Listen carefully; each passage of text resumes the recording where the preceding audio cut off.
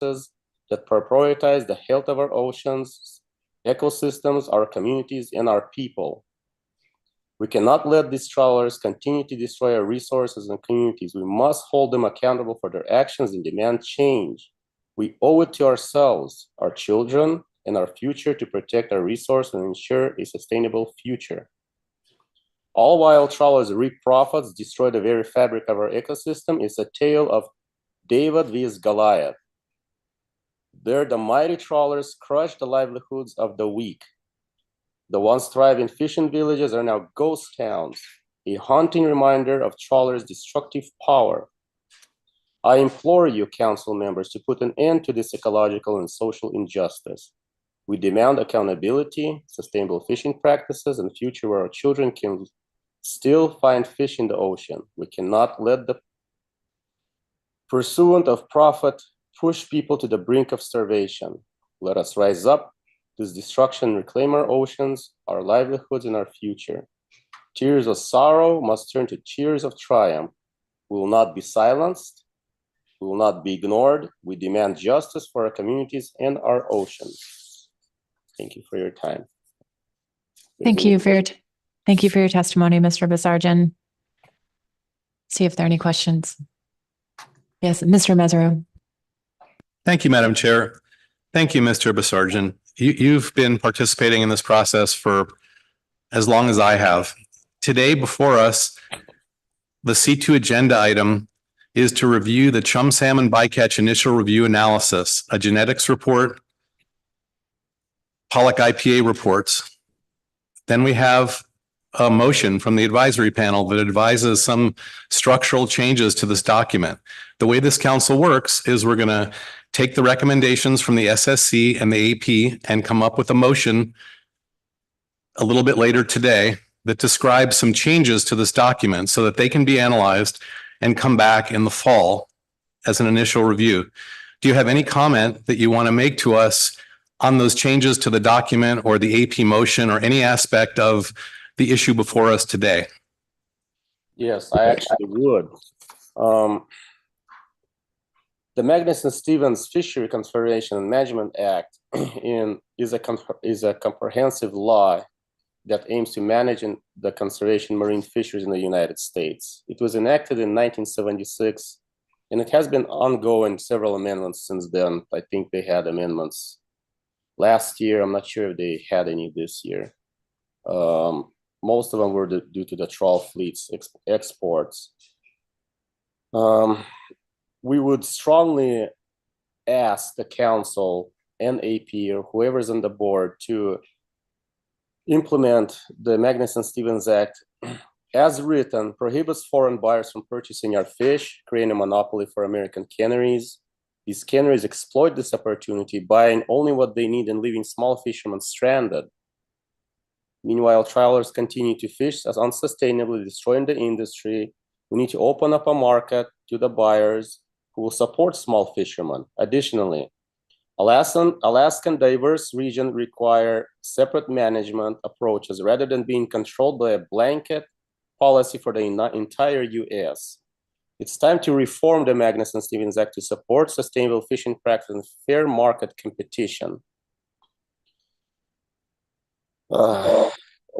Basarjan. Yeah, the Magnus. Sorry, I'm sorry. Yeah, sorry to interrupt you. I'm not quite sure you're directly answering Mr. Mesereau's question about this particular action in front of us. Yeah, so if you did have anything on point there, please provide a summary comment. Thank you. Apologize. I just wanted to kind of give a clarification. The document is 176 pages long, a lot of legality and so forth, but we need to rebuild we have to put Alaska, as every region is different. Chum and salmon travels, and Chinook sockeye travel all over Alaska in the United States and the whole world. Alaska is very unique. We need to somehow organize every single district with its own priorities Bristol Bay has its own issues. Cook Inlet has its own issues. Yukon has its own issues. We can't prioritize every single Alaska as a whole. That way, say the Yukon is suffering now terribly. Dillingham is suffering, there's no kings in there. We have to implement every region separately and manage it separately, especially due to Magnuson Stevens Act. It's a barrier, and it's not giving us that opportunity to help us as Alaskans and communities to diversify ourselves from each other and manage it separately. I'm hoping that clarifies the question. Thank you. Thank you for your testimony. We appreciate you calling in. Not seeing any further questions. Thank you for your time. So I failed to forward my screen. Our next testifier would be Charlie Wright. Not sure if he is. I don't think Brooke Woods can join us today, from what I hear. So is Charlie's, I don't see him in the room. So we'll circle back to him.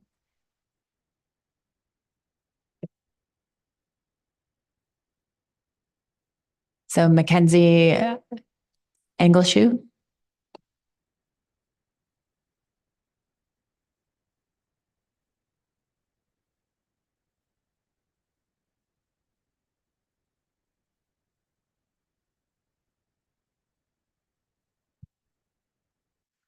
I'll start with my introduction. Shuji Mackenzie English Uji Gwachaje Gwatan Eklai. My name is Mackenzie Englishu. I'm 20 years old and Gwachaje and Gwacha Gwachin from the tribe of Gwachaje, commonly known as Fort Yukon. For those of you that don't know where that is, it's located on the upper Yukon and Porcupine River. I'm Caribou Clan. My mother is Nicole James. My grandparents are Sonny Jonas and Denise James, and my great-grandparents are the late Scully and Margaret Miriam James and the late Stanley and Madeline Jonas. I sit here today as the chair of the Tanana Chiefs Conference Emerging Leaders Youth Advisory Council. We represent all youth from the 42 communities of the interior. I would like to thank the council for giving my people the time today, giving our ancestors the time, because we are their people. Beginning my testimony, I, like many of us, come from a long line of hunters, fishers, and gatherers. Those before me spent their lives on the Yukon and Porcupine River, living our way of life in our traditional homelands. Our families gathered to fish for salmon. Before the closure of our rivers, my community spent all summer at fish camp. My grandpa built fish wheels, which provided for us. We sat at campfires on the bank sharing salmon while we laughed and shared our stories. We would cut and smoke fish together in the now empty smokehouses that holds these memories. This is spiritual. We are connected to the land and animals. We are all salmon people. Here's some of my story. I was raised at Chandeleur Lake in Fairbanks, where I was unable to fish for salmon for my family with my own hands. Whenever I would come to town, my great-grandma Miriam always made sure I had the taste for salmon. I mean, she didn't have to try hard. It's in my blood. But she would always give me bags of dry fish in the morning. Then lunch would be half dry, half smoked.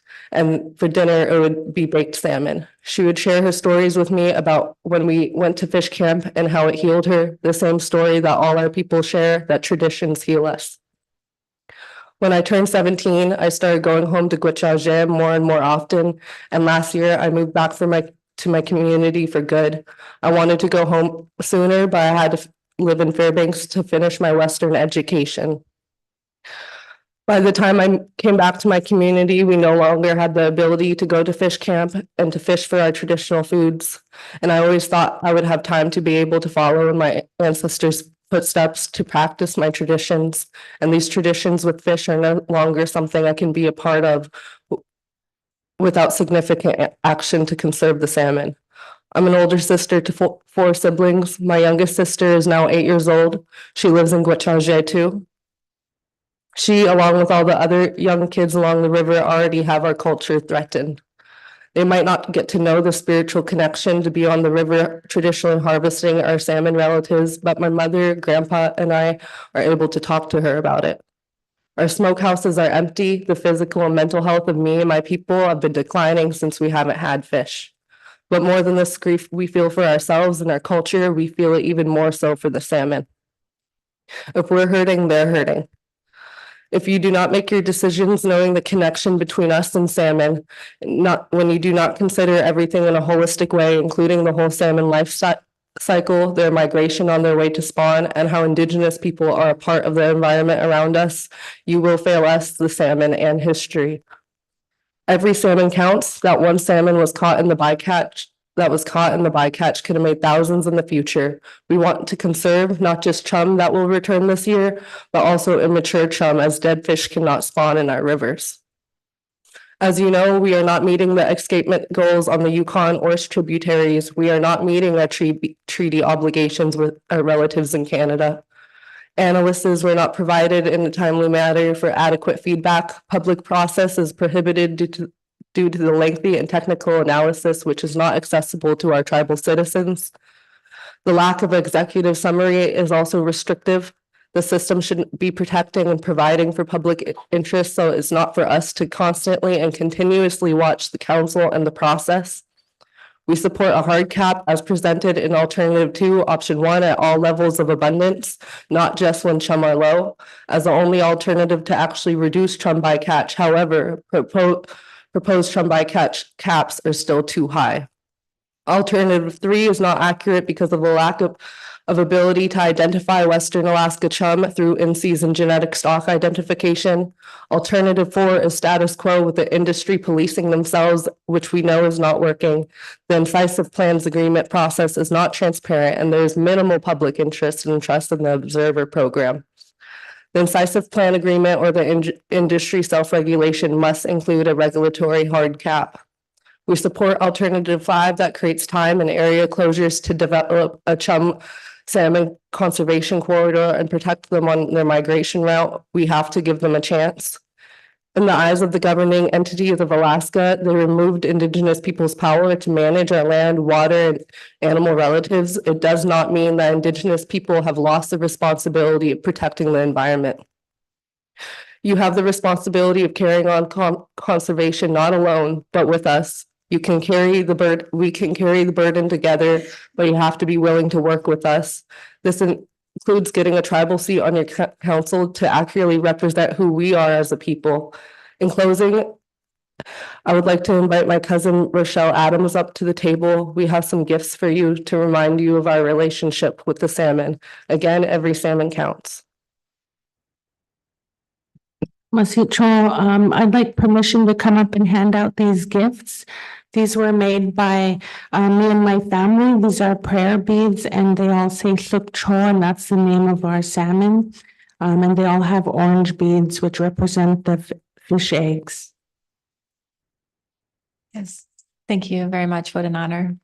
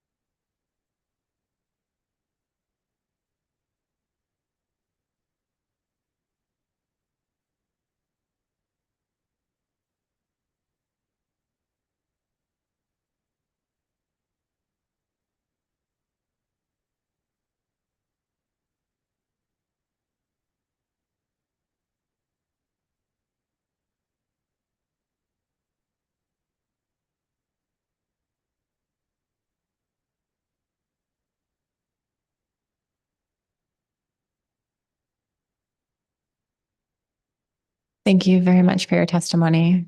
Ask council members if there are any questions. Ms. Kimball. Thank you. Thank you for the testimony, Ms. English, and thank you for the gift. I wondered, took your comments to heart about the analysis not being accessible. And I know that is not your job to figure out how to make it accessible, but I wondered if through the days of sitting here and listening to all of this and looking at the document, if you had, aside from an executive summary, other ways in which it might be more accessible to you or to the public. I by no means is through the chair. I by no means is I'm still looking into that myself, but reaching out to our tribal governments to spread this information to our tribal citizens in our villages. Sometimes it's hard to be by internet. It's been improved since we got Starlink, but still we're going out on the land. We have jobs where some jobs don't have internet at their workplace. And then when we come home, we focus on our families and our traditions. So reaching out to our tribal governments and having documents that is accessible for them to send to our tribal citizens and our tribal members and tribal representatives would be really helpful. Yes, Mr. Mesereau. Thank you for your testimony, the chair. We've heard a couple times about the document was lengthy and kind of intimidating, and that there wasn't enough time for people to review it. And I'm wondering, this would be a great time to hear from you if you think that, you encourage the council to try to get the document out, the next version of this document, which will be longer and probably more complicated than this one. If it would getting it out a couple of weeks earlier, if we knew that now, when staff tasking comes, we can bring it up with the executive director and see if there's a way when we schedule this, that we schedule it considering a longer time to release it so that the public has more of a chance to review it. Do you think that that would be helpful to increase people's ability to digest the document before you have to come here and speak again? Through the chair, yes, I do think that would be helpful. The processes in which these documents come out, they are very lengthy and they are very technical, and we do need time to sit down and understand every word of what's going on in this document and the process and what's going to be going on in these meetings. So yes, I do think that would be helpful.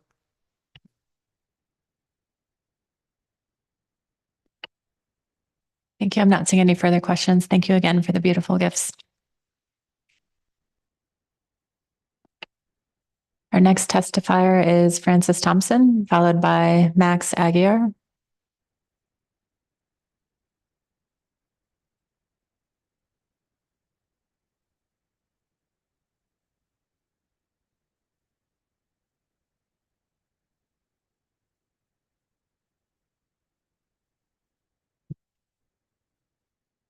Good morning. Madam Chair, Ms. Strepnica, honorable council members.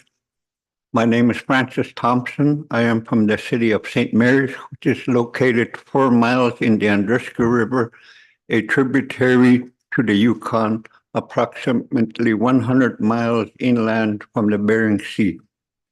I am a tribal council member for the Algata tribal government and was elected to serve by the council as vice chairman. I would at this time like to thank the Algata Tribal Council for sending me here to watch, listen, learn, and participate in this council process. Kuyana Taknak for giving me this time and opportunity to testify on C2 on your agenda. I hope that my testimony before you will be reflective of the Algata Tribal Government Council and the 700 tribal members, and for those that would like to be here to provide testimony but cannot because of difficult social and economic circumstances in our communities. Madam Chair, honorable council members, When we, the in-river people, are imposed by federal and state laws restricting us from catching salmon for conservation purposes just to meet an escapement threshold, when it becomes a crime to break the law for us to catch even one salmon just to subsist for our family, when the law is implemented and we are conditioned by law enforcement from both governments that the law that we will be cited, our gear will be confiscated and everything used will be taken away. And for us, the law is broken because the laws are managing people's habits and interests and not the resource both governments are charged to protect and manage. Salmon is our traditional keystone resource embedded in our customs, traditions, beliefs, our culture, songs, and dance, most importantly as our food security and the ecosystem along the Yukon River.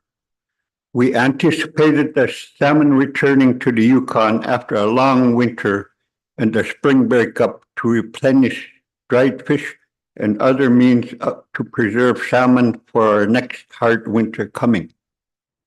It's been 5 long, hard years that we were restricted from harvesting salmon. 30 to 50% of our food resource went missing from our tables and our lives. Many, many times, families have for lunch or dinner dried fish, tea, and bread, because that's the only food available for them. Gone and forgone.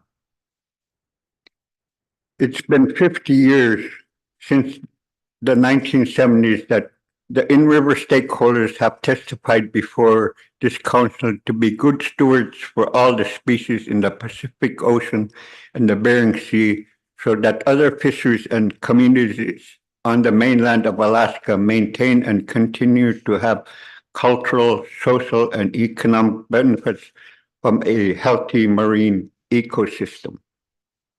Our first leaders, many of whom have passed on, had asked during their lifetime for responsible management practices by the state and the federal government to be implemented to prevent this disaster, but to no avail. Many of us before you, the second generation leaders, are asking you, the North Pacific Fisheries Management Council and the State Board, Alaska Board of Fisheries, to be resource managers and bring stability back into our lives and our lifestyle, not manage the people and disrupt everything around what salmon supported for the survival of our people, the ecosystem, traditions, customs, dances, and beliefs. The threshold bar determined that goals were met only represents escapement, which has been below the escapement threshold for a very long time and is only getting worse. The threshold bars need to be increased to include historical data that satisfied subsistence, commercial, and the sports fishery harvest, and also supported a healthy social and economic lifestyle. What returned this last summer in all the natal streams where salmon spawn in Alaska and the Yukon Territory of Canada were historically low, and escapement goals were not met. Historically, about 300 to 400 thousand Chinook, 2 to 4 million summer chum, 2 to 3 million fall chum, 500,000 to 1 million coho returned that maintained the stable social and economic practices through our communities. In robbing Peter to pay Paul, we have no economy left. Social life and behavior has changed and has become challenging for everyone in our communities. No more infrastructure, no more fish tax revenue for our communities, no more salmon fishermen, no more hope for many, mostly our youth. They ask how we will know if the action plan is working.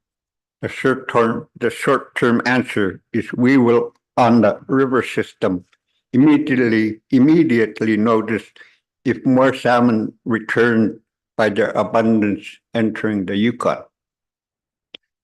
The Magnuson-Stevens Act enabled laws for the council to be good stewards of the marine ecosystem in the Pacific Ocean and the Bering Sea as resource managers. Sadly, but the public industry has used this process to harvest 100% of the determined harvestable quota of the pollock, no matter the path of destruction and havoc it creates, and to treat the act and this council as a Federal Reserve Bank. Staff reports and industry have indicated that the overall dollar value it receives and the economic benefits it creates to achieve maximum harvest of pollock outweighs the overall impact and benefits of returning salmon that create to receive the economic benefit it creates to achieve maximum harvest of pollock outweighs the overall impact and benefits returning salmon creates in our social and economic activities in our region. That salmon has for the in-river people is insignificant. In essence, we don't matter. If the Magnuson-Stevens Act says that if this law affects other user groups, then those of us from the river system beyond the 50-mile radius from the coastline need to be included in the community development quota program with an additional 10% allocation so that the new CDQ formed will not take away percentages from the current existing CDQ program. If we cannot meet them, let us join them and share in a $5 billion annual industry. Just imagine the economic benefits we will have in our area, like the testimony that you heard from other communities, other members from communities in the CDQ program. Those of us beyond 50 miles have no other support structure for the loss of our salmon. They are so blessed, while we, the non-member communities, depend on our resilience for hopes that the next generation may have a lifestyle and an expectation since time immemorial that salmon will protect and help them survive in our village communities.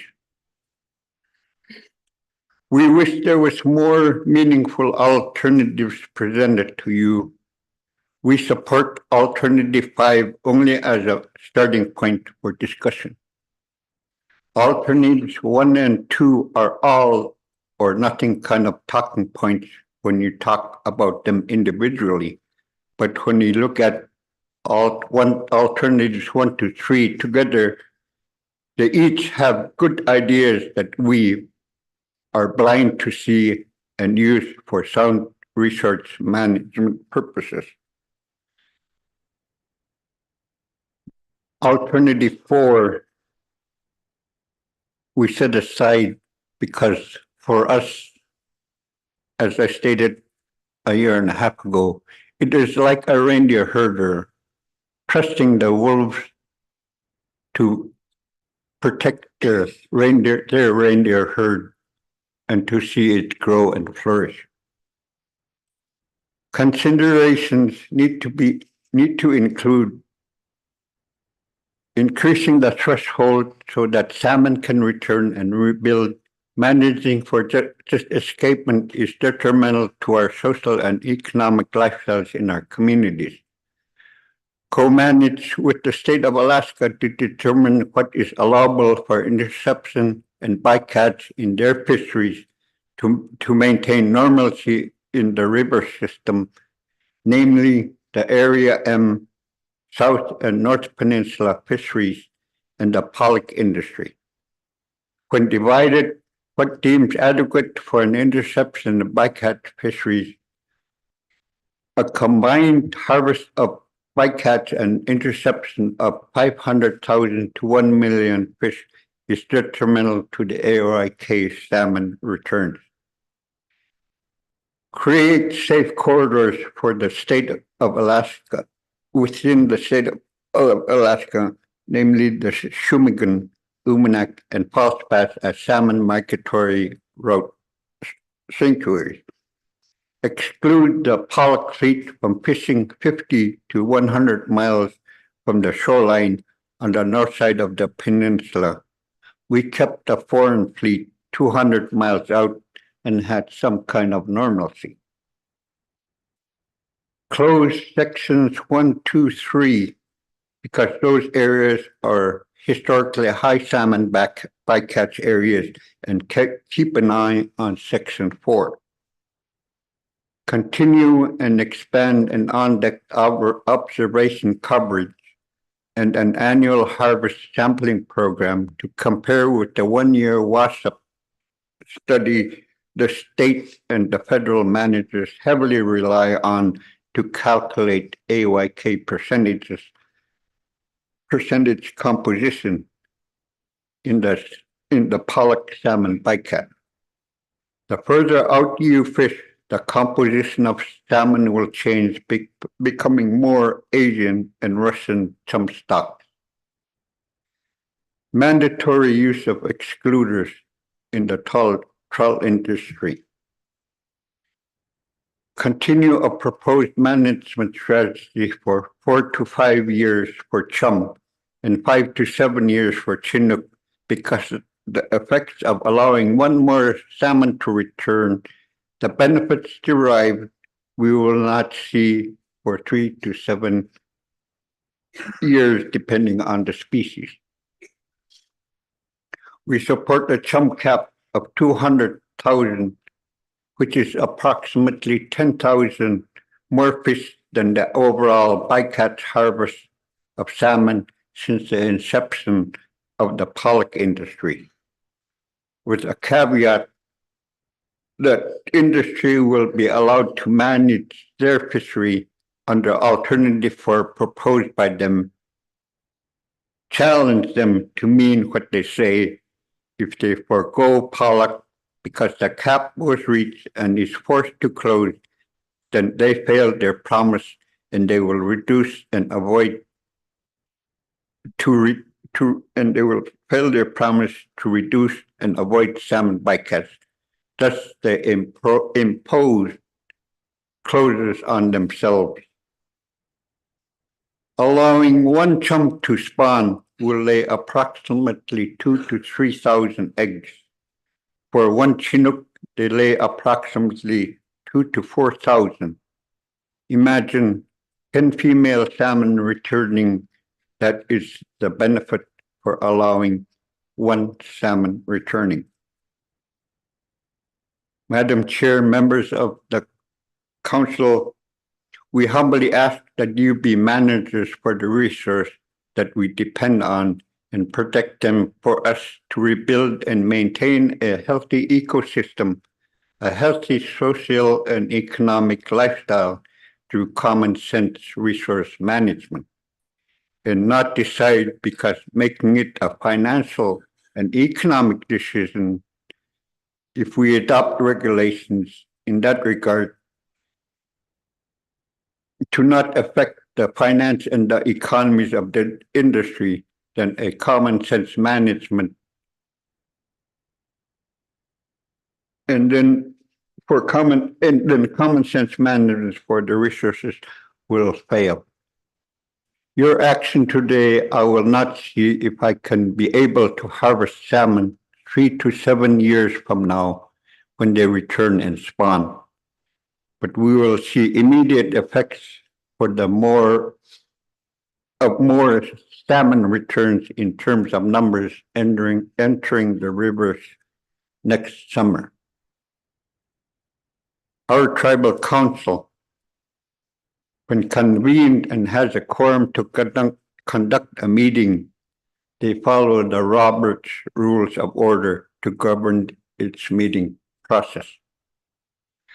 When we have a controversial agenda item and the vote to take action will in any way benefit a council member, especially financially, the council member will abstain from voting. This council is comprised from many areas, and some of you that have an affiliation with the power industry that testified from this table that I am sitting on.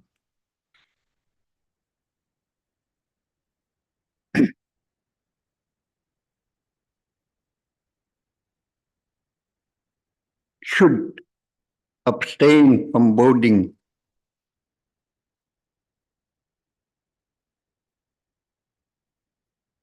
because of conflict of interest needs to be considered. If there is any conflict, then one needs to abstain. Madam Chair, this concludes my testimony. Thank you for listening. Thank you very much, Mr. Thompson. I'll see if there are any questions for you. Yes, Ms. Baker. Through the chair, thank you, Mr. Thompson, for your testimony. You covered a lot. I have a specific question, but it was very clear, so thank you. I have a question about the threshold, your recommendation. I just want to make sure I understand. You're recommending that the threshold include not just escapement, but also harvests, that we should consider that as well. Is that your recommendation? Yes, there are 4 categories that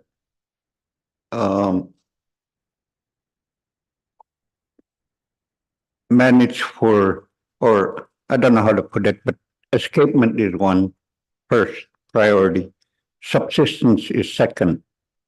A commercial and sports fisheries are third and fourth. So we need to use those numbers, cumulative numbers from those areas to determine a threshold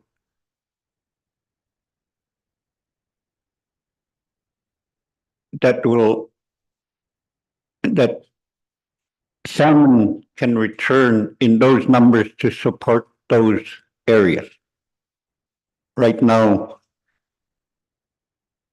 the escapement threshold is not being met.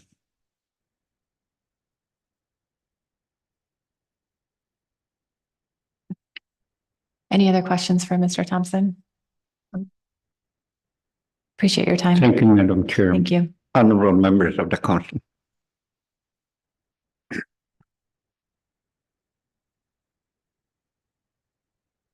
So next up is Max Aguiar, followed by Tiffany Aguiar Andrew.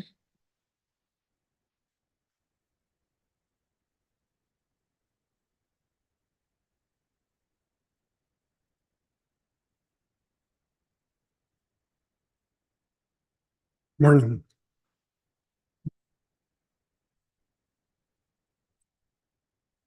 My name is Max Aguiar. I come from the native village of Alanuk, which lies on the Yukon Delta on the south mouth, which is in the Kuzelvac census area, which was known as the Waithampton census area.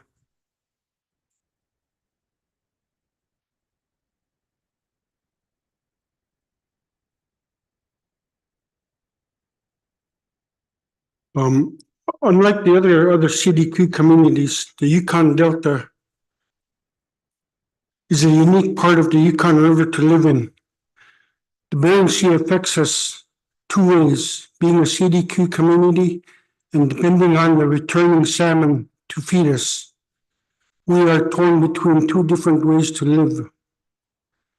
If you Google the poorest community in the state of Alaska and the U.S. Census Bureau, it says, and I quote, of all the 70 towns in the state with available data, Aluknik reigns as the poorest, and the typical household earns about $36,000 a year. It's 54% less than the statewide household income. CDQ program helps our area, for we don't have any resources, i.e. timber, gravel, and etc. And our only resource, which was the king salmon, where the commercial fishermen would be able to live off of the whole winter, is not there anymore. And the chum salmon did not help commercially. Some of the fishermen, they went backwards instead of forward. CDQ program, YDFDA, helps our area economically. It employs, the department finds work for men and women in our member villages, working out in the Bering Sea, working on the factory processors. In our area of the Yukon Delta, we have several departments that employ community members and a few that live outside of the area. YMM is the Yukon Marine Manufacturing. It's a boat building shop that builds about 24 skiffs a year during the winter months, and during the summer months would average about 75 boats in repair. YRT, Yukon River Towing, it's a LCM and barging company. It employs captains, deckhands, skiff drivers, heavy equipment operators, mechanics, carpenters, and laborers. And the Quebec fisheries, when we commercial fish, which we haven't fished for this coming summer, will be 5 years, it would employ about 700 people. And not only from our 6 communities, but from out of our CDQ area, i.e. Hooper Bay, Scammon, Tuluksak, and up the Yukon. Now that without fishing, Quebec fisheries replaced the fishery and turned toward agriculture with the youth employment program, along with some adults as supervisors. The program will spread to 2 other communities this coming summer. It started off in Limanok and went to Milam, built a couple of greenhouses. Last summer, went over to Alamak and built 2 greenhouses also, and plans to extend to Grayling and Mountain Village. The yuppers, which are the 14 to 17-year-olds that work during the summer months, don't only work in the greenhouses, they work in the other entities in the 6 villages. Local reps are the connection for the parent company to the other entities in our villages. YDFDA also helps with scholarships for our community members with the other entities of our area. Also helping with female donations along with the other entities. Village donations to the local entities, schools, and recently to a community donation to matching grants when needed. And I'm done. Thank you very much for your testimony. I'll see if there are any questions. Yes, Mr. Mesereau. Thank you, Madam Chair. Thank you for your testimony. I was just looking on a map and I was wondering if you can get from where you are in the Yukon Delta out into the into the ocean? Do some people fish out there, or is it only in the delta waters? These past several years after our subsistence was stopped, some individuals along the coastline, they go out and subsist for halibut and cod, and they do bring some pollock back. A little history about probably 15 years ago, CVRF started a halibut fishery down in the area, and the people from Scammon and Hooper contacted friends from our area, and they'd go down below Scammon Bay and fish out in the Bering Sea for halibut. But recently, they've been going out below the Yukon Delta between 25 to 50 miles out in open skiffs. And the smallest skiff I seen that went out there was a 16-foot raider. And they're trying to subsist, trying to replace the salmon loss with halibut and cod, which is new to us. And Alana is about 8 miles from the Bering Sea as the crow flies.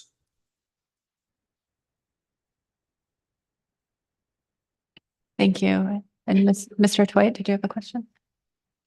I don't. I just wanted to thank you for your testimony.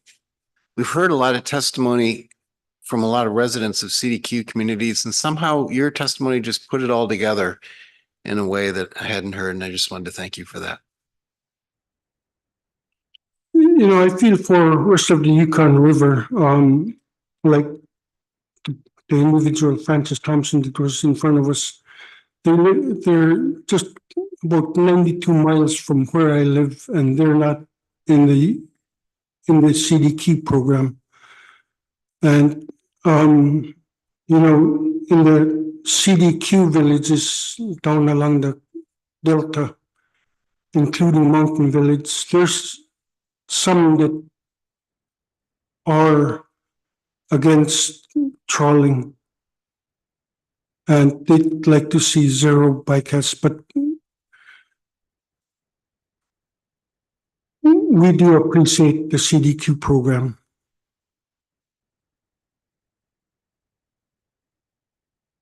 Thank you. And Mr. Sakata. Yes, and through the chair, thank you very much for your testimony. Economic development in Western Alaska is very difficult, and manufacturing within the rural community seems like almost like the holy grail of economic development. Are the folks, so you're actually building skiffs in your region? Can you describe to me, is the manufacturing being done by local residents? Is that a direct benefit? Yes, all the helpers are local individuals, and the skiffs they build are from 18-foot to 24-foot, 5-foot to 7-foot wide, and they're all open skiffs. But they are built by local individuals. Great, thank you. Thank you very much for your testimony. Next testifier is Tiffany Aguiar. Andrew.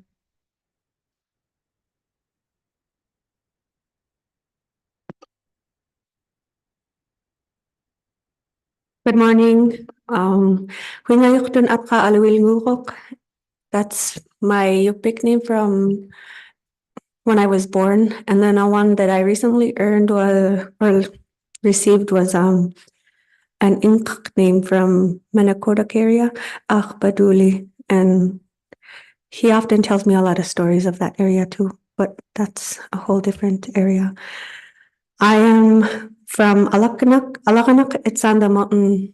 It's on the mouth of the Yukon River. It's a CDQ village. You've seen my son sitting around with me. He's been fishing since he was 3, and my daughter is at home. I'm also a lifetime subsistence user, and subsistence is life out in the rural areas.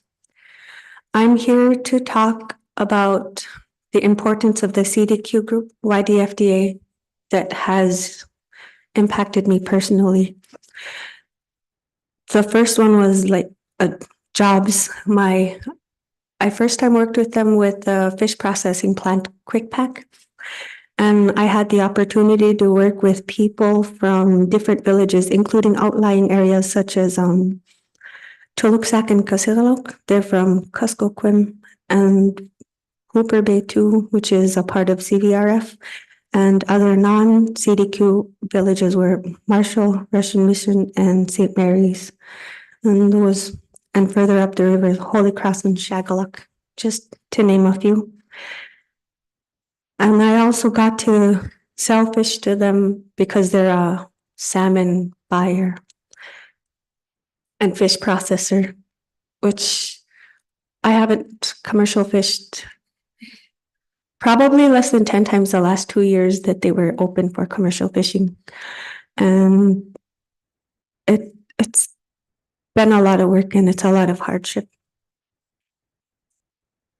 I also, through their help, they have a special loan program, and it's different from, it works differently from the way the banks do it, because the majority of them understand the hardships of making monthly payments.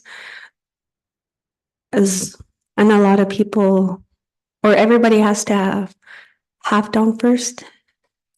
But the few stuff that they've helped me with that are major for subsistence use especially are a skiff previously mentioned by my dad, and a snow machine to do winter subsistence activities,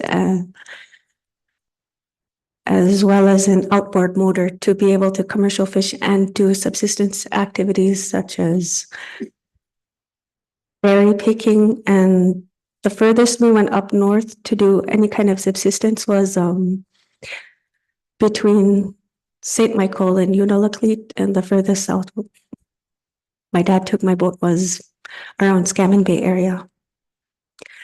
And a lot of the employment I've been able to get through YDFDA subsidiaries has helped me get by to raise my kids and have our own home. Another place that I worked with them was the construction company, Yukon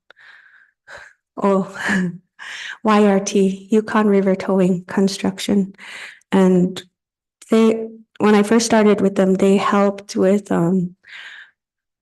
school modifications and teacher apartment building houses, but now they've moved to building residence homes under the special loan program as well. And I can't remember the exact amount of houses that they've built in the past, but they do have a few of them coming up this summer. And they too employ locals of the 6 villages mostly.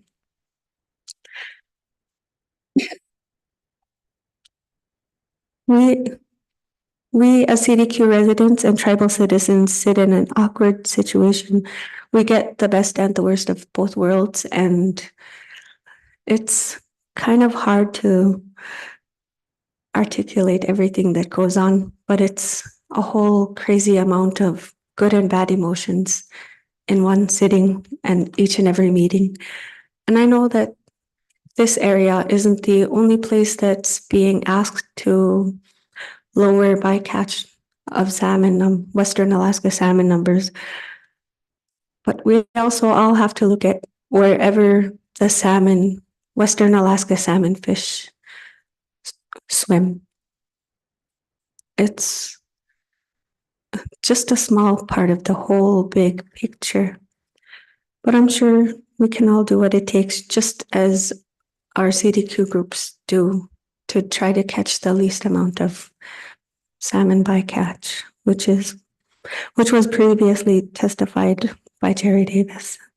Thank you.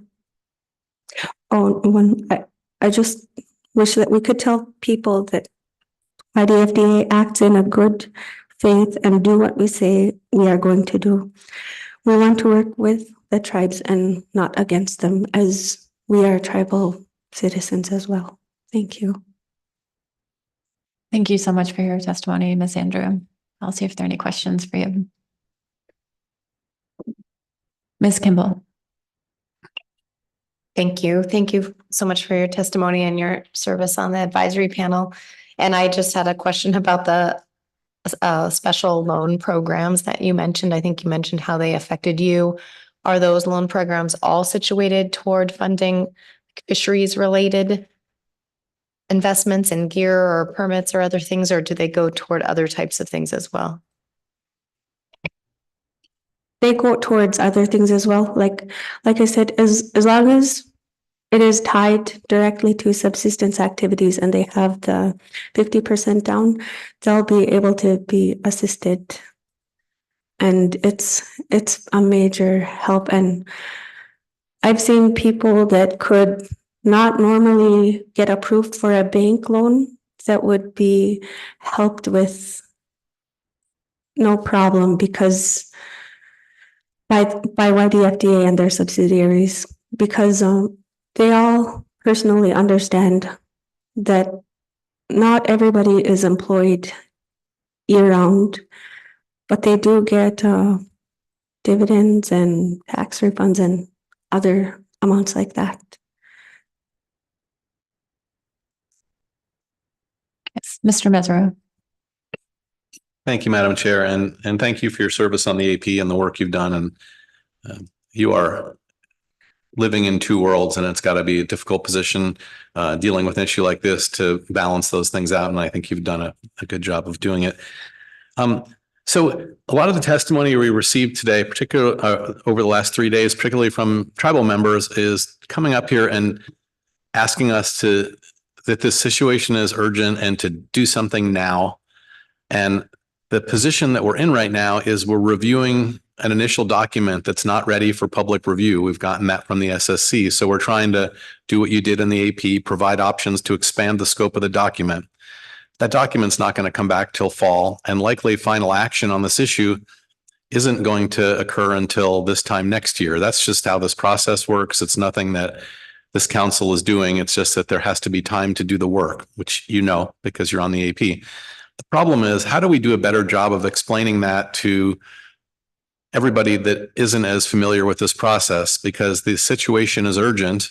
They want us to do something. And in a body like the Board of Fisheries, they just make a decision on the spot that has an action, where this body is iterative. It takes months or years for us to do something. And I still feel like there are tribal members that have come here and pleaded with us to do something. And then what we're going to do is expand this document, which will be characterized by some as not doing anything because we can't take an action right now. How do we do a better job of getting that message out to the tribes that we're moving along the way the process was designed? It's going to take some time, but we're moving in a direction that's going to lead us towards some action. I feel like even though we're trying to listen and trying to take suggestions, at the end of the day, we just don't take an action on these issues at every meeting. We take this and then we get another, you know how it works. And so how can we do a better job of explaining that to tribal members and CDQ members and people that don't come to these meetings all the time, that don't understand that this is a long process, not a fast process? Thank you for the question. I think you put it in a good way to do it, just explaining it. And even if it's one person at a time, the one person will let it travel by word of mouth. But from when I first started attending these meetings, I was really confused. Like, I grew up in a village where my people would make a decision and do it right away. And then after I got older, I quickly learned that after my first tribal council seat, I quickly learned that situations take time, especially difficult ones, and everything has to get assessed in a timely manner. And this issue is so huge and so I could see that everybody wants to look through every possible situation in a thorough manner. And I feel like the way you worded it was perfectly said to be in an informational sheet to share with tribal entities or tribal governments. Thank you. Thank you for your testimony, Ms. Andrew. Next up is Josh McNeil, followed by Steve Ritchie.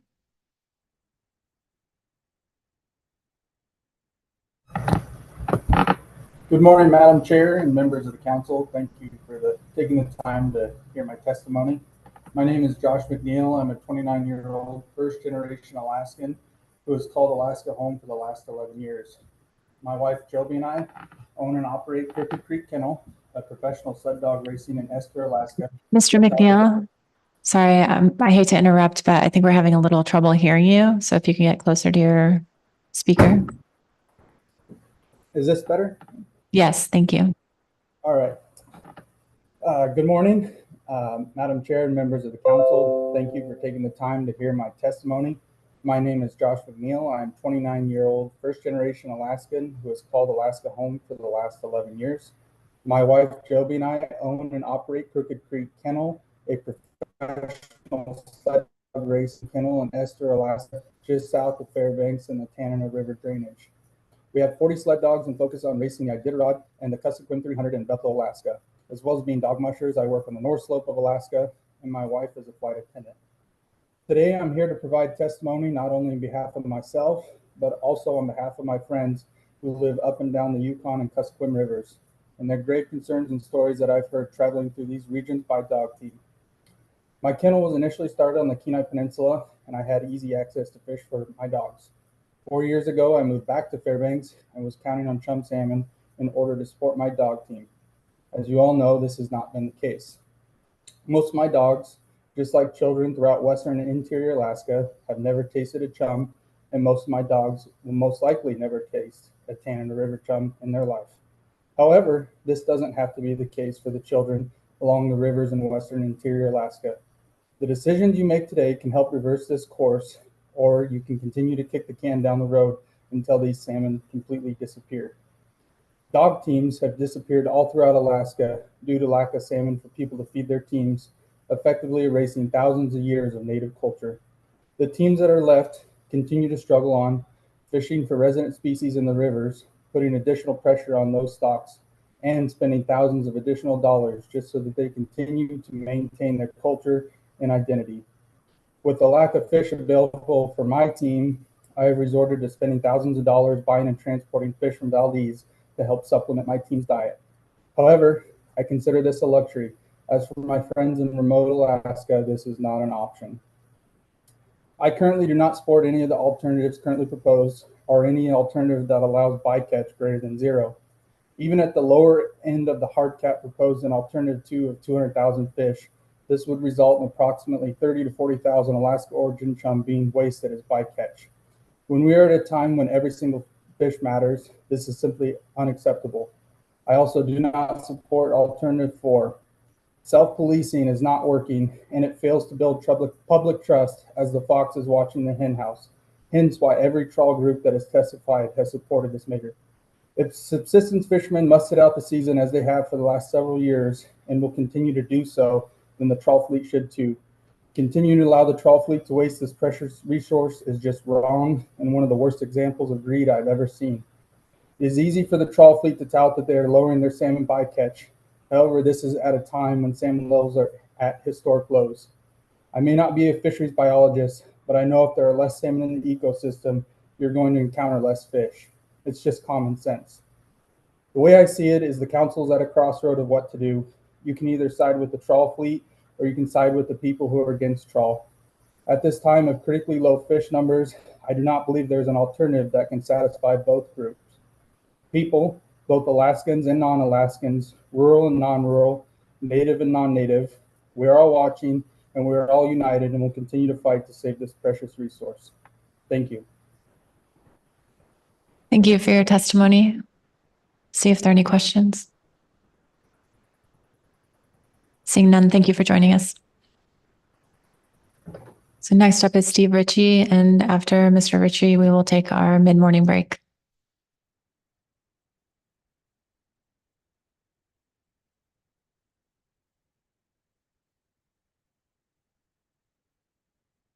Good morning. I'm Steve Ricci, the quota manager for the Bristol Bay Economic Development Corporation.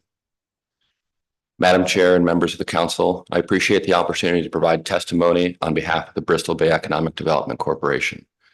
BBDC is comprised of 17 Bering Sea communities ranging from Togiak to Port Haydn, serving roughly 5,200 residents. We want to thank the analysts for their work on the draft EIS and highlight some points regarding CDQ impacts that we hope will be considered during deliberations. These topics were discussed around the table during the presentation of the DEIS, so I will keep this very brief. Before doing so, I want to say that we share concerns about the chum stock declines and the impacts being felt by Western Alaska communities, and we support the council looking at ways to minimize fishing impacts in response to this issue.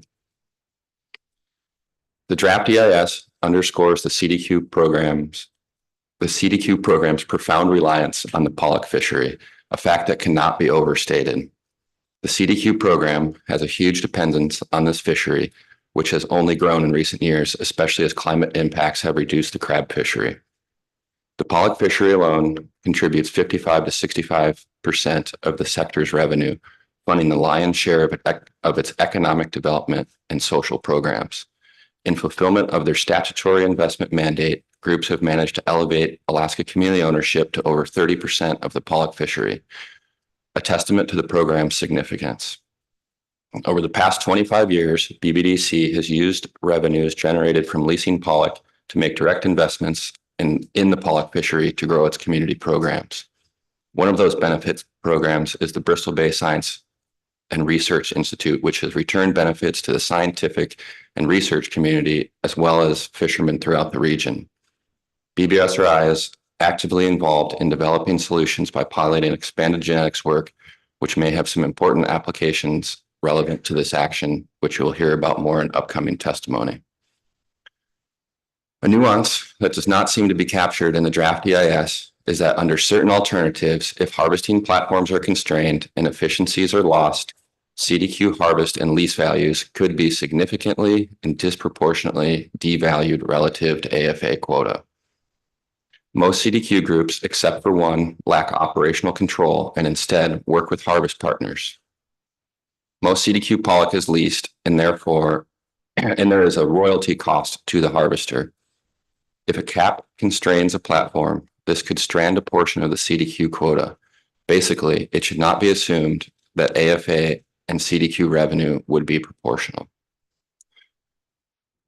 Additionally, in the likely event the seasons are lengthened under various cap constraints, the timing of CDQ harvest could be impacted and potentially left to the end of B season when Chinook rates are higher, and in theory, there are higher mitigation costs, potentially making it less advantageous for a platform to harvest CDQ. To the extent possible, in future analysis, we would ask that CDQ's exposure to potential operational choices under various cap levels be considered when calculating potential foregone pollock harvest. My second point pertains to apportionment. Currently, CDQ can be harvested in any sector. However, as the analysis points out, it has been primarily fished on CPs. If the chum PSC apportionment is based on any options analyzed in Section 4, it will be at or near the CP rate. However, basing CDQ apportionment on history effectively cements the CDQ quota to the CP sector.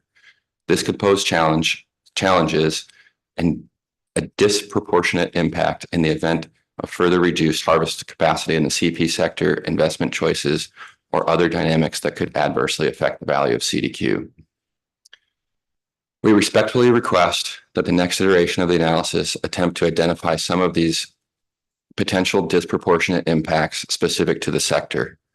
While we fully support looking at additional ways to minimize fishing impacts in the context of Western Alaska chum declines, we believe action needs to focus on the Western Alaska component of bycatch and be scaled appropriately to the understood benefits to Western Alaska salmon. further analysis of management strategies, incorporating spatial and temporal factors utilizing genetics data that focus solutions on Western Alaska chum is warranted. We support previous testimony highlighting how all-time high herring biomass levels subject to hard caps compound an already complex management measure. Current static closure areas should be analyzed to update their impacts on Western Alaska chum savings. Management measures that respond to dynamic, rapidly changing ocean conditions may best accomplish the purpose and need. Thank you for the opportunity and your dedication to the process and honoring all the diverse voices that participated. Thank you, Mr. Ritchie. Let's see if there are any questions for you. Yes, Ms. Baker. Through the chair, thank you for your testimony. I wanted to ask about your analytical recommendations for the portion of your testimony talking about to draw out the potential disproportionate impacts on CDQ, but you mentioned specifically CDQ exposure to the different management measures. Potential management measures, are you recommending a CDQ exposure at a group level? What is your recommendation for staff to get at that particular component? I'm just trying to get a better idea of what you'd like to see there. Thank you, Ms. Baker. Through the chair.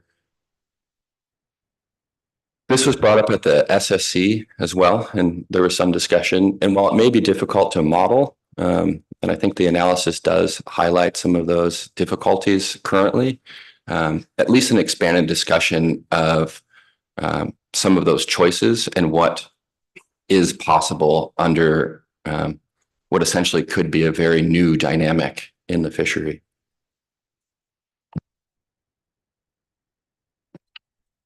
Any other questions? Yeah, Ms. Kimball.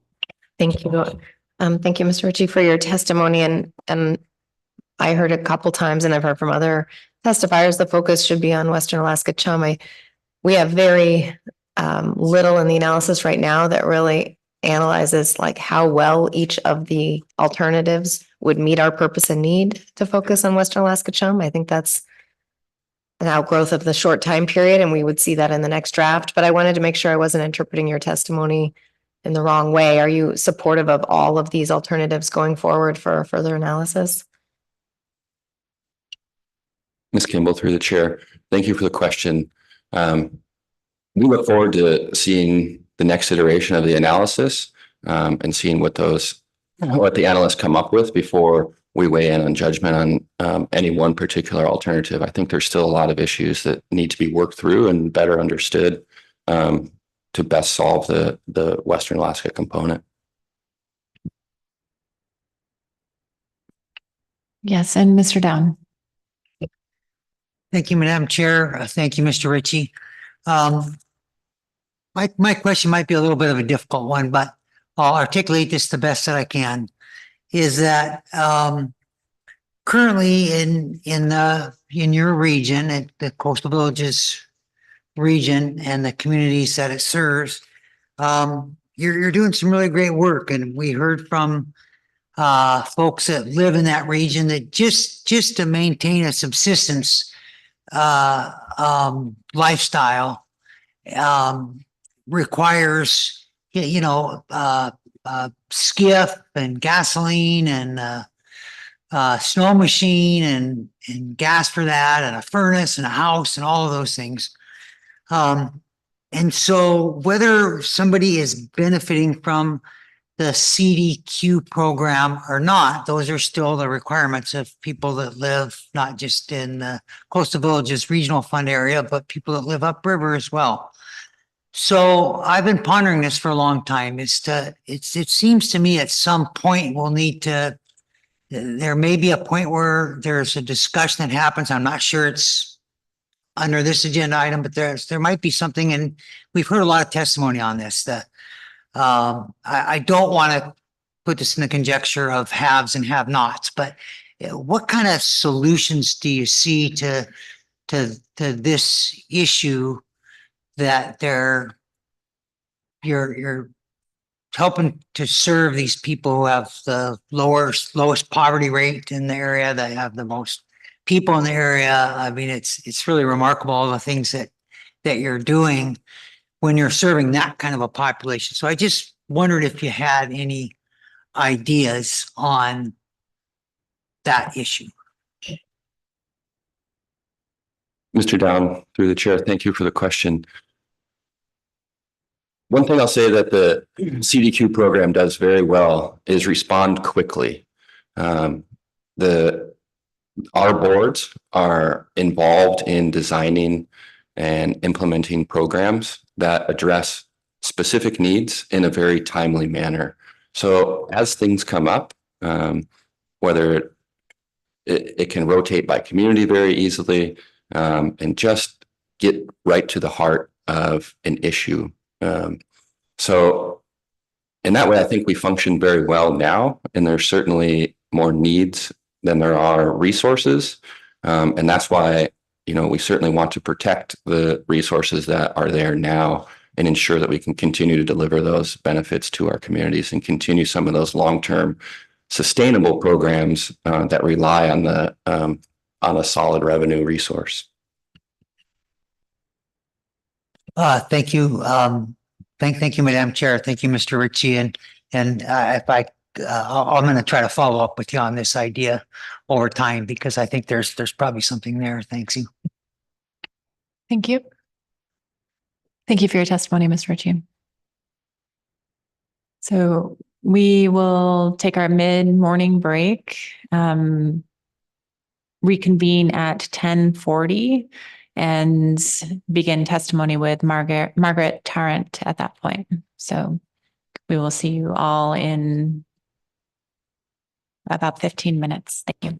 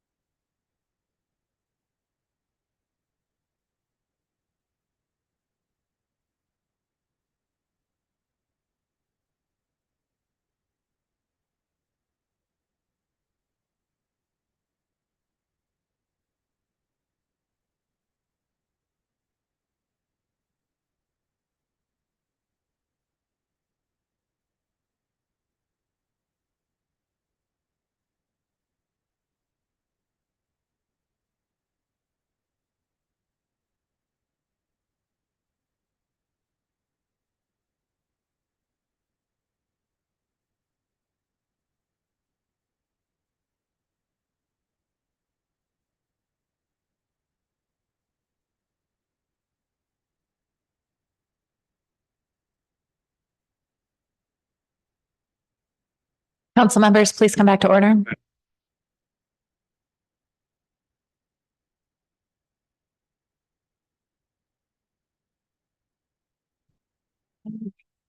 We are resuming public testimony on C2. Margaret Tarrant is up first, followed by Craig Rose.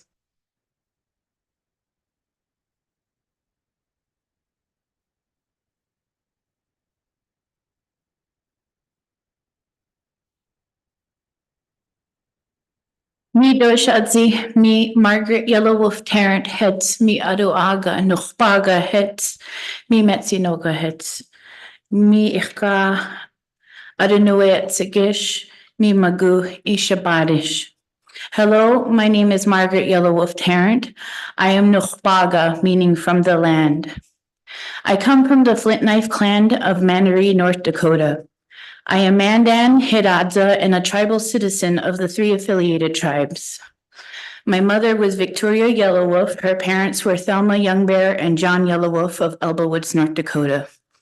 My father was the late Samuel Patrick Tarrant II from New York City. His parents were Margaret Mary Brown from Dublin, Ireland, and Samuel Patrick Tarrant of Kilshanning, County Cork. I have been adopted in our native way to many different tribal nations, including Yupik, and my Yupik name is Atsok. First, I would like to apologize to my elders for speaking before them. I would also like to acknowledge that the Dena people, I would like to acknowledge and thank the Dena people for stewarding the land and waters now known as Anchorage. I came to Alaska 20 years ago. I grew up in Kearney, New Jersey, next to the Passaic River. This river was so polluted, we could not fish in it. We are given one job in our lives as Hidatsa women, and that job is to love. And I am here today because I love Alaska. I have found so much healing, and I have grown in ways that I never knew possible. I am the mother of Inupiaq children whose grandparents are from Aluginic, Wainwright, Alaska. When I think of salmon, I remember my son teething on dry fish that used to be so abundant that it was given away freely. As a woman of the Great Plains, I am physically allergic to salmon, but I am passionate about advocating for our people. I am testifying because I am incredibly grateful to the Alaska Native people for helping me find my spirit again.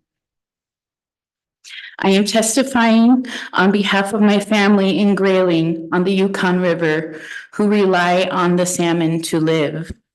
I am testifying on behalf of my adopted mother, Maureen McDonald of Hooper Bay, because these processes are not accessible or accommodating to our elders. I am testifying so that my grandchildren may someday also teethe on dry fish too. I believe that the spirit of our people is intrinsically tied to our salmon and all the fish and mammals that sustain us and give us life. I believe that the strength of the Alaska Native people comes from the food. I believe that we need to listen to the people who have been successful at managing the lands and waters for thousands of years. I also want to believe that the Northern Pacific Management Council will do what the advisory panel has suggested. Please establish a hard cap on bycatch and a conservation corridor for the salmon to get back home to spawn. I have been coming to meetings like this for my 41 years of life, and my people have never wavered in our message. We need to live in good relation with our lands and waters. I was raised with the belief that we do not own the land or the waters, but we borrow it from our grandchildren. I urge you to think about what legacy you are leaving to your grandchildren. Everything I say today is out of love, and I want to thank you for your time today. Mazigerams. Thank you for your testimony. Thank you. Thank you.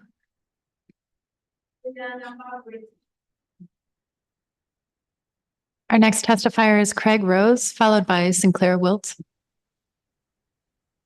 Good morning. Can you hear me okay? Yes, we can. Good morning. Great. I'm Craig Rose. I'm a fishing gear researcher and have been doing research and development aimed to improve Alaska trawl fisheries for more than 40 years. First for the National Marine Fisheries Service, and now as a private researcher. I'd briefly like to make you aware of a relevant ongoing project with pollock trawlers and technology companies to provide a new way for them to reduce bycatch. We call this system active selection, or ACTSEL for short. Our project has been funded by grants from the NIMF's bycatch reduction engineering program and some in-kind work from the industry. As mentioned earlier, many vessels have invested in expensive live camera systems, allowing them to see the, could you pause the video? Allowing them to see the fish moving through the back ends of their nets. However, when they see the fish that they're trying to avoid, their options are currently limited to hauling the net back and perhaps moving to another area. The fish that they see and others in the net, currently in the net, will still be captured. Go ahead and start the video back. Thank you. We're working to provide trawlers with the option of quickly reconfiguring their net. As you see right now, it has dropped down and you've got a panel going back to let those fish escape. When the fish mixture improves, the change can be reversed to resume capture. As you see it flipping back now, it's in its capture mode. All the fish going back through that hole would now be captured. Our fish involves a net panel like that shown here that's driven up or down by a water kite controlled from the vessel. When up, the panel covers an escape opening and the fish are captured normally. When down, the panel forms a ramp, stretching that escape opening wide and leading fish into it. These changes take 5 to 9 seconds each way. Signals to control the kite are transmitted by the Simrad FX80 systems that provide the video feed itself. Field trials have been conducted on both catcher and catcher processor vessels. I especially wish to identify the contributions of Axel McCaw and the crew and owners of the Marathon, Chris Cooper and the crew of the Predator, Brent Paler and crew of Trident's Island Enterprise, Noel Yoakum, Trident's Senior Manager of Fishing Innovation and Sustainability, David Barbie of Kongsberg Simrad, and all those who participated in our foam tank trials in Newfoundland last April. Through iterative stages of concept development, design, model testing, and field trials, our team has developed the ACTSEL system to what you see here. Further improvements are needed, and we especially look forward to having more vessels see how the system works within their routine fishing operations. Like the existing salmon excluders, this system will not eliminate all salmon bycatch, but when fully developed and deployed, could reduce bycatch substantially. We've applied for funding to continue development testing, and more systems are being built for vessels to gain experience. Thank you, and I'll take any questions. Thank you, Mr. Rose. See if there are any questions for you. Yes, Mr. Williams. Thank you, Madam Chair. Thank you for your testimony. Short question with regard to, in your estimation, I've had the opportunity to see some of these videos before and talk to some of the folks that have been helping with the development.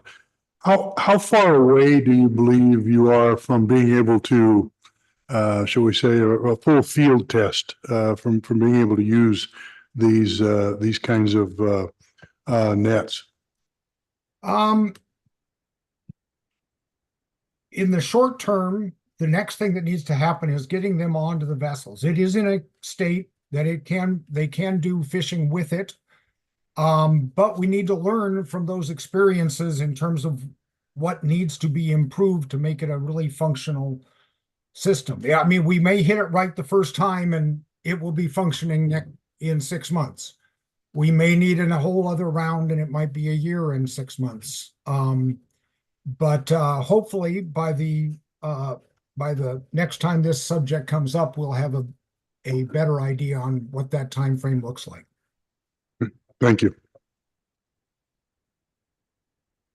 Yes, Mr. Curlin.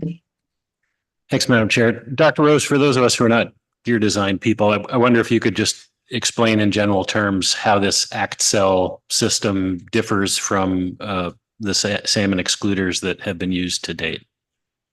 Oh, thank you for the question and through the chair. The current salmon excluders really rely on the salmon behavior and its differences from pollock behavior for them to find the openings to escape.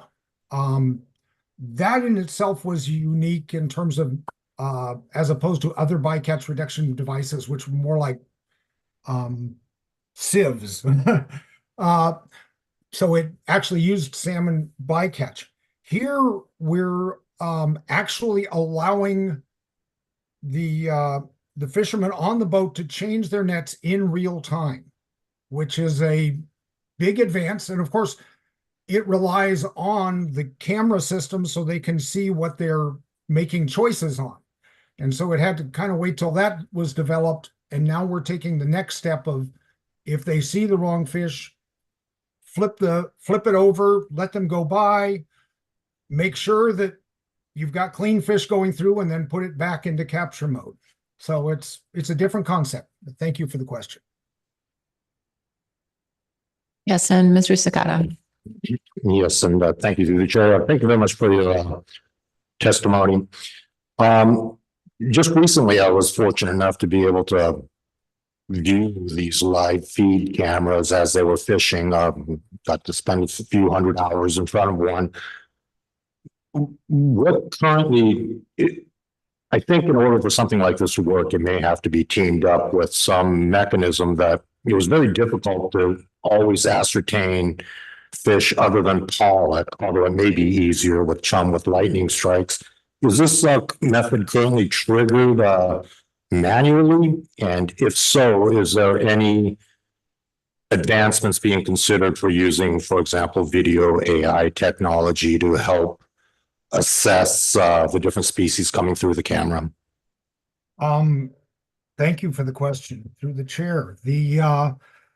Currently, it is all on human triggered and human viewed. And the challenges you're talking about are really the things that I was talking about that we need to assess now in terms of, as fish are going through, can you spot them? And are they in groups enough that when you trigger on the first couple, you let a lot more through? I'm sure that's going to vary between situations and whether it is a favorable thing where you can, as you say, see the fish in time to flip it and get them through. That's going to determine whether how useful this can be. Salmon do have the advantage that they tend to stay in a lighted area, like below the camera, for a longer period of time than the pollock do. But that's going to be the key next question to whether or not this works for this species mix and in what fishing situations. In terms of the AI, I've actually done a fair amount of work applying AI to onboard work. And pretty much if a human can't see it, you're going to have a really hard time for the AI to pick it out. That's been the outcome of my experience. That said, there are efforts. The Fisheries Center's Casey Wilson has been working on some automated detection software, and I hope that is there. I think if they can get something that's just good enough to trigger a signal that says, okay, there's a salmon somewhere nearby, someone can then look at it and say, yes, I'm seeing it, I need to flip it and then do it. That would be very useful, as opposed to just, someone's staring at the video the whole time very hard, which they watch it a lot, but still that's going to be much more difficult. AI definitely has an advantage. And AI with a human check would deal with the problems of a lot of false positives in AI detections. Sorry for the long response, but thank you. Yep, thank you very much. Yes, Ms. Kimball. Thank you, Dr. Rose. Just a quick question. I heard your response that kind of next steps would be to put on vessels to continue improvements, outside of the flume tank. And I just didn't understand whether that was actually happening this year or whether that's still down the line. We certainly have at least 2 vessels that have, and maybe 3. I need to check back with folks as they go out there. And right now there are only 4 systems available. To my knowledge, Kongsberg Simrad is building quite a few more. The key technical part is a device that takes the signal from the boat and pulls on those control lines to the kite. And those, as I say, there are 4 of those in existence right now, and more are being built. So I expect deployments this summer. I'm not sure of how many. Oh, and we're also deploying in the Hake fleet, which is a lot easier to jump back and forth with. But that in many ways is very similar to the Pollock situation. Thank you. Thank you. Thank you for your testimony, Dr. Rose. Thank you. Our next testifier is Sinclair Wilt, followed by Dr. Jim Simon.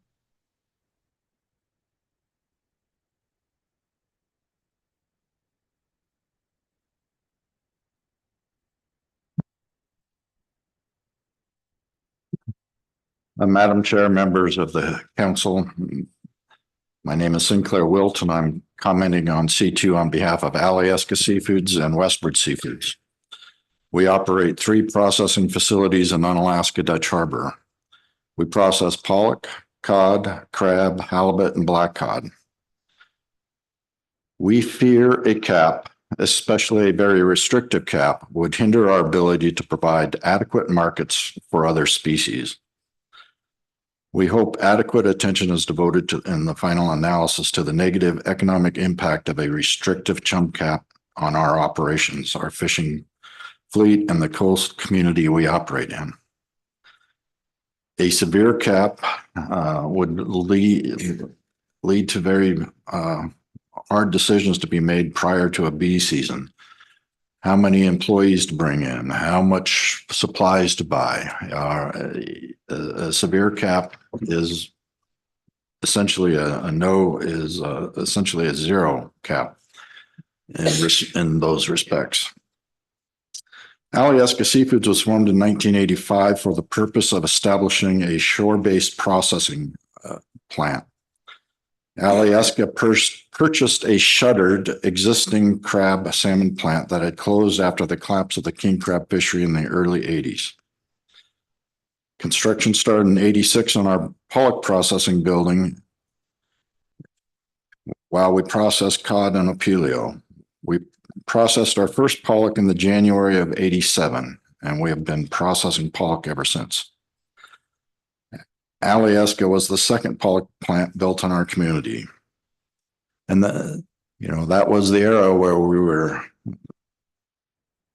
promoting bringing the fish on shore, eliminating foreign directed fishing and reducing the joint ventures, trying to benefit the local communities.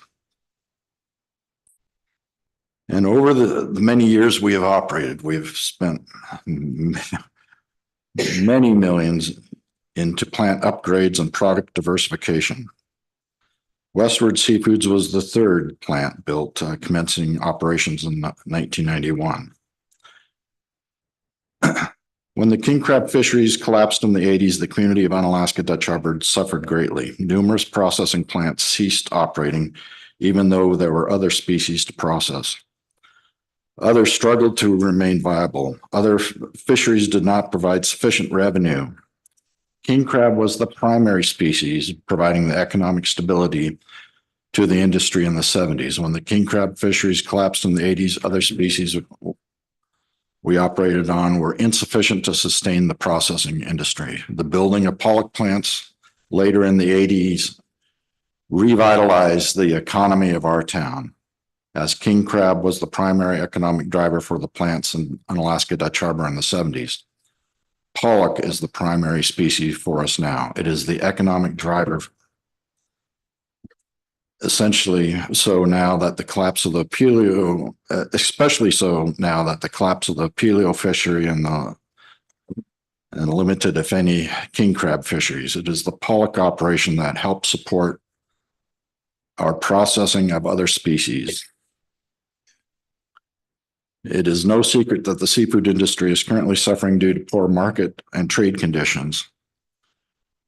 We are highly dependent on the pollock fishery to sustain our operations. Pollock supports our processing of other species and ability to provide markets. Between our two companies, we employ approximately 1,275 people, 345 full-time and 930 seasoned.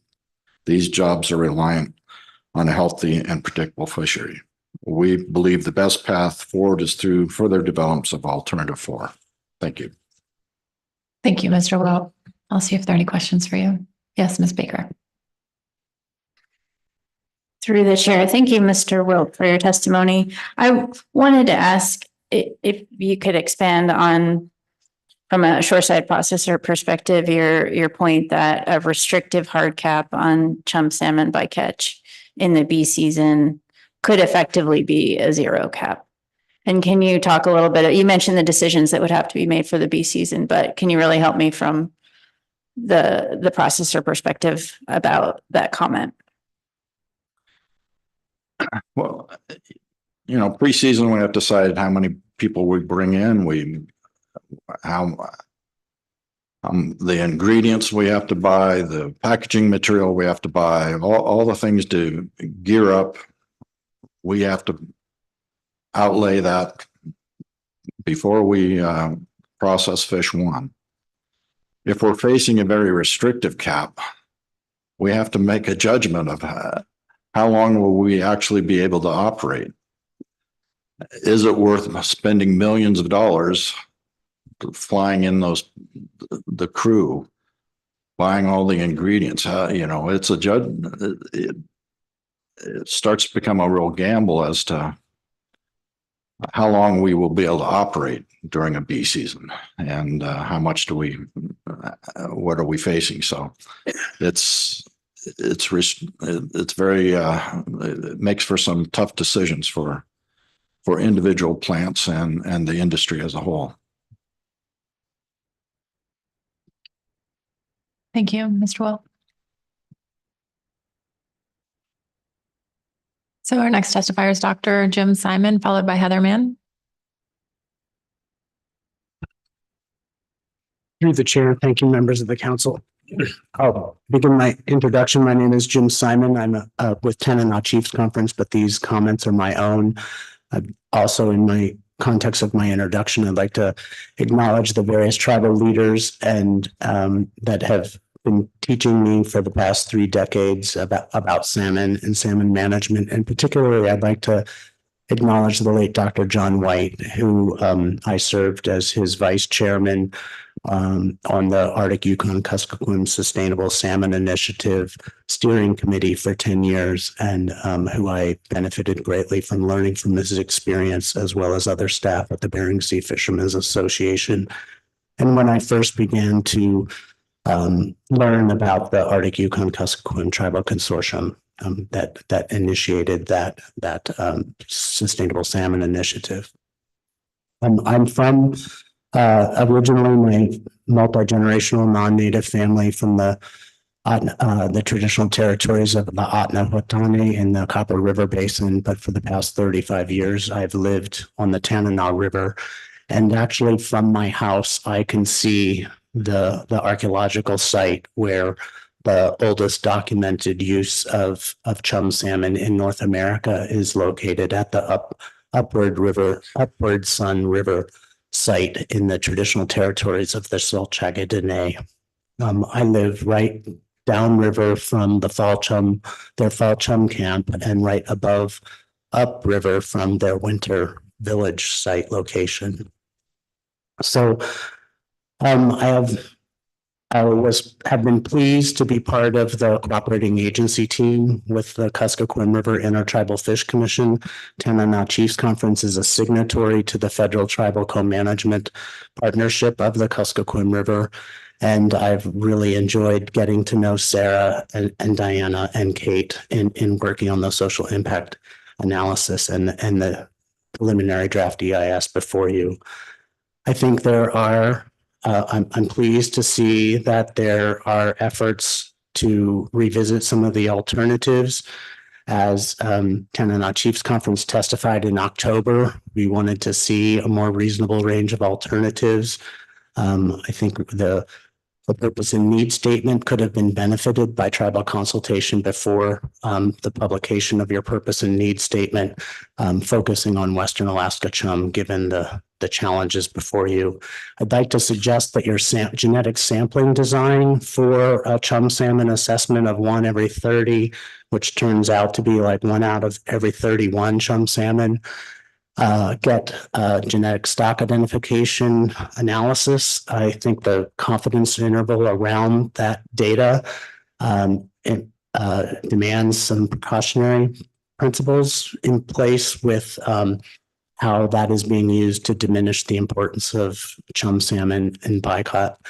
I think the adult equivalency analysis tends to underestimate the importance, as others have testified, about the importance of every salmon and in order to rebuild our projects.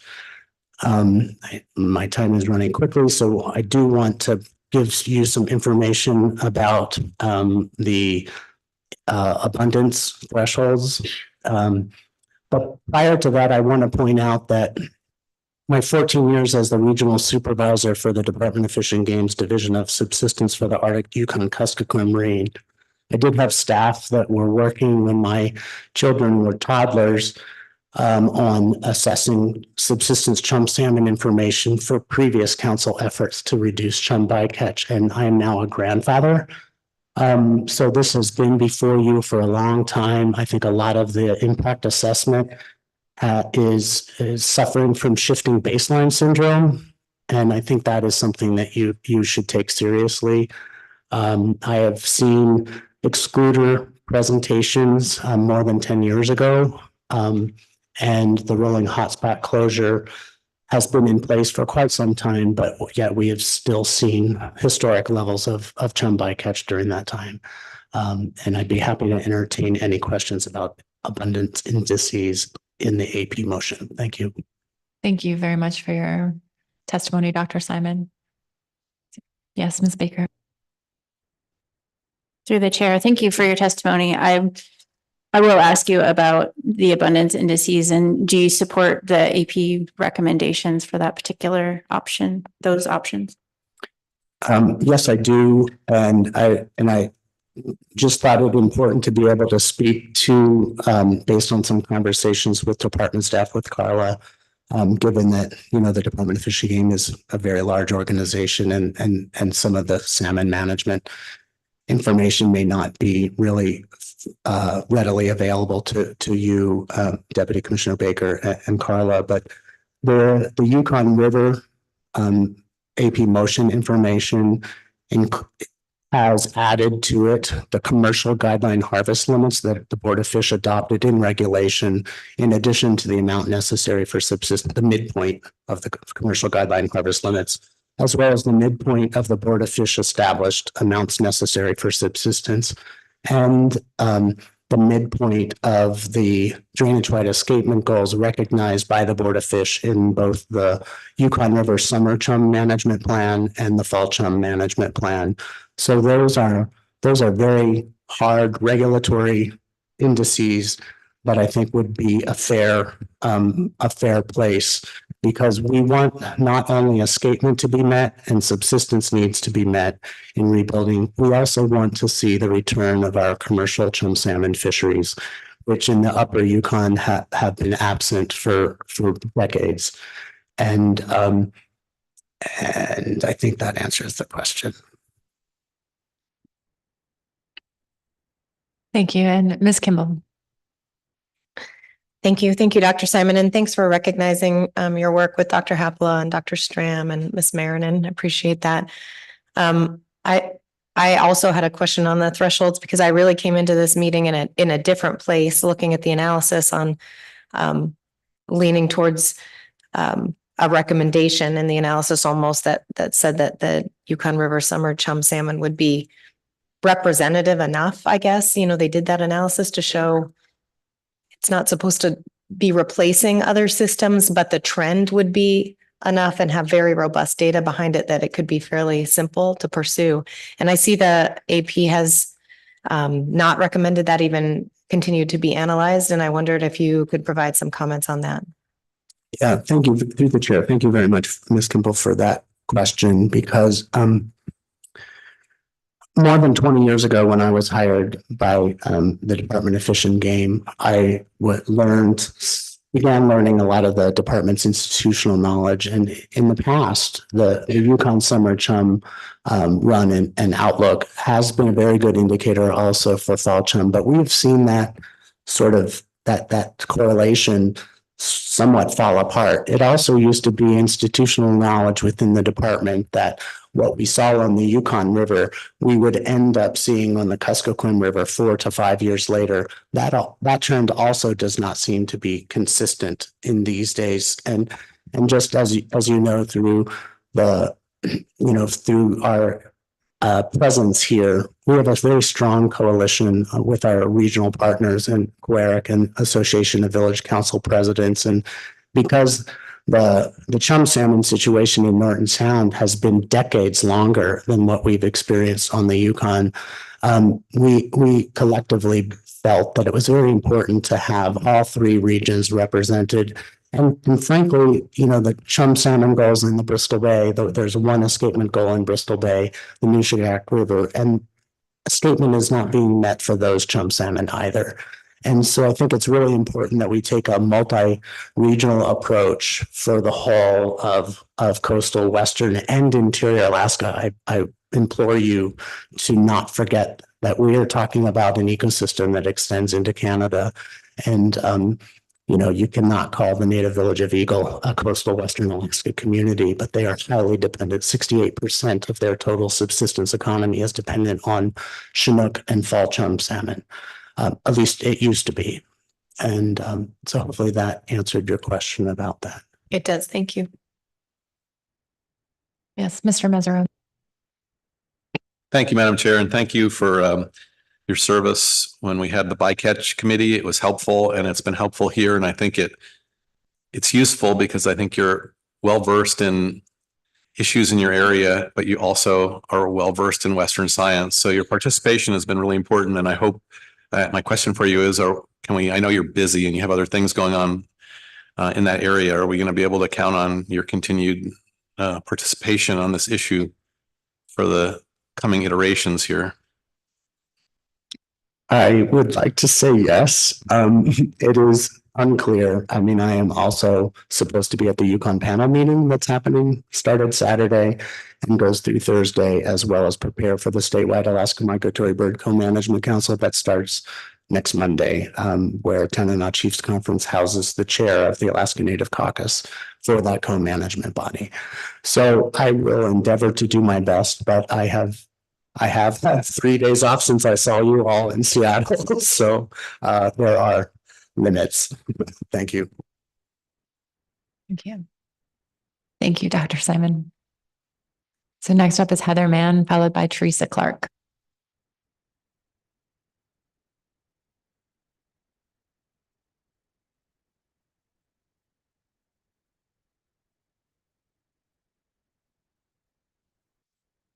Good morning. Yes, good morning, Madam Chair, council members. My name is Heather Mann. I am the director of the Midwater Trawlers Cooperative, MTC represents 33 trawl vessels.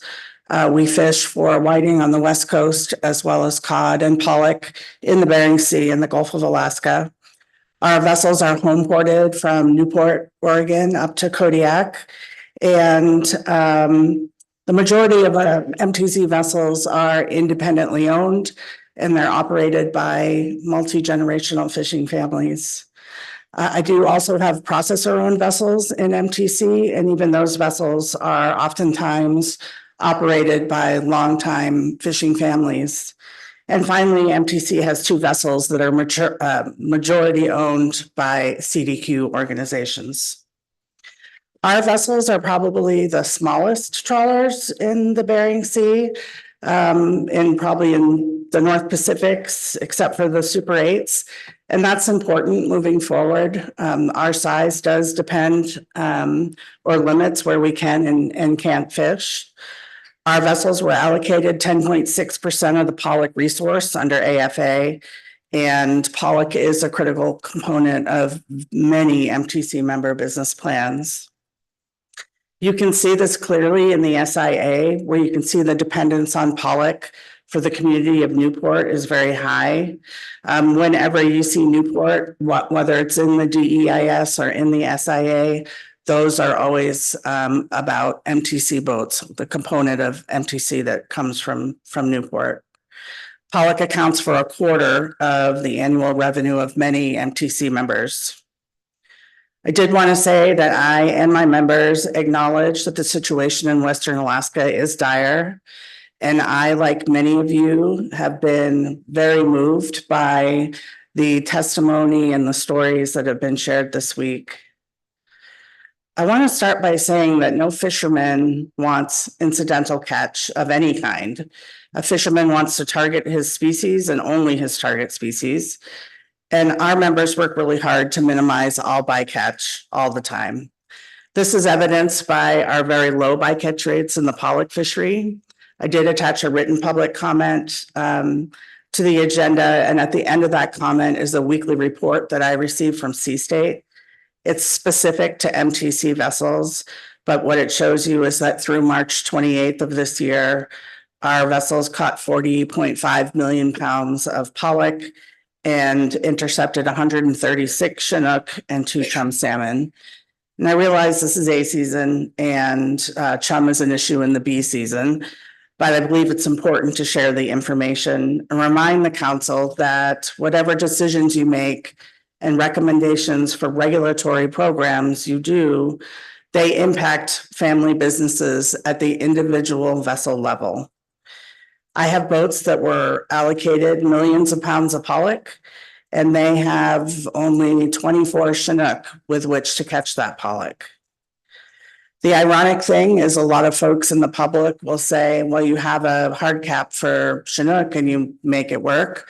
Why can't you do the same thing for chum salmon?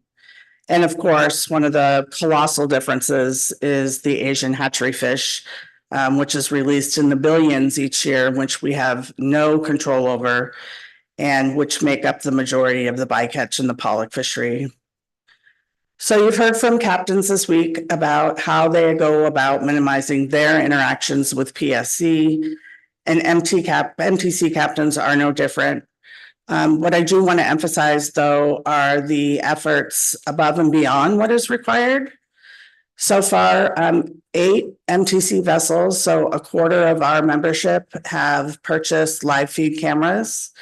Those cameras are very expensive. The system as a whole, they start around $150,000. One of our captains that Dr. Rose mentioned, Chris Cooper, he's given up at least a month of his personal time with his family, to work on the development of the active excluder, to go to Newfoundland, to try it out in the hake fishery, as Dr. Rose had mentioned. We're always looking for ways to innovate because, again, we don't want incidental catch of any kind. So the pollock sector has been able to reduce their chum salmon by 80% in the last 2 years. I am hoping and expecting a continued trend in our B season this year. We're going to continue to utilize all the tools that we have and continue to learn as we move forward about what's happening on the grounds. It is my belief that we are sharing in the burden of conservation. That burden permeates every decision and every move that we make. So this leads me to my recommendations for the decision you have today. Thought the analysts did an amazing job with the time that they have, but we need more analysis on impacts at the individual vessel level as we weigh the trade-offs of which alternative meets the purpose and need for this action. It's my belief that there's overwhelming evidence that alternative 4 is most appropriate path forward. I'd like to see alternative 5 brought into alternative 4, as I believe corridors are what we have been trying to accomplish within the IPAs with our rolling hotspots. We're just using different words, but I think we're trying to accomplish the same thing. I also think it'll be the easiest and the quickest to implement, and it can evolve on almost a real-time basis as information is gathered. And before I conclude, I have a couple comments related to the AP motion. I don't see the motion as a unanimous endorsement of 22,000 as a hard cap. And I hope the council looks at rationale for each, for the amendments and the decision. The motion was an attempt to move things forward out of an AP, which has been contentious over the last recent time. And so we focused on sharing our concerns in the minutes and in the rationale versus fighting it out for 2 days and delivering a split vote. And finally, I'm concerned with any alternative that shuts down BC's and Pollock. That would impact nearly 30,000 people employed by the Pollock industry, many Alaskans. This would hurt the CDQ program and Alaskan communities. This would hurt individual family businesses like the ones at MTC. And adding all of this additional misery with no measurable benefit to Western Alaskan salmon, to chum, and the people that depend on that chum does not seem to be the appropriate way forward. And I'd be happy to answer any questions. Thank you, Ms. Mann. I'll see if there are any questions for you. Yes, Ms. Kimball. Thank you. Thank you, Ms. Mann, for your testimony and your service on the advisory panel. And I think I'm on a question that some other council member asked of someone else, and I can't remember who it was. But trying to get impacts down to the individual vessel level. And I think just like we can't get down to the finite level of impacts on individual communities, salmon dependent communities across Western Alaska, I'm very afraid we're setting up expectations that we can't also find impacts down to the individual vessel level. So is there a broader characterization of your vessels that you could provide that may help the analysts, whether it's horsepower or size or where you fish or something that would help, get at the impacts that you think might be disparate for your fleet compared to the rest of the Pollock fleet? Madam Chair, Ms. Kimball, thank you for the question. I think that there probably is that type of information. Maybe it's at the co-op level, and then you break it down a little bit. But it's the reason I feel it's so critical to include something is what works for a catcher processor doesn't necessarily work for a catcher vessel that's delivering inshore, or even a catcher vessel delivering to a mothership. And when I talk about the individual levels, it could be as much as taking a 22,000 or 100,000 or 200,000 hard cap, figuring out how much of that would go to the catcher vessel inshore sector, and then working with the co-op managers to see what that looks like at the individual boat level. And I think that that's really important, because if you have, like I had explained, I mean, if you look at even with Chinook, I have a vessel with 3.9 million pounds of Chinook. They have 100 of Pollock. They have 100 Chinook. 3.3 million pounds. They only have 93 Chinook. And so working with the co-op managers, I think we can get some of that information without breaking confidentiality rules. It's really about how do you manage under, what are the decisions you're going to make under a hard cap with a little bit allocated at the boat level. And then the things like horsepower where you can't go that far offshore, or your holds, whatever it might be. So off the top of my head, I don't I don't have any other suggestions, but I certainly think about it. And I do think that working with the industry on the next iteration, the co-op manager, the inter co-op manager can give an idea of what these allocations would look like at the individual level and whether that is something that's practicable considering all the hatchery fish that's on the grounds. I hope that helps. Thank you. And Mr. Mesereau. Thank you, Madam Chair, and thank you, Ms. Mann, for your testimony and your service on the advisory panel. And that's what my question's about. I think that the way things shook out at the advisory panel where people agreed to disagree and let the rationale points speak to the disagreement as opposed to the motion worked this time. And I'm going to ask the same question to Eva Dawn Burke when she comes up because I'd like to get her perspective on it. But do you think that on contentious issues like this, where there's clearly in future iterations it's not going to be easy to find consensus, do you think that agreeing to disagree and letting the rationale points speak to the differences of opinion and then letting the council make the gut-wrenching decisions is a path forward for the advisory panel to work through these kind of issues, which involve the fishing industry and tribal interests, where it's just much harder for 19 people to agree on something to do that? Do you think this is a template to get us through this kind of issue? Or do you think that it's not and that it should just be the way that it was before? Madam Chair, Mr. Mesereau, thank you for the question.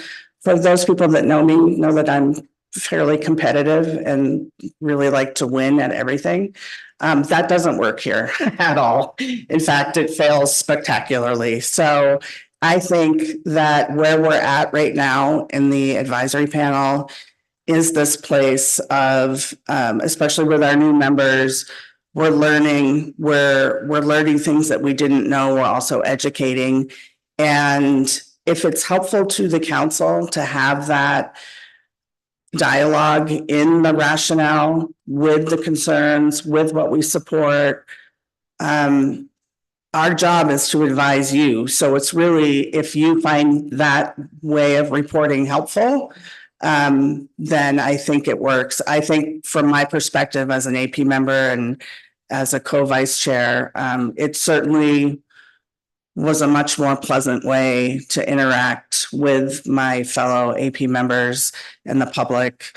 And I would like to see that continuing forward, but I would defer to you, Mr. Mesereau, and the council on how helpful that is, because at the end of the day, you are the ones making that decision, and I'm hopeful that it was helpful to you. Thank you, Ms. Mann. It is just to follow up on that. We have shared that message to the AP that really what is most significant to us is the rationale and the substantive conversation. We understand that, the complexities of having a very diverse body deliberate on very contentious issues and how that's very difficult to manage in real time and to I think result in a meaningful and productive product in the end. So really appreciate everyone's efforts. We heard a lot of great feedback on that deliberation. So thank you. Thank you. Okay. Thank you. Next up is Teresa Clark, followed by Louis Green.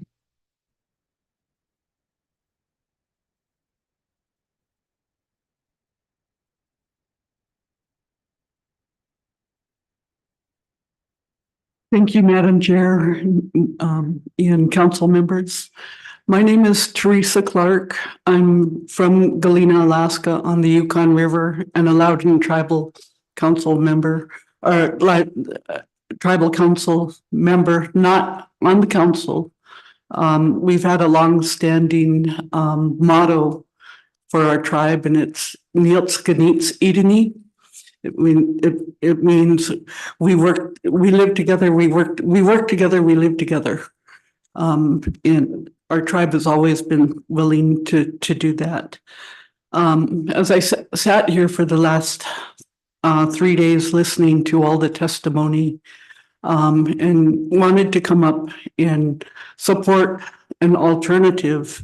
And, you know, I don't know if I could do that right now. I think the draft EIS is missing some components from the tribal side of the in order to base these alternatives. I think out of all the alternatives, maybe that you should go back to the drawing board and pick and choose, you know, maybe create another alternative to protect our salmon resources. I also work for the Yukon River Intertribal Watershed Council. I've been there for about a little over 4 years as the executive director. We do a lot of water science on our river, a lot of permafrost monitoring, a lot of erosion control studying, a lot of temperature monitoring. And it's well known that salmon provides nutrients for a healthy river. Our vision is to have clean water for our future Indigenous generations. And if, you know, salmon from the time they enter the river to the spawn, they provide food for people and animals, and then they provide nutrients for, you know, other fish organisms and for the trees that grow on the land. Let's see. I want to tell two personal stories, one about hunting and one about fishing. I went out hunting with my 10-year-old boy, and, you know, being from the middle Yukon, we go up the Kaikuk River, and there's a special unit up there. It's managed both by the state and by the federal government. We got a moose, and the regulations up there are so convoluted. We thought we got a legal moose. We didn't. Fish and Game pulled up and took this moose and gave my 10-year-old boy a citation, a warning citation for taking an illegal moose. That moose would have fed us for the winter. And the last time I fished on the Yukon River was 2017, and I fished with another family. We took 25 salmon to feed 2 families with grandchildren, children, and us as grandparents. So that 25 salmon fed at least 10 families. We felt guilty for taking it because we already knew that salmon was, you know, going away. And every time we opened up a female with eggs in it, we felt really guilty for taking it. But that was the last time. And now we can't fish for another 7 years because of that.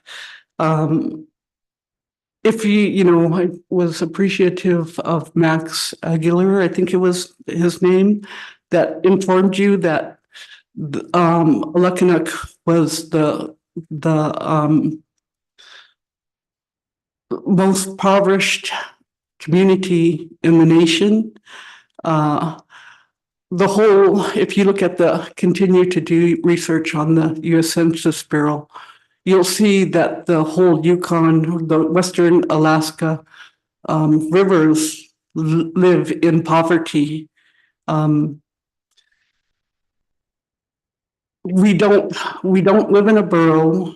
We don't have oil so that we don't have a tax revenue to provide those public services. A lot of our communities do not have running water. You go into a community, you look at the price of a gallon of milk, it's probably $15-20 a gallon of milk. And we live in a impoverished communities. We don't, I sit there and I listen how people from the Aleutian Island boroughs, how it's going to affect their public resources. We're served by probably less than 10 state troopers when it comes to public safety, because we do live in we can't, we don't have those boroughs to provide that public safety. So these are just examples of how we live. You've heard a lot of traditional knowledge. For us, that's Indigenous science. Indigenous science gained over 10,000 years. So take that to, I know Indigenous science is just now gaining momentum and being acknowledged as science in the Western world. And one last comment I'd like to make is that for I don't know how many years we've been fishing, and we're required to change the mesh size. So, and we're going out there subsistence fishing, and these nets are expensive. So sometimes one day it'll be a 4-inch mesh, next day it might be a 7.5-inch mesh. So we're constantly having to change fishing gear, and maybe it's time that trawling, maybe there'll be a method that for fishing for pollock. Also look at changing gears to become more sustainable, and so that industry can continue to prosper. That's about all I have to say. Thank you very much for your testimony. And I forgot to mention that there will be no questions during this testimony. I can take questions if anybody has one. Oh. Yes, Ms. Kimball. Thank you for your testimony. And I actually did have one on your last comments about like the burden of having to change mesh sizes. And if you could explain a little more about what's driving that. Is it to ensure that you could fish and avoid Chinook, or is it to fish and avoid salmon altogether? Both. Thank you. Thank you. Our next testifier is Louis Green, followed by Gayla Hasseth.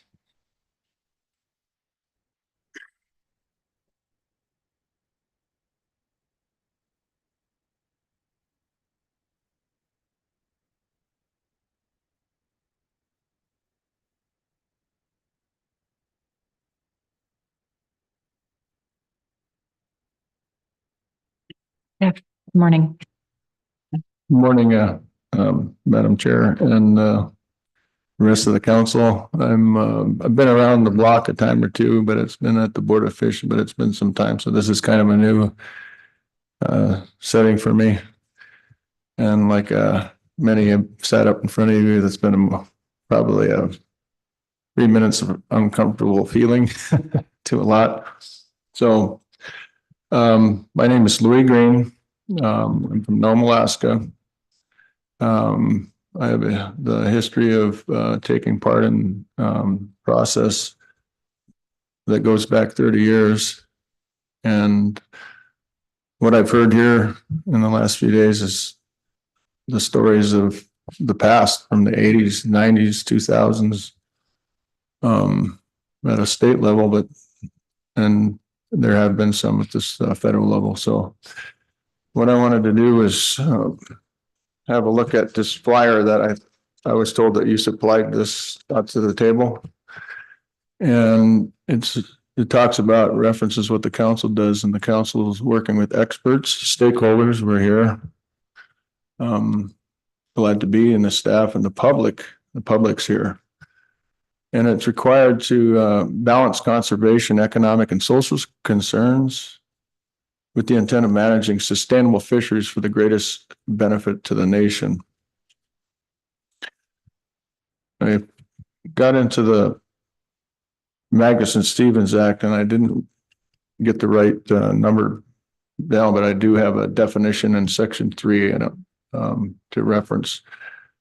The term conservation and management refers to all the rules, regulations, conditions, methods, and other measures under sub letter I. A supply of food and other products may be taken and that recreational benefits may be obtained on a continuing basis.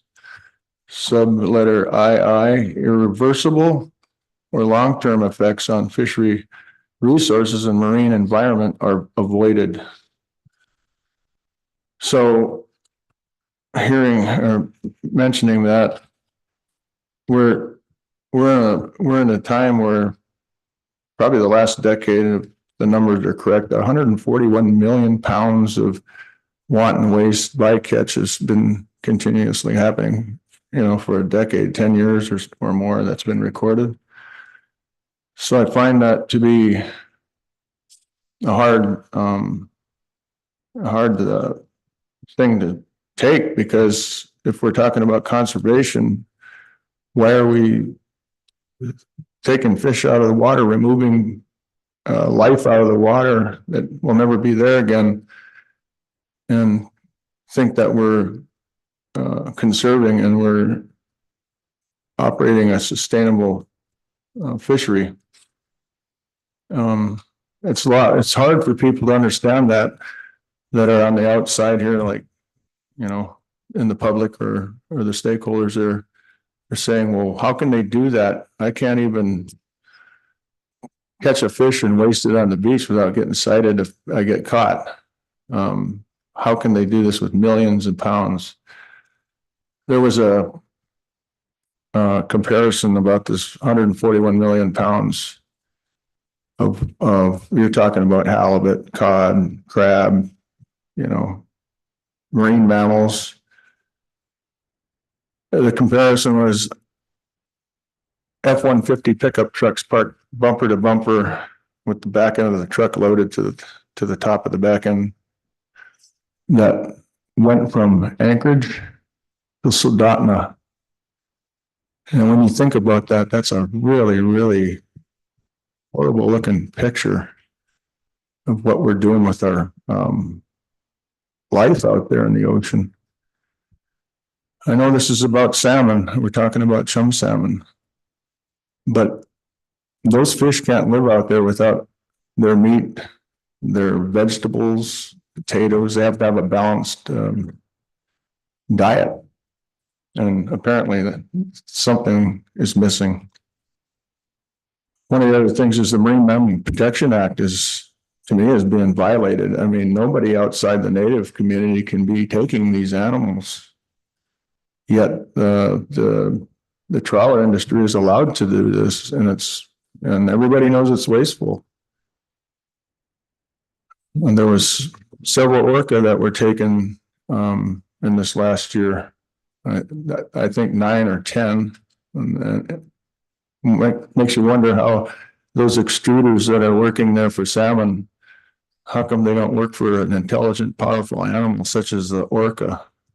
And then you find them dead on the beach, it's dead on the boat. Pictures of this stuff are circulating. So the other thing is the wanton waste. Federal and state laws out there to prevent wanton waste. So those laws are being violated. Mr. Green, I'm sorry. I've been trying to give people a little extra time, and I forgot to issue a reminder about the time. Okay. The timer being in front of you. But if you had a summary comment, that would be wonderful. We still have a few testifiers. Thank you. Thank you, Madam Chair. Sorry. So there's economic concerns, there's social concerns. Under the social concerns and economic concerns, I'll read something here real quick, and where it goes to subsistence needs are not being met in many parts of the state. Subsistence users are disproportionately bearing the burden of conservation. And I've heard this for 35, 40 years in the salmon issues that we've been having. The legal requirements for subsistence priority are being ignored pretty much on the federal level. I would say the state has a different way of looking at it. The continued commercial harvest of resources for which conservation concerns exist goes against the sustainable resource management principles and potentially violates several laws of the Pacific Salmon Treaty. I don't have anything to reference that right at this moment, but the bycatch impacts many species, and I was talking about the other species that besides salmon that are being taken, such as salmon, halibut, herring, crab, the marine mammals, like I just spoke to you about under the Marine Mammal Protection Act. The removal of bycatch species from the environment has cascading negative effects on the marine and the riverine ecosystems. How can it not? You remove salmon out of there, you're removing marine-driven nutrients that go back to the land. The bycatch of resources in commercial fisheries and required discarding of those bycaught resources is wanton waste. This is what the public and the stakeholders feel that I talk to all. And the immediate high-level government intervention is potentially required to address these issues. I'm not here to fight with anybody. I'm just here to find some way to get to the table with you folks. And I've enjoyed talking to some of you, and I encourage others to approach me and have some dialogue. I think that we need to work together to figure out what this problem is. And I don't want to see us kill the Bering Sea or the Gulf of Alaska. It's been done all the way around to the East Coast. And I hate to see Alaska be the last stand here. I think that there's a lot of smart people at the table here. There's smart people back behind me. I think finding some resolution to conserve. I don't have one of these things that you folks have been talking about, but I support the meaningful conservation measures to protect salmon and marine organisms. And I thank you for allowing me that extra time, Madam Chair. Thank you, Mr. Green. See if there are any questions. Yes, Mr. Mesereau. Thank you, Madam Chair, and thank you for coming and testifying here. And I can relate to being uncomfortable in front of the microphone. You should try it on this side of the table. It's difficult. Mr. Green, part of the problem I think we have is a ability to communicate where we are in this process and what we're doing. So right now, we've reviewed this document. Our scientific and statistical panel has found it incomplete. We've received 3 days of public testimony, and most of it is pretty focused on what we can do to improve this document. And so we're likely going to take suggestions and try to adapt them into a motion here shortly, and then improve the document and move it forward so that the analysts can add some local and traditional knowledge and other things that were recommended by the AP and maybe outside the AP that we've gotten in public testimony. And then we're going to get this document back in the fall, and then we're going to repeat that again, and then it goes to final action and we get it back at this time next year. How can we do a better job of letting the public know that our action today is the action that we said we were going to do at the beginning of this, and it's going to move this document forward, but it's not an action that we're going to take that's going to change anything in fisheries management. This is just the process that we all have to abide by here, like Magnuson, where it's this long process. And I feel like a lot of the public perception is we do something like we're going to do a little bit later today and make this motion, and then the public thinks that we haven't done anything. Because at the Board of Fisheries, when they meet, they make a decision. And here when we meet, it takes several years to do it. And I think part of it is a misunderstanding that, we are hearing people and we are trying to make the best decision that has the best impact for everybody. And it takes time to do that. How can we do a better job of communicating that we're moving forward with these agenda items? We're not just not doing anything, but we can't take a final action before we follow a series of steps that takes a long time to do. What do you think? Is there a better way we can communicate what we're doing here so that the public doesn't think that we're just sitting here drinking lousy coffee and not doing anything? Through the chair. Mr. Misero. Thank you, for the question. I thought about it. I heard you asking other folks. I thought one of my thoughts was to find some way to engage with somebody that could write editorials into newspapers that gets to the public. You know, the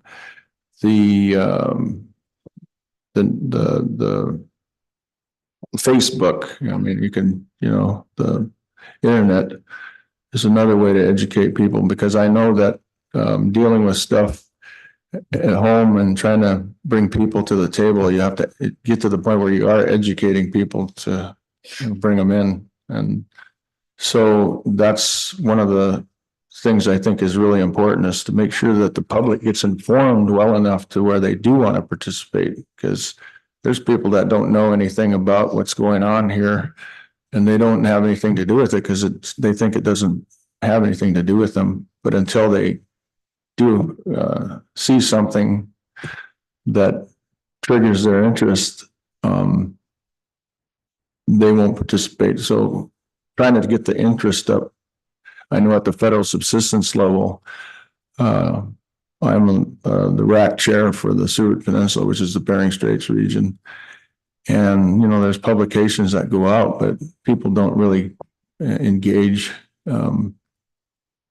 until they have an issue with like a muskox or a moose hunt, or, I come from a place that we have all moose problems. We have reindeers gone. We have caribou problems. We have muskox problems. And now we've had salmon problems. So people know that, and they're willing to participate, that are interested in those type of hunts or in any fishing. So again, I would say there's a lady out there that does these publications. She writes out there, and her name is Lainey Welsh. The people like that I would reach out to, try to bring us together. Thank you. Thank you very much. Yep, Ms. Kimball. Thank you for your testimony. And I don't know if this is actually a question, but you have been sitting there. The people at the end of the list have been waiting a long time to testify. And I heard you at the end of your comments say, take some meaningful action to conserve resources. And I'm hoping that is really a welcome invitation to talk to council members. Some of your data I couldn't figure out where that reference was coming from. And I think some of the marine mammal questions you had were not particular to this fishery, but a different fishery. And so I just very much appreciate you coming in person and being open to talk about some of the data, because it's a difficult process to figure out where that lies and what it applies to. So I apologize that it's more of a comment, but I appreciate the welcome invitation to talk about that. Through the chair, Ms. Kimball, thank you. And I'm all ears. Thank you for your time. Thank you, Madam Chair, and the rest of the council and staff. So our next testifier is Gayla Hasseth, followed by Eva Dawn Burke. We're going to go a little while longer and then take a break. Is she not available? I'm right here. Can you hear me? Yes, we can. Okay, great. Good morning, Madam Chair and members of the council. I was there for the last couple of days in person, and I just landed here in Dillingham. For the record, my name is Gayla Hassett, and I'm the first chief of Chuggan Tribal Council here in Dillingham. But these comments are my personal comments, and I just wanted to say I'm really glad to hear. We're just now learning this process of the North Pacific Fisheries Management Council and how it works, and we understand that it's a really complex process. And those of us who are here as Indigenous people and also non-Indigenous people, talking to you about the issues that we're seeing on the lands and waters, that this management body's actions and decisions affect our livelihood. And as we're teaching and educating you guys of what it really is like to live rural subsistence, a rural lifestyle, centered around subsistence in our way of life. I'm glad to hear the open dialogue from the council, being open to having conversations with us to where we could learn from each other in this process. So I'm really glad that that we're in this time and space, because with the right people in the right place at the right time, we could really do a lot of good things together. And I just wanted to say, it's really important that as we have this pollock fishery, and then pollock gets turned into a food source that feeds people across the United States through fish sticks, through chicken nuggets, through fillet of fish sandwiches. That's all great, but it shouldn't be at the cost of us losing our customary and traditional ways by not allowing for escapement into our indigenous streams and rivers to make sure that we have that escapement to sustain our way of life. And the Nishigak River was also mentioned in comments prior to, throughout this meeting. And we have a king salmon stock and management concern on the Nishigak River. And they actually delayed fishing for commercial fishing in our Nishigak district this past summer. They didn't start fishing until the end of June. And we're the only river in the Bristol Bay region that has a chum escapement goal. We haven't met that escapement goal in 4 years. That's also, it's not deemed a stock and management concern, but we're headed in that way. But we have to wait for the cycle and the process to go through the Board of Fisheries process for that. So, we have 2 of our 5 species at a stock and management concern. We have 3 left. And yes, we have an abundant amount of sockeye that can return to our rivers. But just like Mr. Hurley from ECWAC said, we could be next. And, it's really important that we focus on making sure that we make these escapement goals. And if one of the things that I also wanted to mention, that if all state and federal subsistence board fisheries management is based on time and area closures, why doesn't this apply to marine waters? And that's just something to ponder and think about, because we need to maybe go to time and area closures. So I look forward to working together. Ben Malott and I testified when we were testifying on behalf of AFN. I look forward to working together with you guys on this. I'm sure you'll be seeing a lot of us throughout this process. We'll be coming to your meetings as we educate ourselves, and we also help educate you guys on what it is to live a traditional way of life in Alaska. So thank you, Madam Chair and members of the council. Thank you very much for your testimony. Okay. Not seeing any questions. Thank you for joining us. Thank you. So it looks like we have 6 more testifiers. I'm inclined to try to make it through the rest of public testimony before taking a break for lunch. So next up is Eva Dawn Burke, followed by Michael Link.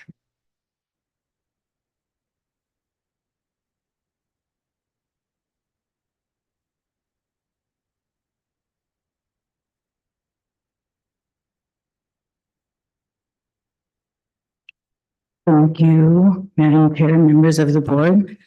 I admire your perseverance. I want to thank the Dunedin people who have stewarded these lands we are on today for millennia. I want to thank Madam Chair for your grace throughout public testimony, allowing elders additional time. I think it's really important, given that English is not the first language of many of our people, so I appreciate that. I want to thank the staff, the council, and AP members for the respect they've shown to testifiers and patience with our elders. I think everybody in this process has been saying it's a different feeling. I do have a little bit of a long introduction, so I apologize. The Yukon Intertribal Fish Commission is founded on tribal unity. It's made up of 40-member tribal governments authorized by tribal resolution, whose mission is to protect the health and well-being of our people, our future generations, and all Alaskans and Canadians who rely upon the health of our salmon. Our purpose is to act as a unified voice for the conservation and restoration of all Yukon River fisheries, protect our traditional way of life and well-being, establish a comprehensive management plan and program, based upon distinct customary and traditional Indigenous knowledge and practices, while striving for co-management and meaningful and substantial tribal First Nation participation in all aspects of fish stewardship. And that's a lot of the people who have testified have come from those 40 tribes that we represent here with the Fish Commission.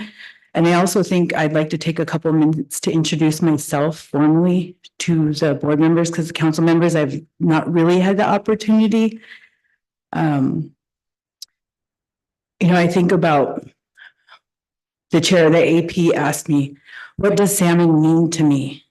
I have multiple videos out there on the internet on food sovereignty that people are welcome to look at. I have created a video for the One Health department at UAF about what does salmon mean to me, and that is used in the Salmon People in Place education. So you're welcome to look at that for more of what that means. But in summary, salmon are my ancestors and they're my children. And there isn't anything I wouldn't do. Nowhere on the earth I wouldn't go to fight for them. So I wanted to say that.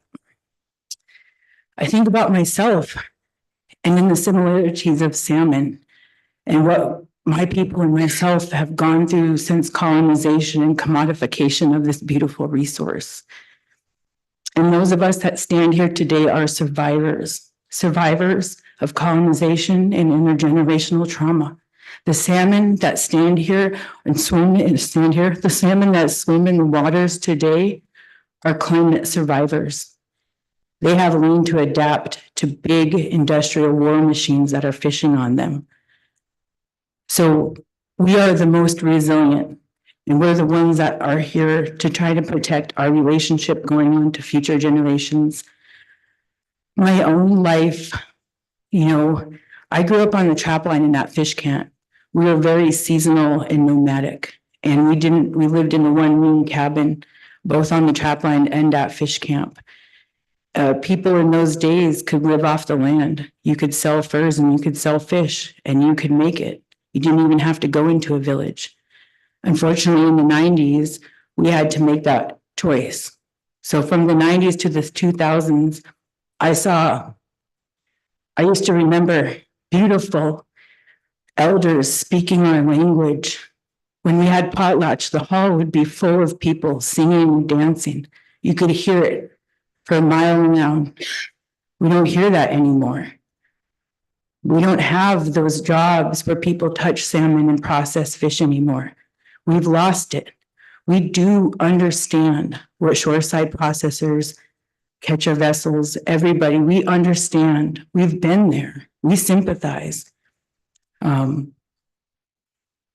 Back to that salmon and thinking about how much has changed in my little lifetime, that we are now not really looking at the science in front of you. You need to really look at that historical perspective of what led up to the 2000s. When I think about what people have had to go through, and I heard people talk very briefly about intergenerational trauma. I heard a woman ask you, have you ever gone without? And I think about many of my friends, we all have adverse childhood experiences. I don't even know if you know what that is. I remember when I came off from fish camp and into the village, and nobody was busy. Nobody was working. I couldn't understand why people were idle. We had to eat top ramen because all we could have at the time while we were trying to find jobs was food stamps, and that's all we could afford. I'm the only one to graduate from high school, let alone college, from my demographic of people.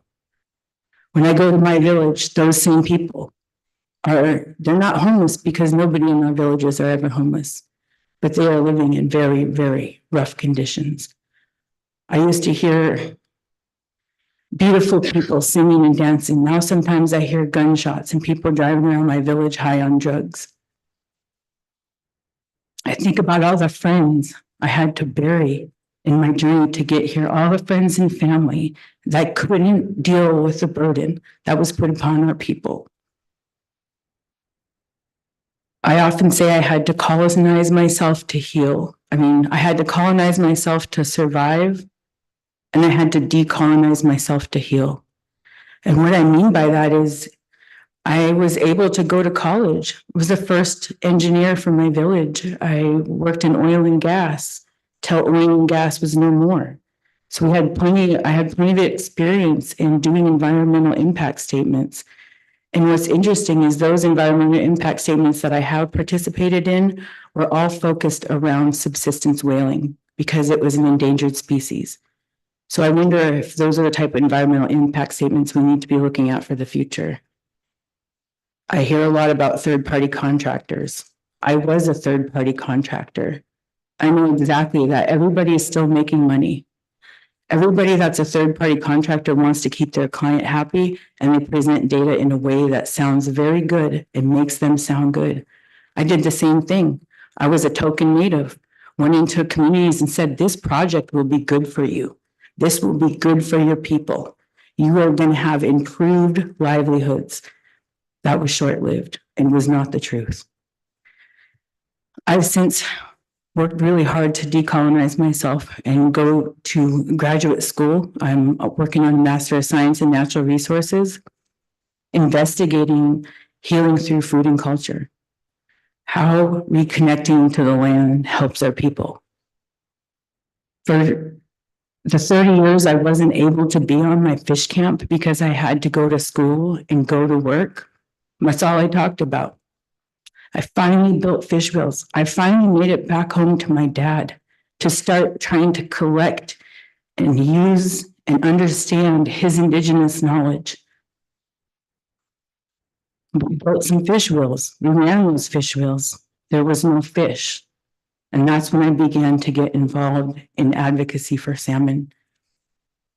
It was very personal to run a wheel 30 years later and have this idea that it was going to be like it was before, that somehow the abundance that I knew in my childhood was still there, and it's not. And I think about education, and I heard somebody say we're going back to the old ways.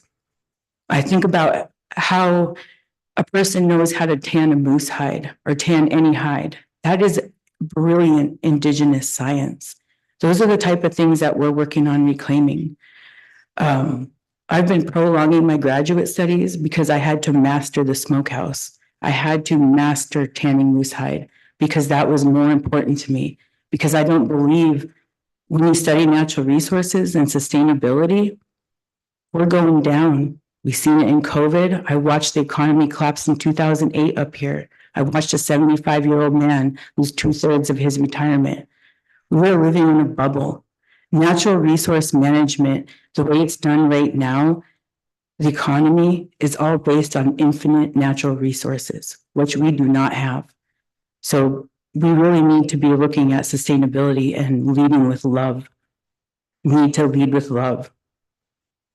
I own several small businesses and a nonprofit organization. We're working on building an Indigenous farm. It's a healing center for our people. We're reclaiming our knowledge systems. Everything that our work does focuses on Indigenous stewardship, food sovereignty, community well-being, and cultural revitalization. You know, as part of that, I'm a contractor to the Fish Commission, and we're working with the Tribal Resource Stewardship Program at Tanana Chiefs Conference. And we're finally getting our experts and knowledge holders together to be part of this process, I think, in a more productive way. And that is how long it takes to do a proper introduction. Okay, so now I'm going to start. I want to recognize the chiefs, tribal organizations and representatives, and the Alaska Federation of Native Representatives that have testified before me, and I align myself with their comments. I want to acknowledge that the tribal organizations that represent the same 65 communities that are served by CDQ testified for a bycatch cap and to consider a conservation corridor. They have a different perspective, and I think you guys keep asking about that. They are the ones who live in the village day to day and persevere through very challenging times. They are being asked to evaluate an 11,000-year relationship with salmon to a 40-year relationship with pollock through the lens of a DEIS and SIA, which completely erases their Indigenous worldviews and ways of knowing. I'm going to quote something from a paper. The DEIS is done by scientists to allow bureaucrats to complete checklists, clearing projects for fast track construction. The interests of human beings and of the environment itself are being lost in the shuffle. In many instances, NEPA's sole reliance on a Western scientific, materialist evaluation of environmental impacts fails to consider and incorporate Native American perspectives of, values about, and relationships with the environment. This can have the unintended consequence of promoting the perpetuation of colonialist attitudes towards Native peoples. The perspectives of professional scientists are not the only meaningful perspectives on the environment. Indigenous people have thousands upon thousands of years of experience with the land and deep emotional connections with the environment.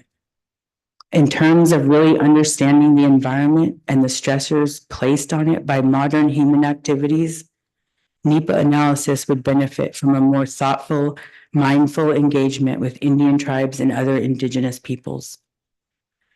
I shared in the AP that my dad was born a free man. We lived off the land and we migrated with the seasons to follow the beaver, birds, fish, salmon, moose, and caribou. Then big companies came to our state to develop our resources with their laws and regulations. Then they've been able to use really limited data sets and knowledge systems to exploit our lands, waters, and resources, disenfranchising our people in the process. Indigenous erasure, psychological warfare. Our people have had to survive cultural genocide, assimilation, boarding school, racism, marginalization, not to mention the intergenerational trauma.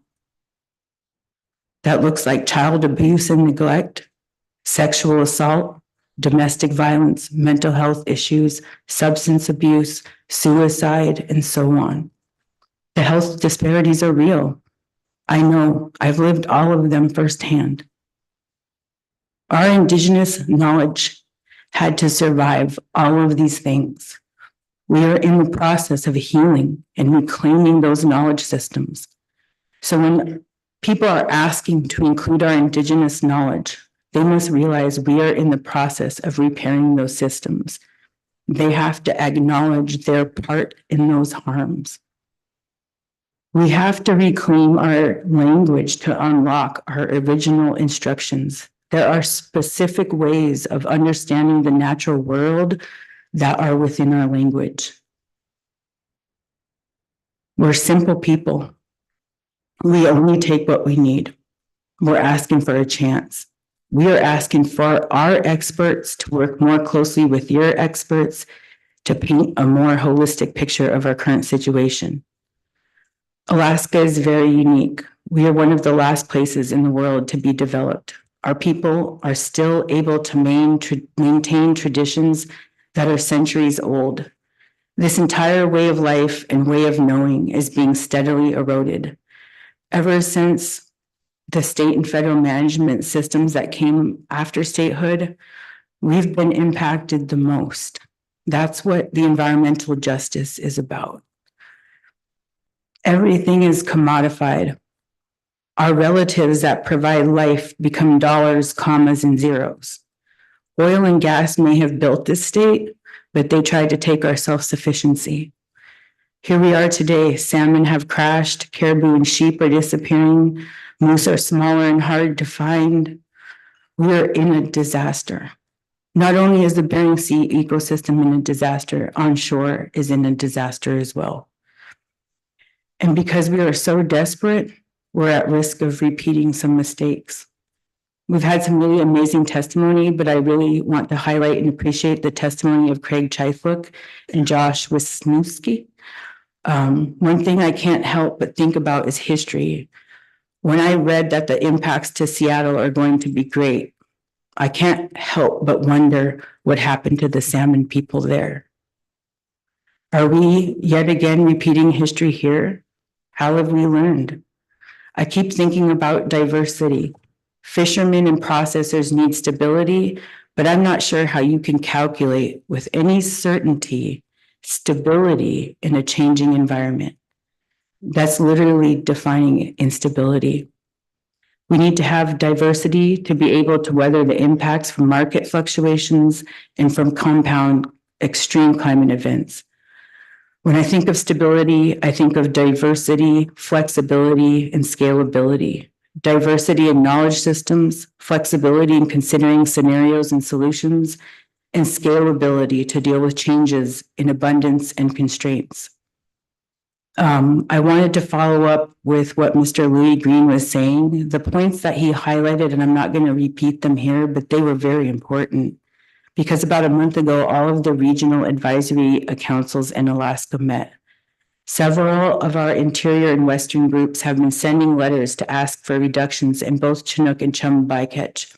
My partner Charlie and I, with the permission of the RAC chairs, we took over the space of the meeting so we could collectively work on our letters to protect salmon and caribou. So there's 10 regional advisory councils and 7 of them voted to reduce bycatch. So 70% of the Alaska subsistence users are asking for reduction. That's Bristol Bay, Yukon Kuskokwim Delta, Western Interior Alaska, Seward Peninsula, Northwest Arctic, Eastern Interior Alaska, and the North Slope. We agreed on the following points that he mentioned earlier. I am about to wrap it up. Sorry, I could see the looks. We do have some tribal asks, and I do have some questions about the science that I think are very important. We heard it. We need a better way to communicate outside of this council process. We need more diversity within the SSC. History of the we have numerous, I've been on numerous Alaska Native advisory groups to science committees, and it's been really hard to get science teams to understand how to include Indigenous knowledge. We've literally, all of our Indigenous scientists at the university have started small businesses because of the extractive nature of wanting to include Indigenous knowledge. Nobody cared about it. Now all of a sudden everybody wants it, and we're not quite ready to deliver it. So I just want to say that we need to do it differently as we're reawakening our knowledge systems. We need tribal seats in this body. I feel like I should be at the table with you, to be honest. I don't think it's reasonable for me to represent 229 tribes. I think we need 2 seats. 3 seats is proving to be very effective over at the AP. As far as science, because I did write the motion and I did put some things on the record about the things to be researched in the motion, but I really wanted to highlight a couple more for you because you're very busy. Historical analysis of pollock and salmon removals is something that we've asked for because I keep hearing climate change, but we've been seeing a decline for 5 decades. Climate change is not the only factor in this decline. And I find it interesting that we're blaming climate change because when I was working with the USDA, not only 4 or 5 years ago, they couldn't even use the word climate change. So I find it very interesting. Chinook and Chum both eat pollock, and the first seals report to NMFS shows that they are also in decline because of their dependence on pollock. So how has these large amounts of pollock removal affected the ecosystem? Are we taking the food sources of the Chinook and Chum salmon? Forage fish are disappearing. Are the predators switching resources in the nearshore environment? Is this a temporary? Typhoon Merbuk wiped out a bunch of forage fish. So how do we track all these things together? Hatchery, I really want to bring up this last point. It's my last point, and I'm welcome to take questions. I did write the motion. I expect that there might be a few questions. Hatchery fish are here in huge numbers, but that's been the case in the Bering Sea for decades. It's because our salmon are declining that they're able to move into the areas historically occupied by our salmon. And yes, Russia is increasing its hatchery, but Japan has been steadily decreasing its hatchery. So we're still at a little bit of the same amount of hatchery, but maybe a little bit extra chum. And we can only speculate on all of this unless we communicate. And I would recommend more participation in the North Pacific Anadromous Fish Commission. I was just reading about some of the work from salmon scientists who are working together to better understand what's going on. And that would include all the countries, Korea, Japan, Russia, United States, and Canada. They are trying to work together. And I think that we can be informed by that process. So I really thank you for allowing me to go along. I'm very sorry for that, but I felt like it was necessary. And if you have any questions, I'd be happy to take them. Thank you for your testimony, Ms. Burke. See if there are any questions. Mr. Mesereau. Thank you, Madam Chair, and thank you for your testimony, and particularly your introduction was valuable to have that information. We're probably going to be working together for quite some time, so it's good to know.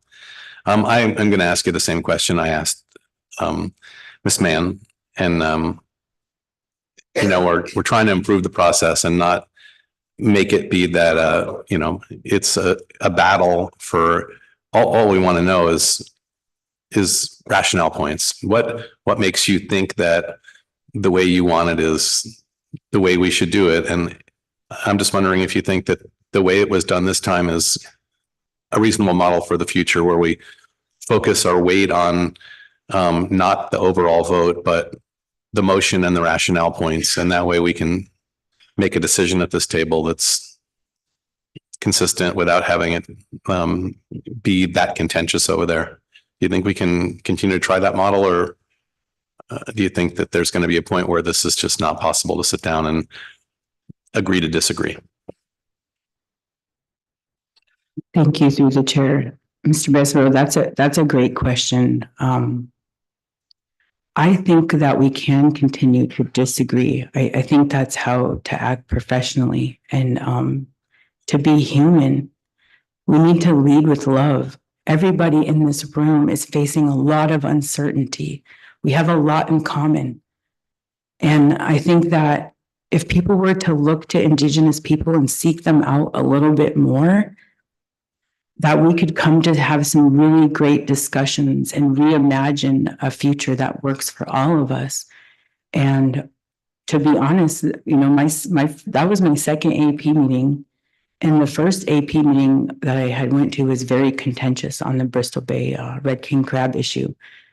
And I was really worried about going in there. And so I thought I could best be in that space by doing a lot of homework and developing a lot of good rationale. And that was the strategy that I personally used to go into that space. And I think if each of us AP members, and I'm sure you guys already do it, right, are thinking that way, to bring your best case forward and have all those supporting pieces so that they can be put into the rationale. So I think that we can do it, Andy, to be honest.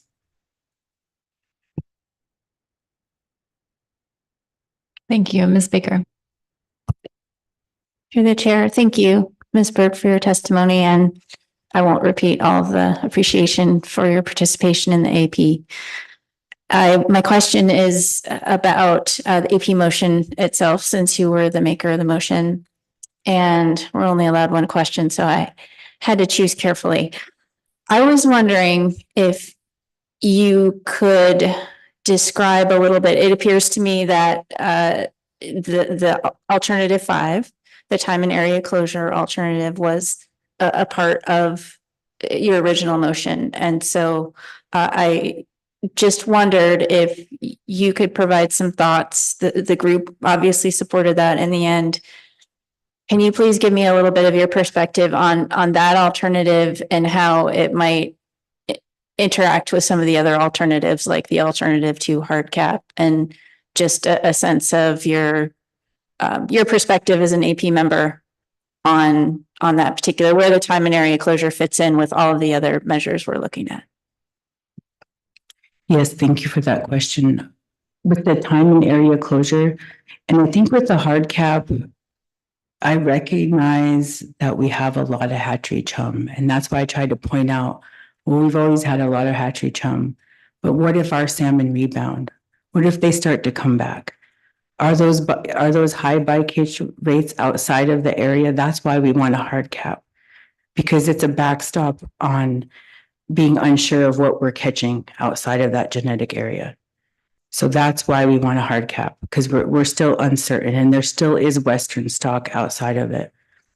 As I also think that, and, you know, really questioning the history of the previous chum salmon savings area and the time and area closure that existed before. After this, I plan to go back and to dig into some of that history. Why was this area chosen? Why was this time of August 1st through 31st for closure chosen? So I think that we need to maybe even consider a trigger hard cap, a very low hard cap that is within that area. Because, and while I appreciate the work of the rolling hotspot program and do recognize that alternative 5 probably needs to work really closely with alternative 4 to be effective, what I was presented, and I may not be fully understanding this, but what we're asking for is a space and time to be closed during a known migration period. Been known this migration period for over 100 years. And what's happening right now is, with the way that the rolling hotspot closure is designed, it's all based on bycatch rates.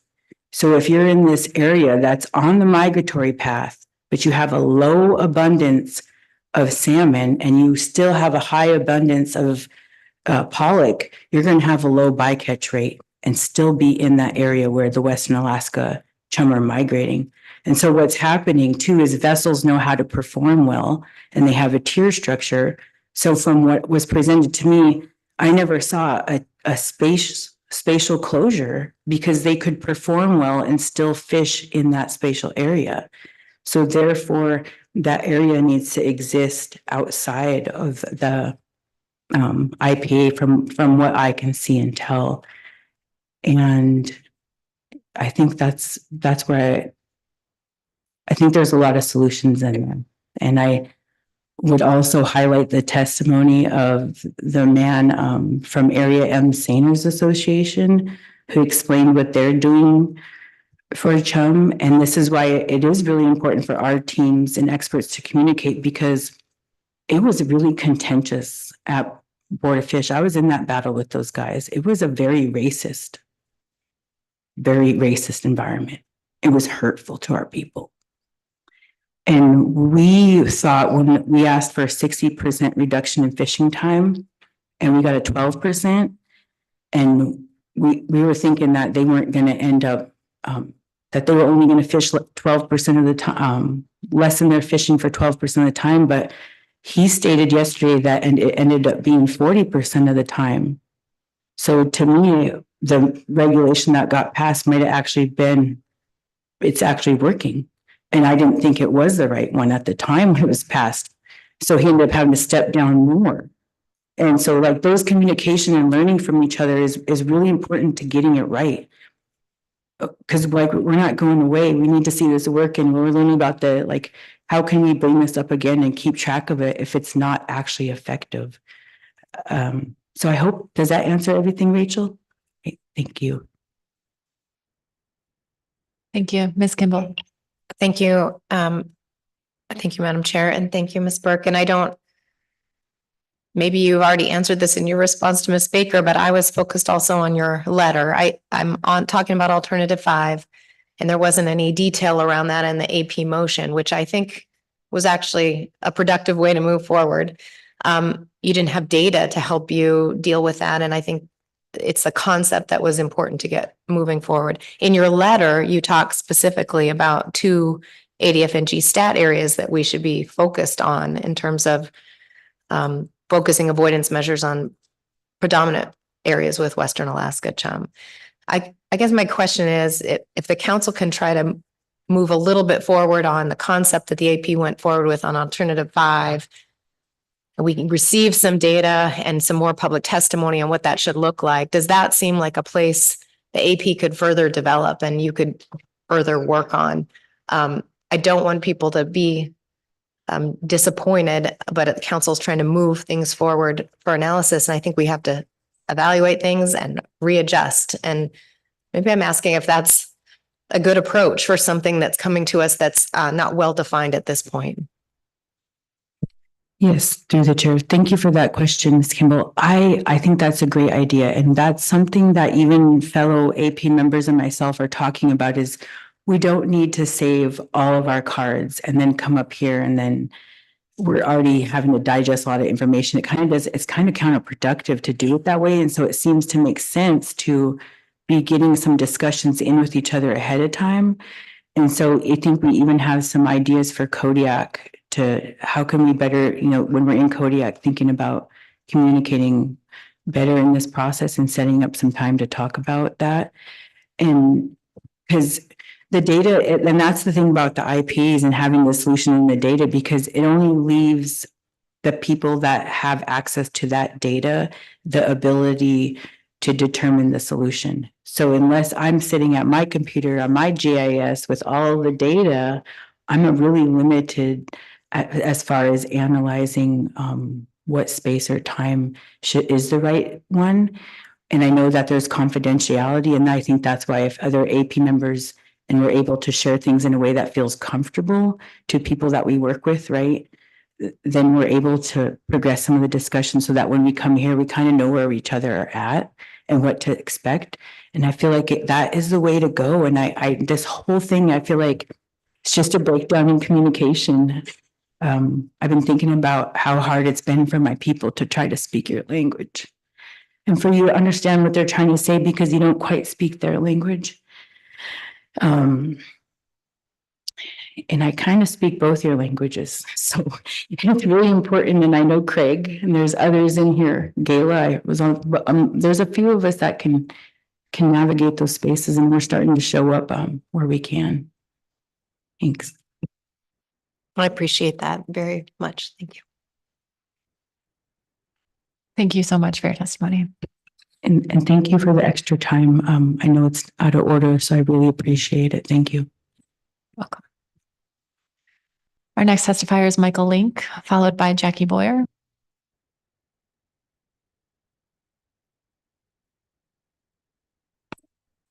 Good morning, Madam Chair and members of the council. Thank you. I'm not sure if getting up late before lunch is as good or worse than after lunch, but here goes. Good morning. My name is Michael Link, and I am the CEO of Bristol Bay Economic Development Corporation, or BBDC for short. Until last year, among other things, I was executive director of BBDC's Fisheries Research and nonprofit subsidiary, the Bristol Bay Science and Research Institute, or BBSRI. Today, I'm speaking on behalf of BBSRI about an in-season chum salmon genetics project that's planned for this summer. I'm a co-investigator of the project, and I've been involved with it since its beginning. Depending on one's perspective, you might say the project is my fault. I was encouraged by some of you to testify today to provide, one, a brief update on the project, and two, provide council members with an opportunity to ask questions about the project. To that end, I'm going to try to get through my comments quickly and yield the remainder of my time to the council members, possibly allowing a person or two to ask more than one question. In October, we provided oral and written testimony describing the project. That information is still accurate, and I posted it online when I signed up to testify today. The project is proceeding well. We will be staffed and equipped for, and we hope to analyze up to 6,000 chum salmon in a representative manner across the entire bee season this summer. We've been working with plant and fleet managers from Dutch Harbor and Accutan and NOAA's observer program staff to enable access to chum salmon bycatch for our samplers. They've all been extremely supportive of the project, as have catcher vessel crews and owners who we've interacted with, and UCB or United Catcher Boats. With that said, this is still an ambitious project and we've got a lot left to do before mid-June, and we expect Murphy's Law to be in full effect all season long.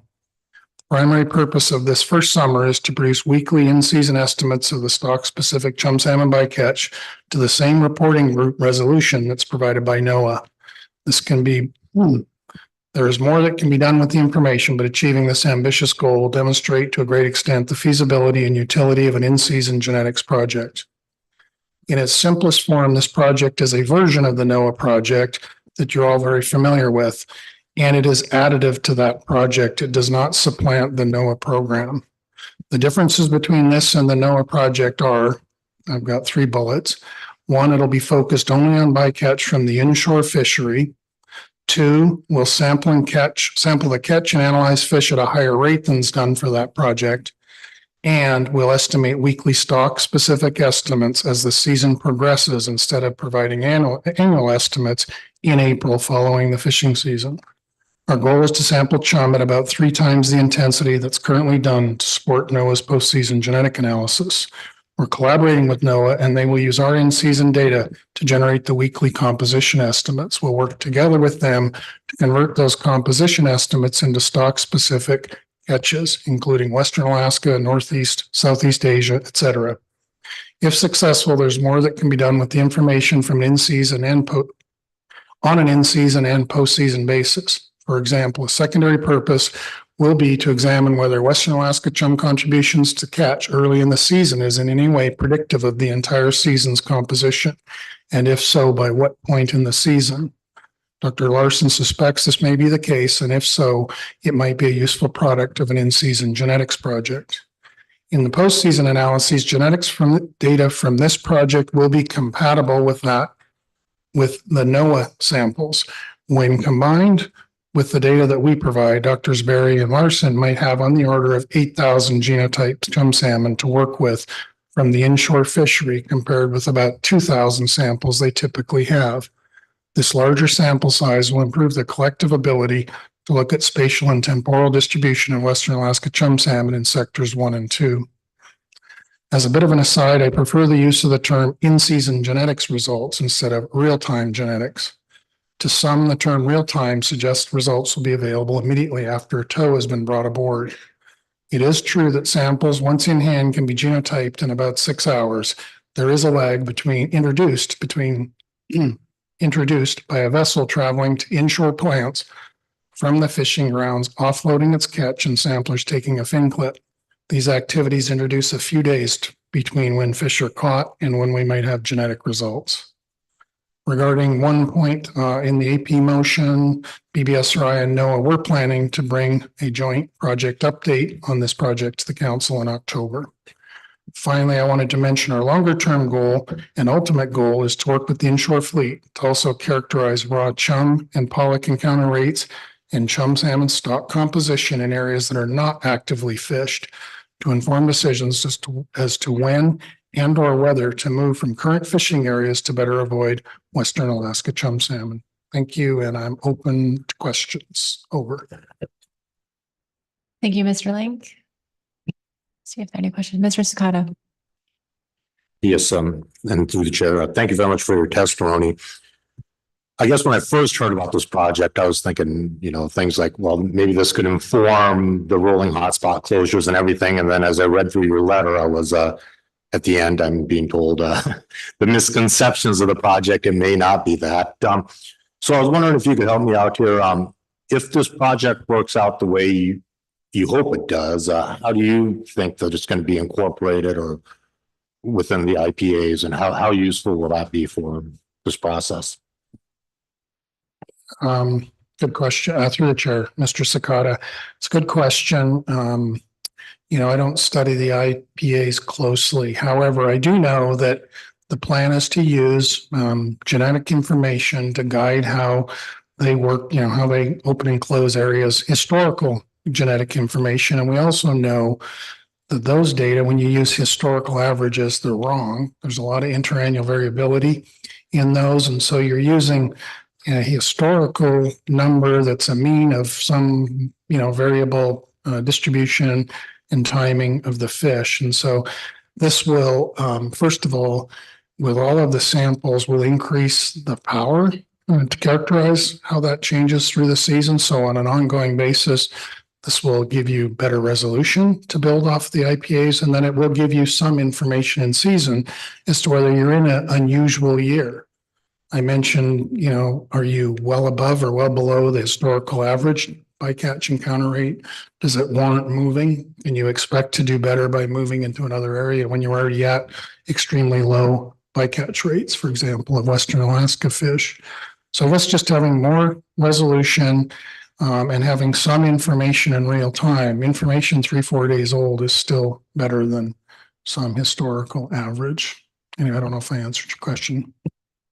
Yes, thank you very much. Yes, Ms. Baker.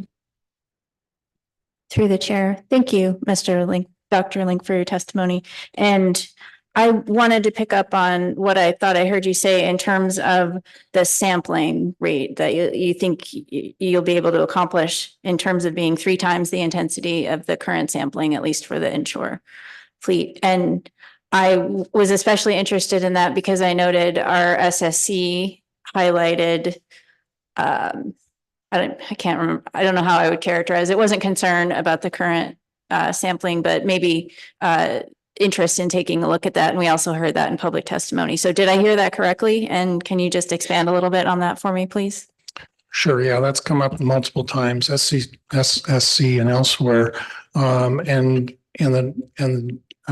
Dr. Berry, and I think mentioned it, that when you start to slice and dice in space and time, you start to run out of sample size to make estimates by week, by month, by statistical area, by whatever spatial area you're looking at.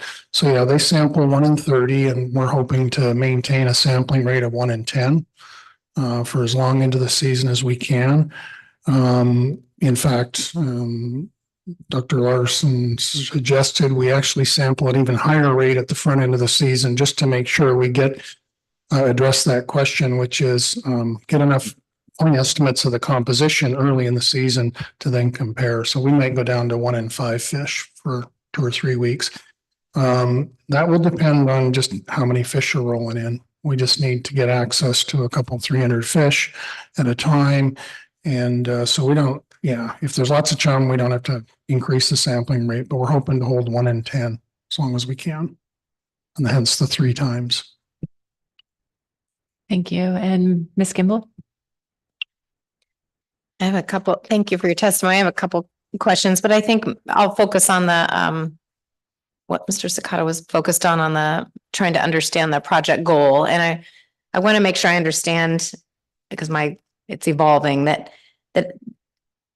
the intent or your expectation is not that this project could support something like alternative 3. I don't know if you're familiar with the alternatives, but that was like a dream of having a cap on Western Alaska chum that you could manage in season, and the fishery would only have a cap on Western Alaska component of the bycatch. And I think what I'm reading here is this is not anticipated to support that. This is more of a signal that could then affect effort or potential restrictions in different stat areas run by the IPAs. This is not at the level of trying to be able to implement a cap on a particular component of the bycatch, which goes down to the individual vessel level. Yeah, so there's 2 parts to it. Can we inform the fleet and managers how many Western Alaska chum salmon have been caught in the inshore fishery? Weekly. Yeah, we can. We can have a weekly and a year-to-date sum of how many Western Alaska fish have been caught. The mechanics of trying to allocate that to vessel would be impossible, short of us, sampling practically every last fish that comes into shore and keeping track of it by vessel, by delivery, and so on. So the practicalities of imposing one down to the vessel level are pretty high. You'd have to, but in terms of knowing within a season how close you're getting or how far along you are in Western Alaska catch, that is the concept of doing weekly and year-to-date estimates. So you would know whether you're in a good or bad year well before the season's over. And Ms. Vanderhoven? Thank you, Madam Chair. Thank you, Mr. Link. I guess I'm thinking a little bit farther ahead than the first year. And you noted the interannual variability, and I'm a little concerned then about if you've given any thought to how many years of data you think we would need to better be able to actually say something about the in-season samples, and thinking about then too, in our genetics report, their inability to process additional samples because of the cost, and at what point sorry, I'm kind of lumping two things in here, but long-term look, at what point you think you might be able to estimate the cost if the program were to continue going forward? I think you have 2 years of funding, if I remember correctly. Thank you. Through the chair, Ms. Vanderhoven. Okay, how many years might be needed? I guess, until we start to measure it, I don't know how long it would take. We're trying to do it with 10 or 15 years of data sampled at a much, much lower rate. So the NOAA folks have been forced to try to make those kinds of inferences with a fraction of the number of fish. This project would give them a lot more fish to work with. Over time, we'd find out if there really were any spatial and temporal patterns in the data. It's going to occur a lot sooner than it has been when you sample such a small number of fish. So this will accelerate it, but it will depend on how variable, how much variability there is and what the results are. But the idea is to start doing a lot more fish and see what we learn. In terms of the funding, we've raised the money here so far for this first couple of years from the state, provided a legislative grant, and we put a lot of money into it ourselves. Until we get 2 years under our belt and figure out how we can economize, I don't know how much it's going to cost on an ongoing basis. But, even just for BBDC alone, this project is important enough that I think we'll see it gets done in some way, shape, or form. And these questions about, well, it's going to cost too much and maybe we shouldn't do it. That's not your question, but people have said it. I guess we'll cross that bridge when we come to it. But this is the costs are relatively low compared to the importance of the issue. And I know that we've spent more money talking about this project than we've spent on the project. So the costs are low relative to the importance of the issue and what it costs to talk about it at these meetings. Thank you, Mr. Link. You mentioned potentially being able to provide an update in October. I just want to clarify that would just be an update, not necessarily when you would anticipate, all of your results having been fully analyzed. Or did I misinterpret that? Well, we'd like to give as much information as we can at that time. So we won't have the NOAA's samples analyzed, so we won't be able to compare and contrast the results from this project to those. We could do that in April of next year. But we hope to provide some results. Assuming we're successful, we'll have weekly stock comp estimates, and we'd like to present those. There'll be caveats around them, but that work generating those weekly estimates will be performed over the course of the summer. So a lot of it will be in hand, and will we slice and dice the data as much as Patrick and Wes can do? No, we won't be able to, like in their April presentations, but we should be able to provide a sense of how successful we were at sampling fish, what the estimates look like, how, with recommendations on what to do different in the following year and so on and so forth. So it'll be a provisional or a postseason report with a bit of data, bit of results. Thank you for that. Appreciate your testimony. Thank you. So our next testifier is Jackie Boyer, and there will be no questions during this testimony, followed by Shannon Adams.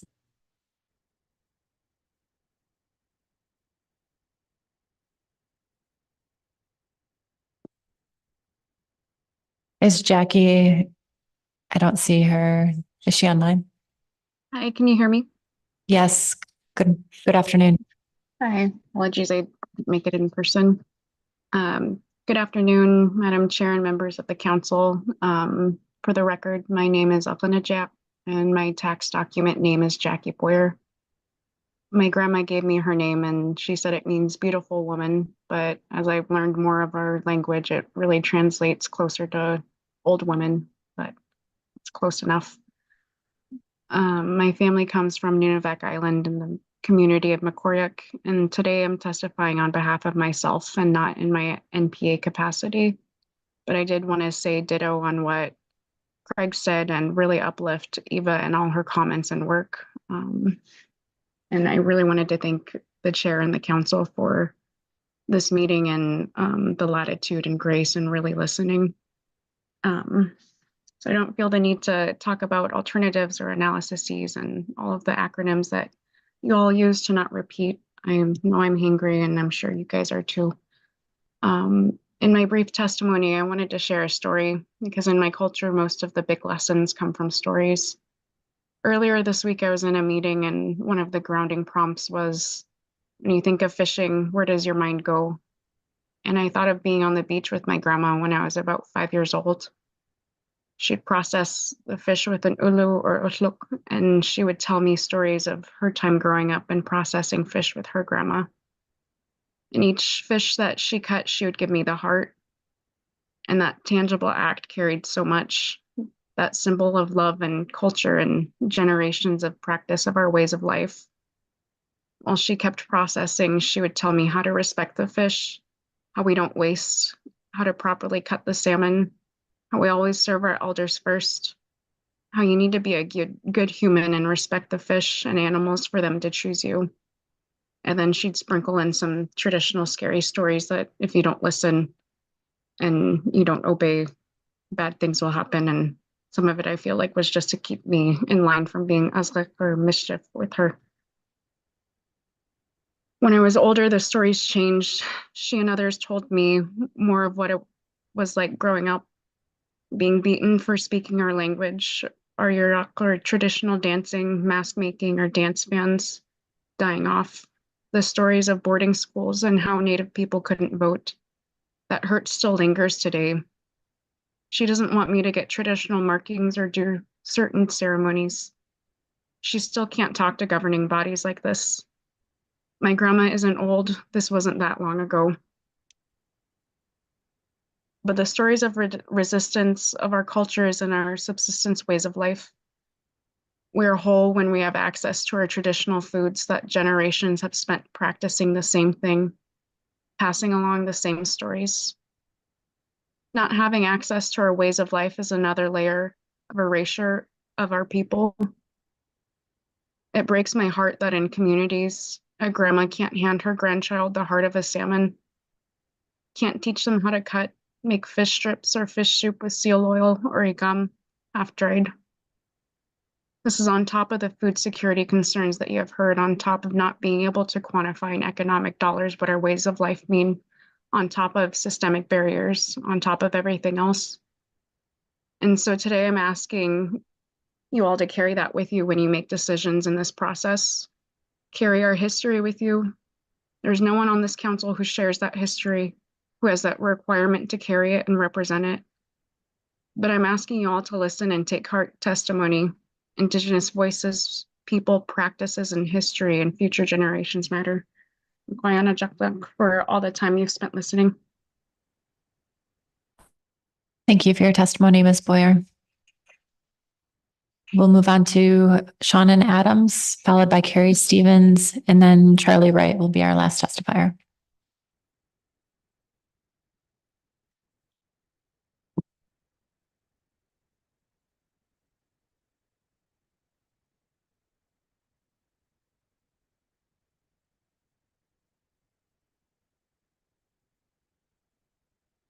Hello. Hello, good afternoon.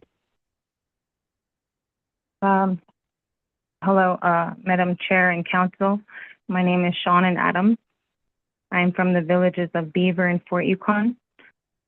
I will just start off and go from my heart and address the crisis we are facing to our people along the Yukon River. For years now, we have not been able to fish for our salmon, and it is hurting us in so many ways. Spiritually, as Native people, and our ceremonies, potlatches, our health, I could go on. If our salmon is threatened, our way of life is threatened. I have 4 children, and for years, all they could do is hear about our salmon, and I could not physically show them how to process it in our way It is our soul food, our medicine. It is hard to understand the importance of our salmon unless you live the way we do. Living subsistently is mainly dependent on our land and water for our food. I cannot even explain the cost of having to wait for planes and for freight to ship food over. The extreme amount of money it is to ship food to our villages. Yes, I am frustrated because I have to explain in the short time how important it is to protect these salmon so they can come back to the Yukon safely. Our people depend on the salmon. We are just a drop of water in the vast ocean compared to the commercial fishing. We fish to survive and to keep our culture alive and to pass it on. Commercial fishing and trawling, this is the opposite way. It is to fill wallets. Please take into consideration how important it is that our values, our traditional knowledge is so important and precious. We need to pass this on to our children. My kids are too young to even understand this issue. So here I am today. I have to stand and be the voice for them, their future, our knowledge, our values, our way of life as Native people. It is our identity. So in conclusion, we need a hard cap on chum bycatch and to give the salmon a chance to come home through a conservation corridor because every salmon counts. I'd like to thank you for giving me a little time to speak on this. Even though our way of life cannot be summed up into 3 minutes, I want you to understand how beautiful our people are and how we're raised, and salmon being a huge part of the cycle.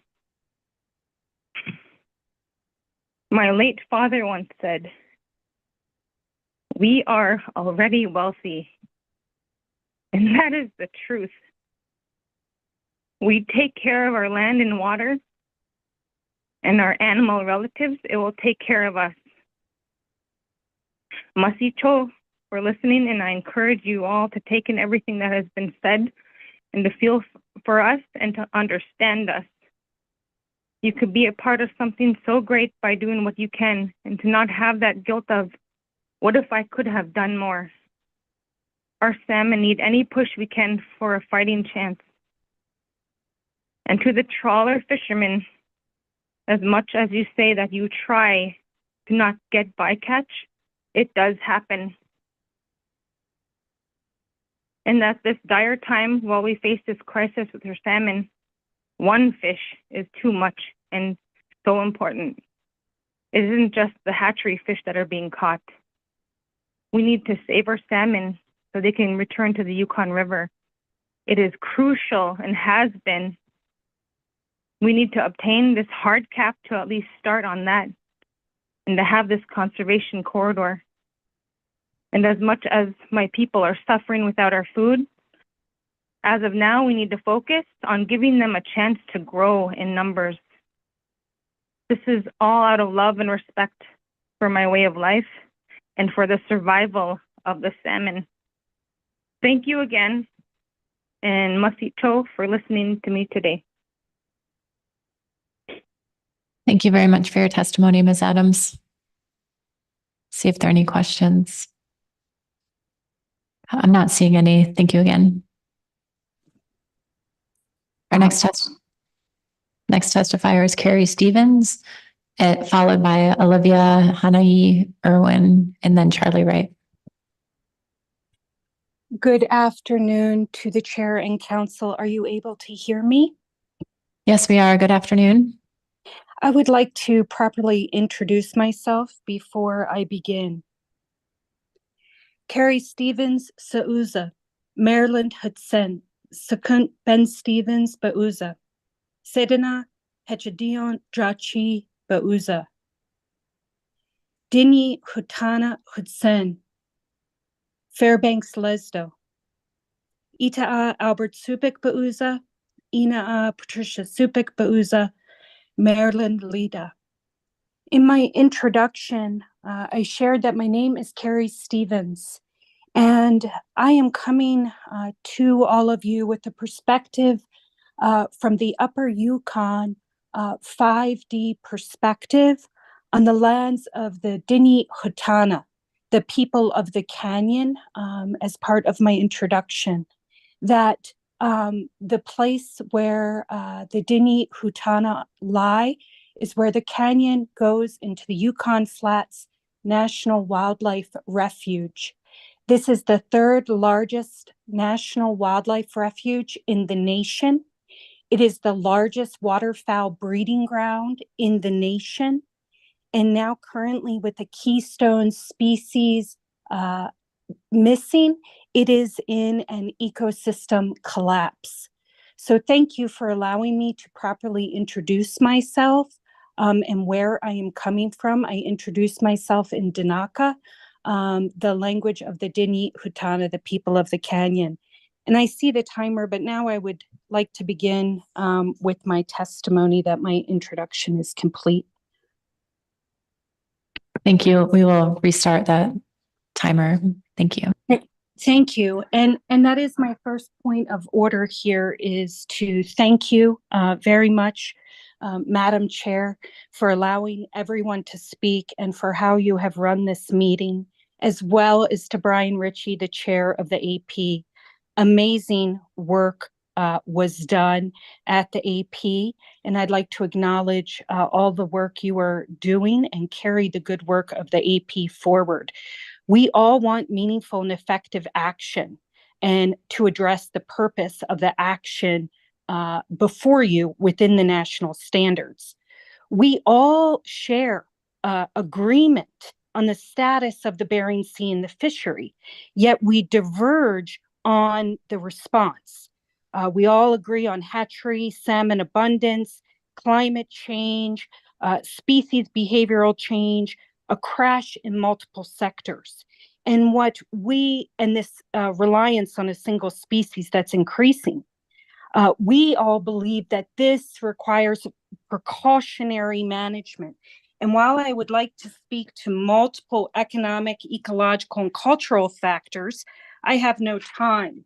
The DEIS and SIA, as stated, are completely unbalanced, with the staff even acknowledging the level of conjecture in the economic impacts forecasted on industry in its current form. I really do appreciate the staff, but what I'd like to make recommendations to is a more inclusive and imbalanced DEIS and SIA and your alternatives before you. The first point that I want to reiterate was made this morning by Mr. Rourke, that we need long, stable time series. We need a comprehensive analysis of the wild chum salmon fishery from gravel to gravel aspects across their entire life cycle and ecosystem. This is currently missing, including direct enumeration of stocks, escapement, bycatch, subsistence, and commercial harvest from 1976 to present. This should also include an assessment of the health, including the age, sex, and length of the wild chum salmon fishery over time. Not only are there less fish, there are smaller fish. And so this speaks to the critical nature, as raised by CritFic, of discrete spawning populations, and when a species is facing extinction, how every salmon counts. So again, that long table, stable time series Mr. Rourke spoke to. I'm trying to talk very quickly, Madam Chair. We need direct enumeration without percentages. This allows for a more balanced viewpoint of data than diminishing chum salmon bycatch as minuscule percentages of your metric tons. That is desperately needed. This comprehensive historical review should adequately analyze the cumulative impacts of chum salmon bycatch and the current available discrete spawning populations. This will illuminate your future impacts of your decision making. And again, as Mr. Rourke stated this morning, historically, we have not taken accountability. I want to thank NIMPS for their letter. in alternative 2.1, I believe only 200,000 and below should be evaluated at all levels of abundance. You are only measuring 1 in 30 fish. We need that low cap, and everything above that does not meet what is before you as a work product to actually impact chum salmon bycatch. I have a few last points. The IPAs and alternative 4 have had decades to get it right. And I think that in the analysis, you should include what is the broken public trust with industry to police itself, as we saw in Board of Fish Area M. And lastly, I highly encourage the inclusion and continuation and analysis of alternative 5, the conservation corridor, with, again, that gravel to gravel, full comprehensive approach. I really hope that those of you sitting there in my closing last comment here, representing the state, ADF&G, U.S. Fish and Wildlife Service, NOAA, NMFS, and other states, uphold your legal responsibilities here to those you serve. As we know, the state of Alaska has a subsistence priority and to feed Alaskans over all other uses. And we must follow our Constitution. We must all consider meaningful contribution from your state and agencies beyond serving on the board here, and how you can engage in an integrated ecosystem gravel to gravel approach. The people of the Yukon have given everything. They are exhausting every single avenue to save the last great stock of wild salmon on Earth. They come to you here with full acknowledgement that there are large impacts for what they're asking, but they have no options left, and everyone claims someone else is to blame. Again, every salmon counts. Your 0.00001% is our 100%. We have nothing left to give. Anabasit for the time, Chair, and I'm very willing to take any questions. Anabasit. Thank you for your testimony, Ms. Stevens. Mr. Mesereau has a question. Thank you, Madam Chair, and thank you for your testimony, particularly as far down the list as we are. I'm sure you've been standing by for quite some time. Ms. Stevens, my question for you is, you used a word and I didn't know what it meant, and I think it's important to try to understand each other. And the word you used was something about enumeration of salmon, and if you could just help me understand what you were asking for there. I'm sorry, I'm a fisherman, and I think that term was not one that I'm really familiar with. Thank you. Through the chair, thank you, Mr. Mesereau, for the question. And if I may, I will try to address it directly in combination with why it is necessary. What I am attempting to state here is that we need the hard numbers of chum salmon, again, from 1976 forward, without ratios, without statistics.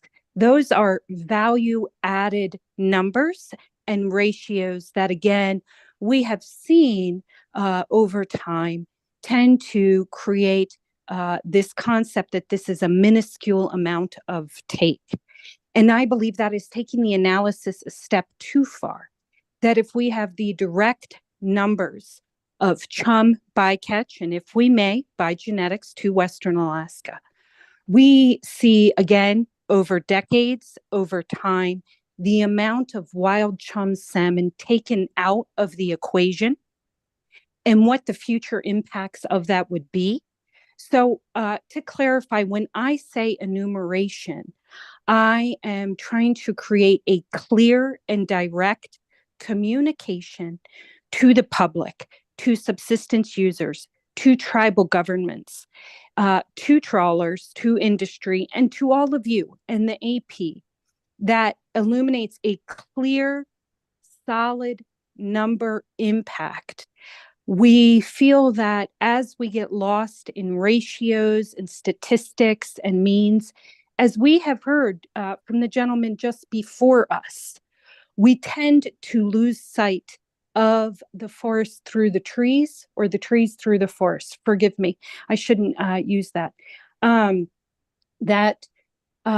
We forget the actual impacts. And again, Mr. Rourke had stated we haven't taken accountability for them. As you would like to regain the public trust in communication with the IPAs, with industry, I think there must be an ownership of that history. That will go a long way. Currently, there's a lack of trust very much in the numbers, in the statistics, in the genetics, because a lie has been promulgated that there's no direct impact and that it is, again, climate change, hatcheries, Putin, even beaver dams, I heard this week, were the cause of the crash. So in claiming this direct apportionment of fish, direct number of fish that have been removed, Mr. Mesereau, I think we create a much clearer picture in the DEIS and the SIA. Again, Anna seat for the question. Thank you for joining us this afternoon, Ms. Stevens. So our next testifier is Olivia Hanahi Irwin, followed by Charlie Wright. Hi, Madam Chair. Can you hear me okay? Yes, we can. Zan Hazoon, Olivia Sauza, Dahun Danaka Hidle, Hanahi Seazni, Inaa, Gretchen Sumter Irwin, Bauza, Halaila A, Yich Itaa, James Timothy Irwin, Halaila A. Thank you, members of the council and councilwoman. I really appreciate the opportunity for our tribal members to introduce themselves fully. I was just able to introduce my parents, and in many testimonies, I have to leave that out, which is breaking protocol. So I appreciate that opportunity. My name is Olivia Hanahi Irwin. I am co-chair of the Minto Nenana Advisory Committee, Fish and Game Advisory Committee. I'm from Nenana, Alaska, and I'm also a TCC consultant, but today I'm speaking on behalf of myself. On October 17th, I became an orphan. My mother passed away from a long journey with cancer. In June, I have the opportunity to go back to her home state of Missouri and celebrate her and honor her life. I get to put her to rest and let go of the grief and celebrate my mom in many ways. For my mother, who was non-native, for her, celebrating her and honoring her means honoring her wishes. However, my father passed away 4 years ago, and I still have yet to have the opportunity to celebrate him fully. I must honor what my ancestors' lessons are and the ceremonies of my Alaska Native ancestors in order to honor my father fully and release him from this world. I pray and apologize to my father for not letting him go yet. I assure him I'm doing all that I can. But it must be done right, or otherwise he'll stay around forever. We make plates for the ones we loved, light them on fire and let them burn. We jar fish to give away to elders and make salmon strips for giveaway. We feed the community baked fish and salmon spread sandwiches when we have the opportunity.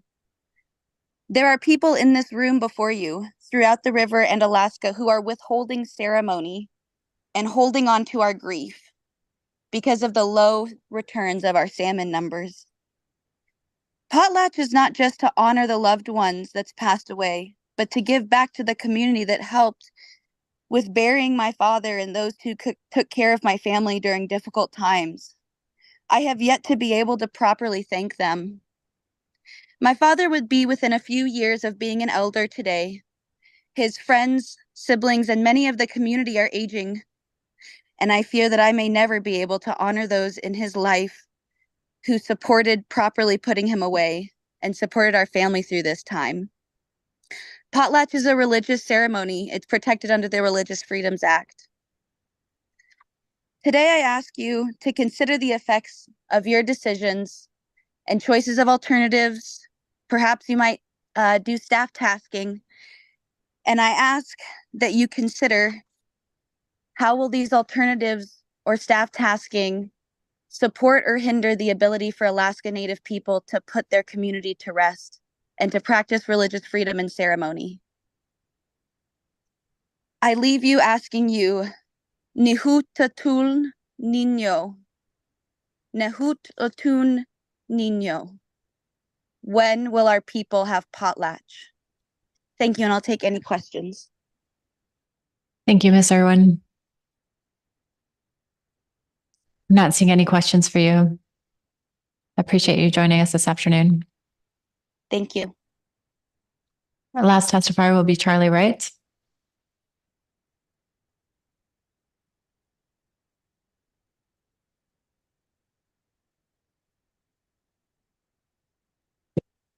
Thank you, Madam Chair. Council members, it's going to take me about a minute to introduce myself here. I wanted to read off a list of boards that I'm on because it's important. I serve on the Yukon River Intertribal Fish Commission, the Yukon Drainage Fisheries Association, my village council, my village corporation, Secretary Treasurer, TCC, work on the advocacy committee. I'm the chair of the Denali Resource Commission. That's a subsistence resource commission. The Eastern Interior RAC, I chair that. On the Yukon River panel, I'm an alternate and I'm the co-chair to the Traditional Knowledge Committee. And I'm on my local AC as the chair. And okay, thank you, ma'am, for that time for introduction. I just wanted to read that list off because all of my work I do is for subsistence and it's for my people so they can eat. I put myself out there on as many boards as I can to do the best I can for my people to keep food on the table, make sure things are fair.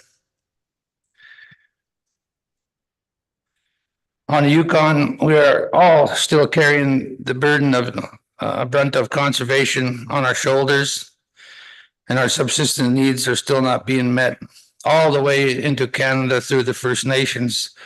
People's subsistence are not being met with salmon when it comes to salmon. And as we know, those people, some of them haven't eaten salmon in 30 years. So this is really hard. In the Gulf of Alaska, the Aleutian area, and the Bering Sea, we all know the kings and the chums migrate together and eat pollock. So we know that they were migrating together when they come through the pass. And I just want to say a little story about that, how they know where they're going. When they come through the pass, they're on their way home. They already know the direction. And that's one of your hot spots out there, Area 1, where they're they're already into running the gauntlet of multiple fisheries, trying to get back into the AYK. On the Yukon River, 200 miles below the Tanana River confluence, these fish segregate from the Canadian fish. They know where they're going.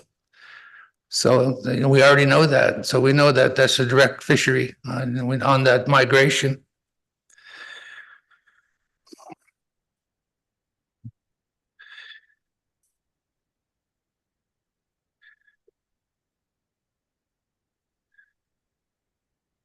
And then an elder at Bethel told me a few years back that out in the sea there near Bethel, the mouth of the Kuskokwim River, in a big direct fishery of 9-inch mesh, they caught all of our 7-year-old kings that were migrating.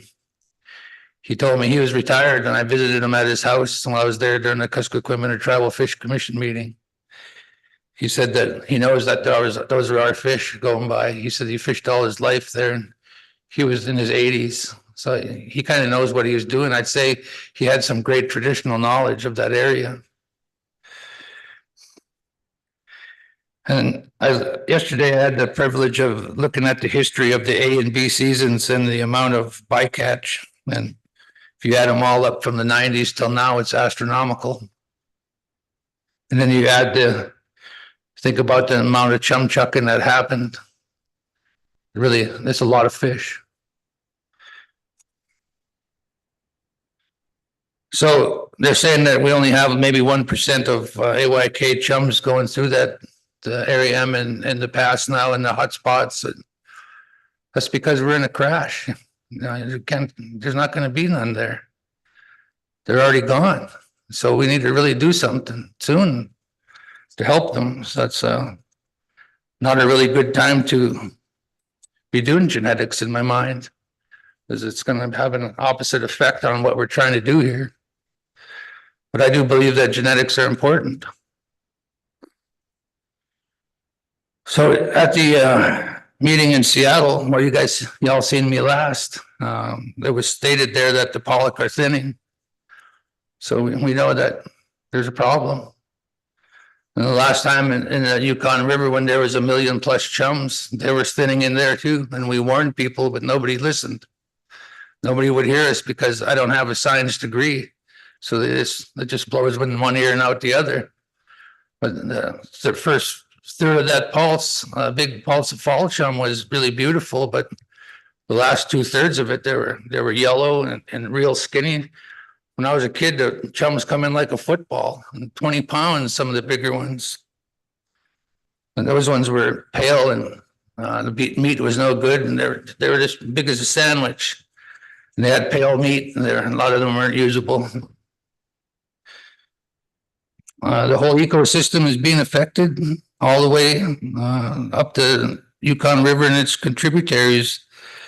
As we know, a lot of animals, birds, and even the bugs are affected on the land. All the way to the spawning ground, there's things are being affected, and all the way through Alaska and into Canada. The wolves are still taking dogs off the chain in Canada. In the last couple of years, it's nearing 20 now. They go right in the yards and take them, and they'll even do it in the daylight.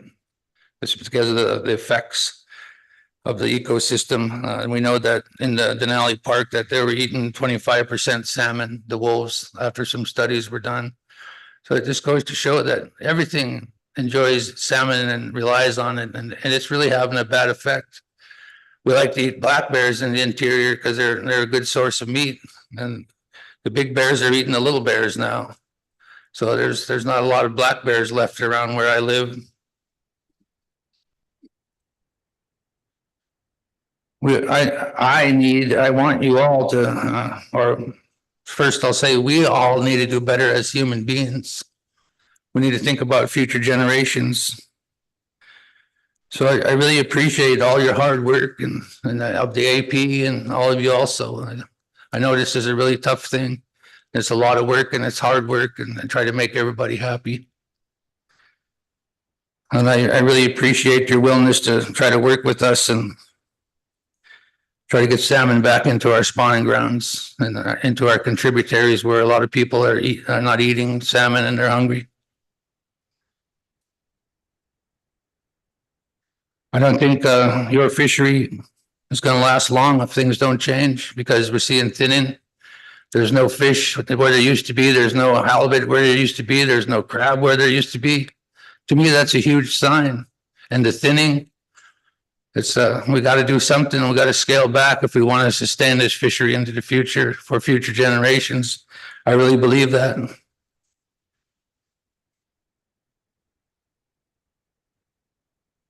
Our way of life is definitely at risk.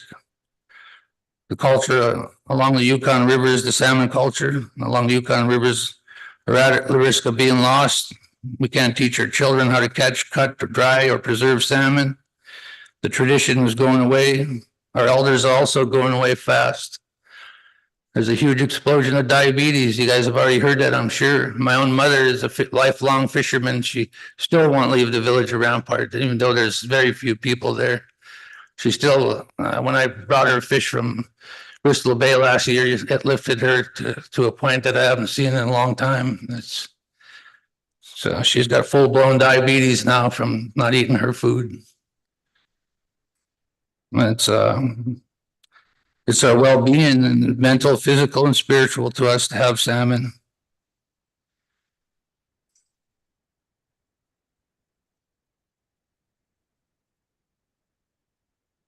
I think that's about all I have today.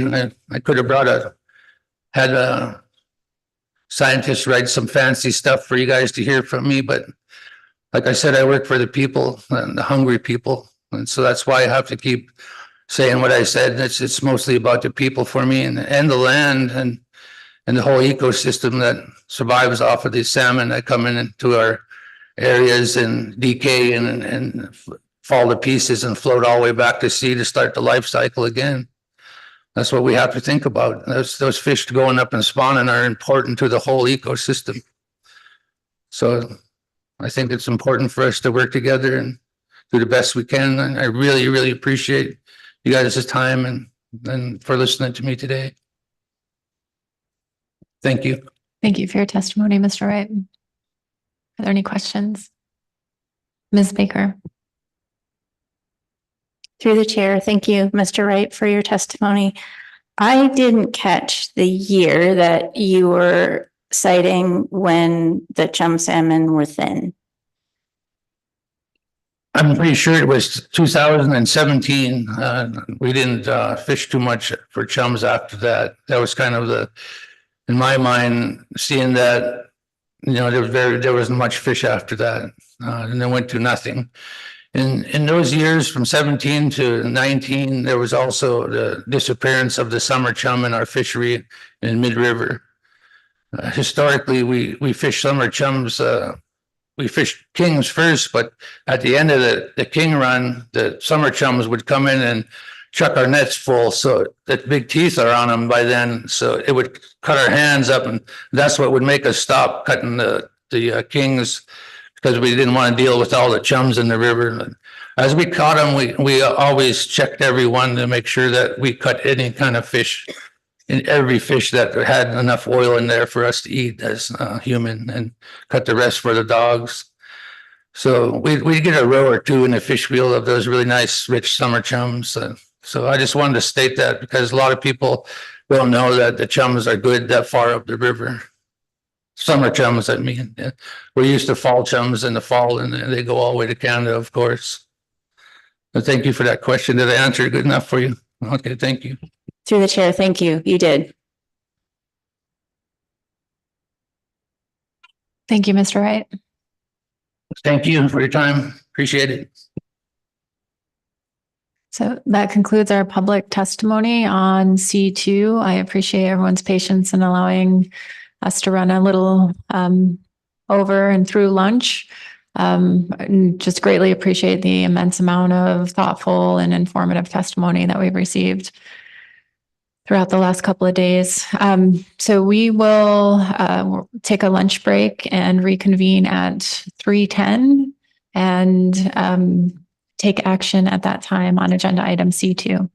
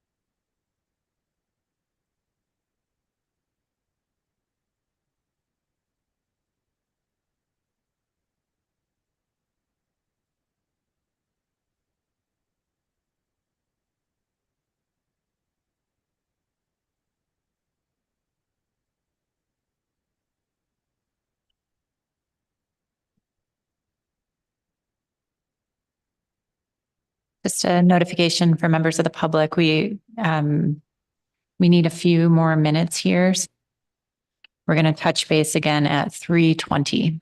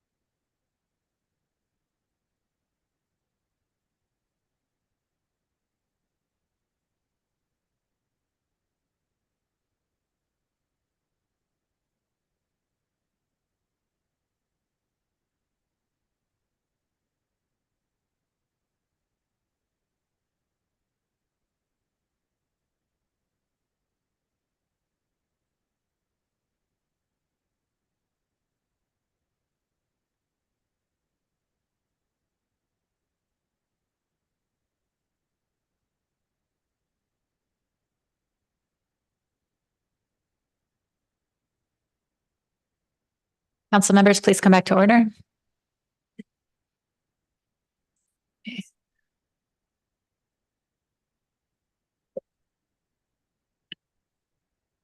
Before taking up action, I think some council members may have had questions of staff.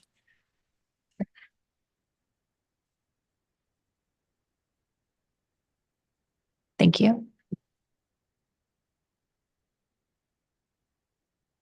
Yes, Ms. Kimball. Thank you, Madam Chair, and thanks for accommodating a little time. We had a lot of SSC minutes and recommendations on this action. And I'm not going to go through all of those, but there were a few that I felt like stood out right in the beginning that I wanted to call out and see if there was any even initial staff response to how you might approach those things. I mean, the very first kind of bolded statements in the SSC minutes are that it's making it extremely challenging to identify definitive and measurable differences in chum salmon conservation benefits among the alternatives, but it's imperative to the extent practicable to do an integrative assessment of whether such benefits could be realized while also evaluating potential impacts from the alternatives relative to national standard guidelines. Those are broad statements. My question is really around the kind of the starting point for getting to those fundamental concerns is how do we analyze status quo? And I think the SSC had a couple different approaches, either it's called in here a quasi AEQ or providing more scale and context around removals compared to other removals or escapement. And I just, I wanted to see if these were things that staff could, I'm not trying to delineate what the staff does, but could act on. Is there enough here for the staff to work on that? Because it does seem like something that's kind of inhibiting our ability to move forward.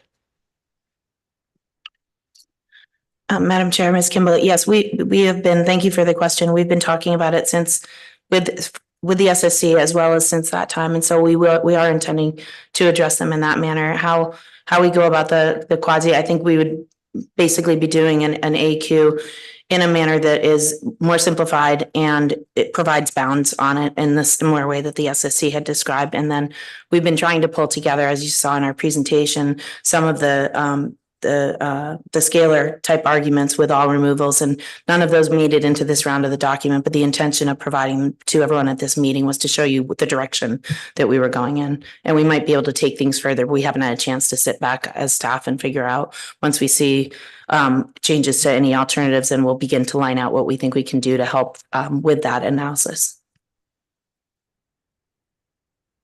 Thank you, Madam Chair. I don't know if other council members had questions on that point. I'll just go to my next one if not. Okay. I think from the bolded statements that I read, and this one I'm having more difficulty getting my hands around because I recognize how difficult it was at this stage to try to discern differences among action alternatives. Are we going to be doing better under this one or worse under this one? But I'm hoping that we can kind of get some confirmation that we have some ideas for the next draft. And I think throughout the SSC minutes, it's really trying to guide us in saying, is there a more concise way that we can put together kind of the most likely outcomes, trends, and impacts in a way that the public and the council could be more informed for decision making? I think one of the things that was brought out was the retrospective tables. I think we heard that from kind of all sides on the level of whether those are informative. And I think, well, they may be informative for maybe chum savings or chum avoided. Maybe they were less informative and maybe misconstruing impacts on other species, other PSC species. So I didn't know if you had any responses to that, because it's a big question of how to move forward and show the most likely trends, even if not a quantitative assessment of those impacts. Thank you through the chair, Ms. Kimball. Yes, we've also been talking about how we would go about doing that. And I think at least the feeling is right now that we would basically be looking at the other PSC species in a different manner of impacts, looking at overall rates, distributions, bycatch, what direction we think various alternatives would cause for that, or the pros and cons of that, but not in the kind of retrospective manner that we did, because it just, I agree that we agree that it breaks down once you get past chum for those, and it's not the most useful way to consider it. So I think we'd be going backwards and looking more at rates per week throughout the bee season, distributions, overall catch and spatial patterns. So I think we're beginning to try to formulate how we would look at those in terms of status quo, and then again, in contrasting across the alternatives based on different assumptions. Thank you. I appreciate that. I think what we heard from both the SSC and stakeholders on really public stakeholders and tribal testifiers was being careful about using those appropriately and not overestimating potential impacts. And then I only have two more. I mean, I'm trying to just highlight some of the big things out of this to see if we can make some progress. But one was on the evaluation of alternative 4.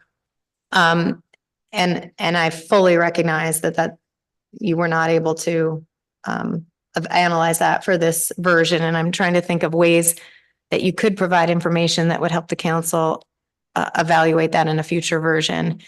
And I don't know if you are willing to talk about whether either that's possible or whether looking at fleet movement or PSC rates and numbers might be something that is more that could come back to us, or whether we really should just expect something very similar to what we saw in this draft. Thank you, Ms. Kimball, for the question. We've had a little bit of time to try and figure out what would be a reasonable approach. And I think if the council has any input on exactly what would be helpful to see, we would want to take that into consideration. But it's certainly possible for us to look at fleet movement at a high level. And we've had a little bit of thought about trying to figure out if there's a way to provide maps that show different distributions of overall chum salmon bycatch, Western Alaska chum salmon bycatch at different periods, and try to look at those rolling hotspot closure areas that have been implemented under the status quo. And there's some different periods in terms of what measures have been put in place for the different sectors and the IPAs. So we'd have to be really specific about that, but I think we have some ideas of where we would go. I only had one more, Madam Chair. I appreciate putting some thought into that. I really didn't know where you might be able to go with that. I think the last one is there's, I mean, a lot of discussion in the testimony we received on things that should be included in the draft EIS, things that should be included in the social impact assessment. And given that we do not normally delineate all of those in a motion, we don't go through what the AP did and list out all the things. I think we come at it as we have a professional staff that's been listening for the full week of testimony throughout every body and is taking notes and figuring out what they can do. I just wondered if I could get some confirmation that is the case. There were a few things that were mentioned repeatedly, and at the risk of starting a laundry list from council members, looking at a longer history of chum stock status, being careful not to just use percentages or ratios, but also enumerate, Andy's new favorite word, enumerate the number of salmon avoided when that makes sense. Those are the things that I'm mentioning that we would never put in a motion, but I'm hoping you can give us confirmation that you're hearing those things to make the document more accessible. And this is all in the name of providing a document for both decision-making and accessibility to the public. Thanks, Ms. Kimball, for the question. Just a short yes. Thank you for that. Other council members might have questions on the SSC minutes. They're very dense, but very informative. Thanks. Thank you. Ms. Vanderhoven. Thank you, Madam Chair. I think my question's actually for Dr. Berry, who's still here.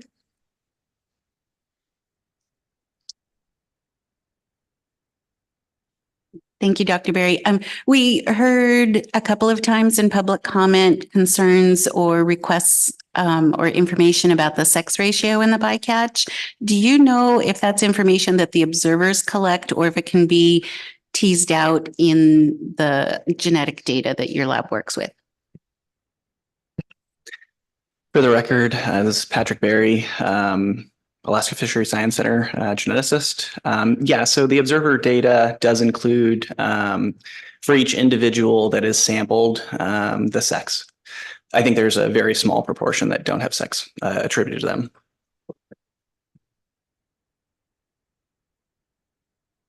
Thank you. Any further questions from council members while we have staff up here? Thank you. Okay, with that, we have taken up all of our presentations. We've heard extensive public testimony. What are the wishes of the council? Ms. Baker. Thank you, Madam Chair. I have a motion that's been sent to staff. I'll wait for it to display on the screens.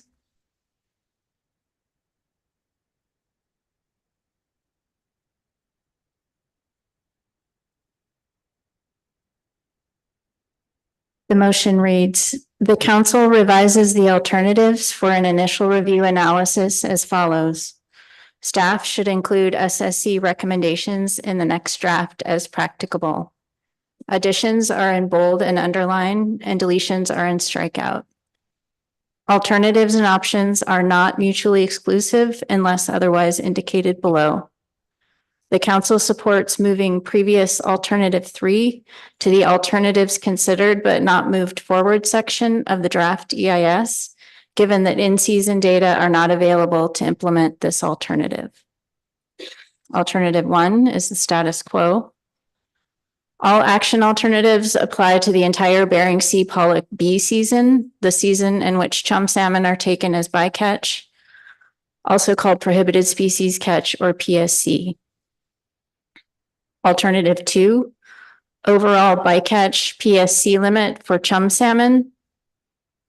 Chum salmon PSC limit based on historical bycatch numbers, range of 100,000 or approximately 17,100 Western Alaska chum salmon to 550,000 or approximately 94,050 Western Alaska chum salmon. All non-Chinook salmon taken as bycatch during the B season would accrue to the limit regardless of origin. PSC limits are apportioned among CDQ, catcher processor, mothership, and inshore sectors using a blended adjusted CDQ bycatch rate as with Amendment 91, with the exception of option 4, based on option 1, historical total bycatch by sector, using the 3-year average, 2020 through 2022. Option 2, historical total bycatch by sector using the 5-year average, 2018 through 2022. Option 3, pro rata 25% AFA pollock allocation and 75% historical total bycatch from 2020 through 2022. And option 4, pro rata based on AFA pollock allocation. The sector limits are further apportioned at the CDQ group and inshore cooperative level in proportion to each CDQ group and inshore cooperative's pollock allocation. Chum salmon PSC can be transferred among sectors, CDQ groups, and inshore cooperatives. Reaching a limit closes the pollock fishery sector to which the limit applies. Alternative 3, overall bycatch or PSC limit for chum salmon triggered by a Western Alaska chum salmon abundance index. Indices based on the prior year's chum salmon abundance. Options below are mutually exclusive. All non-Chinook salmon taken as bycatch during the B season would accrue to the limit based on the range specified in alternative 2, regardless of origin. Option 1, 3-area chum salmon index based on the Yukon River summer plus Yukon River fall run abundance. Sub-options 1,713,300 or 2,781,400. Kuskokwim River composed of the Bethel Test Fisheries CPUE. Sub-options 2,800 or 5,200. Norton Sound composed of summed escapement for the Snake, Nome, El Dorado, Quinnipiac, and North Rivers and total Norton Sound harvest. Sub-options 57,300 or 91,500.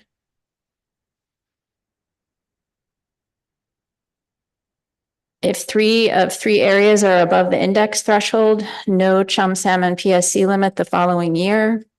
If 2 of 3 areas are above the index threshold, chum salmon PSC limit the following year is sub options 100,000 to 550,000. If one or no areas are above the index threshold, chum salmon PSC limit the following year is 75% of the above limit. Option 2, chum salmon index based on Yukon River summer. Sub options 1,268,700 or 1,978,400 plus Yukon River fall run abundance. Sub options 444,600 or 803,000. If 2 of 2 areas are above the index threshold, no chum salmon PSC limit the following year. If 1 or no areas are above the index threshold, chum salmon PSC limit the following year is sub options 100,000 to 550,000. Option 3 must be selected with option 1 or option 2. PSC limits are apportioned among CDQ, catcher, processor, mothership, and inshore sectors using a blended adjusted CDQ bycatch rate as with Amendment 91, with the exception of option 4 based on sub option 1, historical total bycatch by sector using the 3-year average from 2020 through 2022. Sub option 2, historical total bycatch by sector using the 5-year average 2018 through 2022. Sub option 3, pro rata 25% AFA pollock allocation and 75% historical total bycatch from 2020 through 2022. And sub option 4, pro rata based on AFA pollock allocation. Further apportionments and transfer provisions are the same as alternative 2. Alternative 4, additional regulatory requirements for incentive plan agreements or IPAs to be managed within the IPAs. Establish the following IPA provisions in regulation. Incorporate industry proposed measures developed to further prioritize avoidance of areas and times of highest proportion of Western Alaska and upper middle Yukon chum salmon stocks and analyze chum salmon avoided and operational trade-offs. Include in the IPA regulatory language at 50 CFR 679.21 the following additive changes. These requirements would be added to the existing federal regulations for IPAs at 50 CFR 679.21, paragraph F12, and the annual reporting requirements at section 679.21, paragraph F13 would still apply. 1, require the pollock sectors to describe in their IPA how historical genetic stock composition data is included in chum salmon avoidance measures. 2, require the pollock sectors to describe in their IPAs how they monitor for potential chum salmon avoidance closures more than once per week. 3, require the use of salmon excluders for the duration of A and B season. 4, require the pollock sectors to develop chum salmon vessel outlier provisions and implement within their IPA. 5, require IPAs to provide weekly salmon bycatch reports to Western and interior Alaska salmon users to allow for more transparency in reporting. And 6, require the pollock sector IPAs to prohibit fishing in bycatch avoidance areas for all vessels, regardless of performance, when ADFG weekly stat area bycatch rates exceed 5 chum per ton of pollock for CPs and 3 times the base rate for CBs and the mothership sector. Alternative 5, in-season corridor cap. PSC cap on total chum salmon in corridor area during June 10th to August 31st. Cap range of 50,000 total chum salmon, approximately 8,550 Western Alaska chum salmon, to 200,000 total chum salmon, approximately 34,200 Western Alaska chum salmon. All non-Chinook salmon bycatch accrues to area-specific caps, regardless of origin. If the cap is reached during the time period, the area closes to that sector or sectors for the rest of the time period. Caps and area closures are set in federal regulations. Additional windows for salmon passage and other avoidance measures should be implemented in season through the contracted incentive plan agreements using in-season fishery data and best available genetic data. Corridor area Options 1 through 3 are mutually exclusive. Option 1 is cluster 1. Option 2 is the Unimac area. And option 3 is cluster 2. And if selected, cluster 2 cap is 50,000 or 100,000 total chum salmon, and that is approximately 8,550 or 17,100 Western Alaska chum salmon. Apportionment. PSC cap is apportioned among CDQ, catcher, processor, mothership, and inshore sectors based on sub-option 1, historical bycatch in the area by sector using the 3-year average from 2020 through 2022. Sub-option 2, historical bycatch in the area using the 5-year average from 2018 through 2022. Sub-option 3, pro rata 25% AFA pollock allocation and 75% historical bycatch in the area, 2020 through 2022. And sub-option 4, pro rata based on AFA pollock allocation. And further apportionments and transfer provisions are the same as alternative 2. And I'll highlight the footnote at the bottom of the page defining cluster areas, the cluster 1 and 2 areas and the Unimac area. And with that, Madam Chair, I'd be, is there a second? With a second. Thank you, Mr. Sakato. Ms. Baker. Thank you. Lost track of where I was for a minute there. So thank you, Madam Chair. I'll try to walk through the components of this motion briefly. I just would first off like to thank the staff for all of the work done and just join other council members and the public in expressing our appreciation for all of the information provided. Again, the fact that my motion is proposing that we go forward for another initial review is not a reflection on the work done by staff, but I think just indicative of the difficulty of this action and the complexity of the management action in front of us. So I'd also like to just really extend my thanks to the AP, SSC, and each person who provided testimony on this issue previously. And overall, with this motion, I've tried to incorporate the broad diversity of perspectives from those that are affected by this action into the alternatives being analyzed. We heard from Alaska tribal members about vital individual, cultural, and spiritual relationships with salmon in Western and interior Alaska. We heard from pollock fishery participants in the harvesting and processing sectors, and from fishing community representatives where pollock is landed and an important part of community economic activity.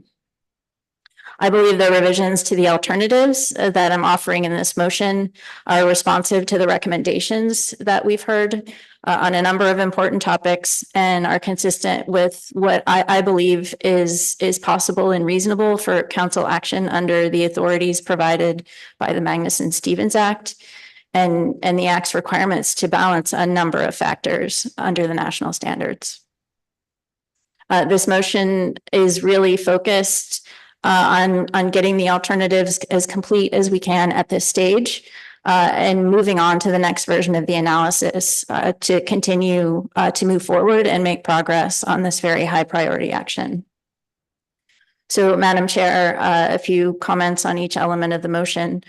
With alternative 2, I've responded to AP recommendations and as well as extensive public comment that the council should reduce the lower range of a hard cap limit on chum salmon bycatch in the pollock fishery. The limit proposed in my motion of 100,000 total chum salmon would provide for a cap on chum salmon PSC that is lower than the average values found in the variety of time ranges included in the analysis. And so would, in my opinion, be a reasonable alternative to look at and would indeed be a reduction in average PSC by many of the values that we're referencing. I recognize that the AP did recommend a lower PSC limit. And I certainly did consider that, and we heard a lot of testimony in favor of that lower PSC limit. I think with the analysis that we have in front of us and previous analyses indicating that very low PSC limits are effectively zero PSC limit and would close the pollock fishery and therefore would not be practicable under the Magnuson-Stevens Act in my estimation. And I think it's just best to be transparent at this point and put in a limit that I think should be analyzed, which is 100,000. And that is what I consider a reasonable range of alternatives for the council for this analysis. Alternative 3, as I mentioned earlier, I'm recommending that we remove the previous alternative 3 for, as Ms. Kimball mentioned earlier, the dream of a cap for PSC just on Western Alaska chum salmon PSC. And just to provide a little more contrast in the alternatives, what I'm suggesting here for alternative 3 is that we have a specific alternative with an overall bycatch or PSC limit for chum salmon that is triggered by Western Alaska chum salmon abundance index. And I wanted to speak to a couple of different things in the motion I'm proposing here.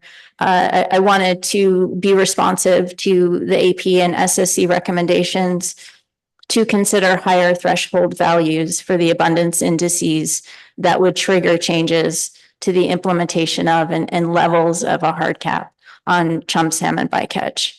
In option 1, which is the 3 area index, I provided 2 threshold options for each area. And for consistency, I've selected the same threshold options for each area in that the threshold would be the 25th and 50th quartile for 1992 through 2022 and rounded to the nearest 100. And just as a reminder, with 1/4 or 25% of the values are less than or equal to the 25th quartile. And the 50th quartile is the median where half of the values are higher and half are lower, just for reference points there. And so those are options.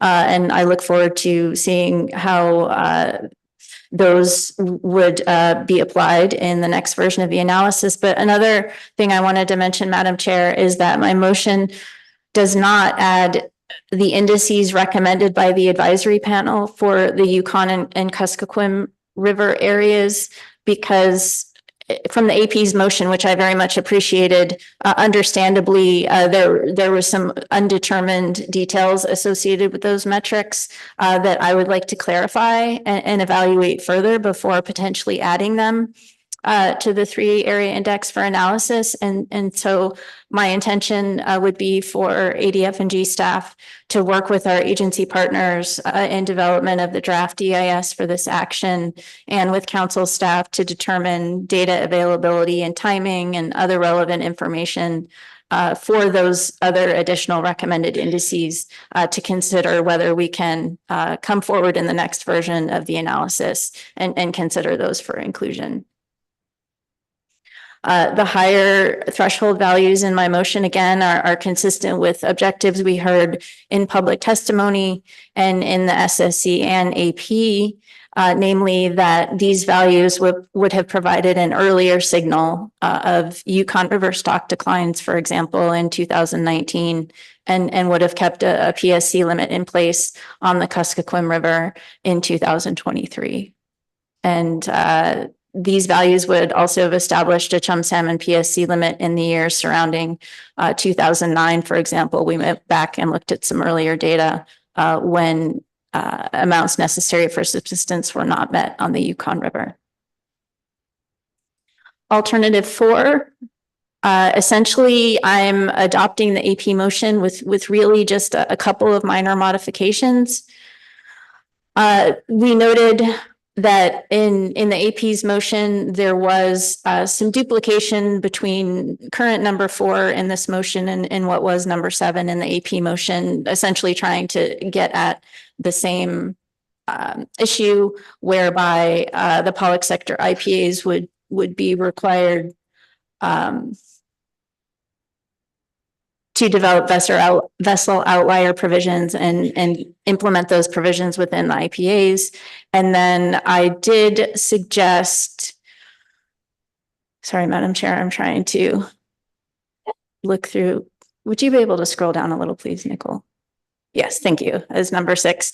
The other change that I made in this motion from the AP motion was in number 6. The AP motion had specified a regulatory provision to require the public sector IPAs to prohibit fishing in the bycatch avoidance areas for all vessels, regardless of performance, when a threshold for the catcher processor sector exceeded 5 chum per ton of pollock, and the catcher vessel and mothership sectors had also developed a similar measure, and I just added that in there for the 3 times the base rate for those sectors. And Madam Chair, just again a note, I've picked up with the help of staff. I really tried to highlight in the introductory language to these additional provisions that we're recommending be moved forward for evaluation to be included in the IPAs is that I understand there's a lot of there's been a lot of discussion about incentive plan agreements and potential lack of transparency or lack of clarity on how they operate. And I think it's just really important to be clear. Federal regulations do describe the types of provisions that must be included in IPAs currently, and the proposed IPAs do go through an annual approval process before they can be implemented, and adherence to the management measures contained in the IPAs is not voluntary, and each IPA includes strict penalties that are enforced through contractual agreements. And so that's why there are regulatory references here. There are IPA requirements in the current regulations. We're looking to supplement and strengthen those in this action here. But I thought it was important to take a moment, Madam Chair, to highlight these regulatory requirements, because I want to be clear that I have heard the significant amount of input and perspective that the IPA operations lack transparency, and that we should address that through this action. So I do anticipate that the council through this action will evaluate ways, as I said, to strengthen those regulatory provisions related to chum salmon avoidance in the pollock fishery. Moving on to alternative 5. I have really picked up exactly the approach put forward by the advisory panel for time and area closures. And I just want to express my appreciation to the advisory panel for putting forward this concept. Sure, the AP suggested an alternative to consider time and area closures, times and areas for closure to maximize avoidance of Western Alaska chum, and or a regionally specific cap prioritizing genetic cluster area 1 to enact a conservation corridor for Western Alaska chum salmon. And we have, because we again need to build out alternatives that can be analyzed. I want to be clear, there was limited data with which to develop this alternative further. In terms, there was some historical data by these areas, thanks to work by the staff, and some supplemental data provided as well to look at some historical catch in these smaller areas that are clearly have higher proportion of Western Alaska chum salmon, of the chum salmon caught in those areas. There's a high proportion of Western Alaska chum really focused in these areas that I'm proposing for the regional capped corridor. Cluster 1, the Unimac area, which is a subset of cluster 1, and then cluster 2. And those areas really stand out to me in the data that I was looking at in terms of the proportion of Western Alaska chum salmon. And again, looking at some of the historical data, I am proposing that for cluster 1 and the Unimac area, we look at caps in the range of 50,000 total chum salmon to 200,000 total chum salmon. And for cluster 2, the cap range is 50,000 to 100,000. And again, that's based on very preliminary data that was not prepared for this purpose. And I fully expect, if this motion is approved and the analysis comes back, that the council will be able to take a thorough look at that information. Those might not be the right areas. We may be able to find better areas, finer scale areas, and those we may need to look at different numbers for the caps. I was trying to get an alternative fleshed out for the council to look at in the next version of the analysis. And because this is a cap, there is a specified apportionment set of sub options. And you'll notice, of course, because we're looking at a smaller area or for a cap, that the PSE cap would be apportioned by historical bycatch in whatever area we'd be looking at. That's cluster 1, the UNIMAC area, or cluster 2. And Madam Chair, I think those are the high points I wanted to hit. I would be happy to answer any questions. Thank you, Ms. Baker. Are there any questions on the motion? Ms. Kimball. Thank you. Thank you, Madam Chair, and thank you, Ms. Baker, for your motion. My question's on new alternative 5 and the time period chosen for that application.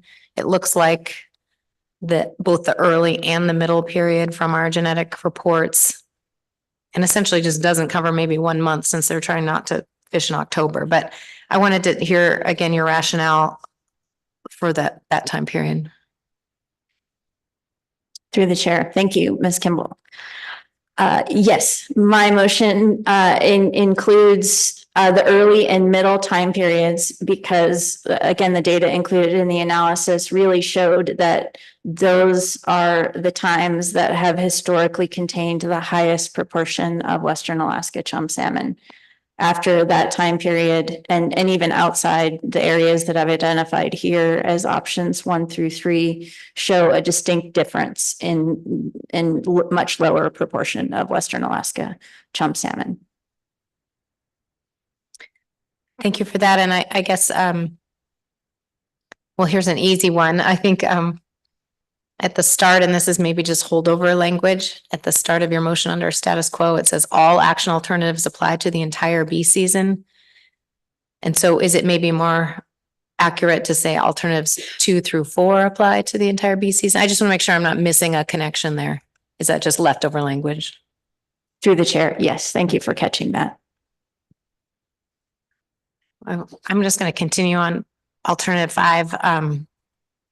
I really appreciate, and I think I tried to figure this out as well on the available data that we had. We had a letter from Yukon Intertribal Fish Commission that identified 2 particular stat areas that they were interested in. I've talked to others that are identifying 3 or 4 stat areas that might be better helping to identify a corridor. So I wondered if you could be really clear about, is there a level of data to be provided? I'm thinking Western Alaska chum rates by stat area, by year, or something that where we could take this and have the AP and the public look and have the data in front of them to try to identify better an area if it should be more refined than these bigger clusters and UNIMAC. Is that the kind of the level of data you might expect in order to refine this in the future? Through the chair. Thank you, Ms. Kimball. I think it seems like that data could be provided, and I think it would be helpful to have the data at that level to try and take a look at the framework option caps we've provided here and the specific areas that we've looked at to try and evaluate appropriate areas and cap limits.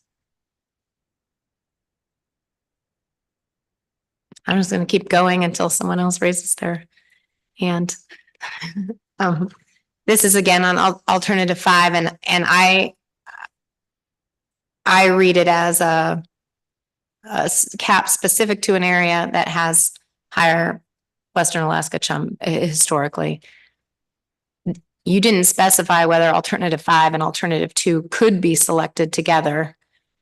You didn't seem to preclude that option. That's maybe my first question. My second question is just the public perception of how those might work together. They are not additive caps, is my understanding, where you'd have a cap in one area of 50,000 and a cap overall of 100,000. So now your cap's 150,000. That's not how I read this, but I just want to be abundantly clear that that is not how you intended.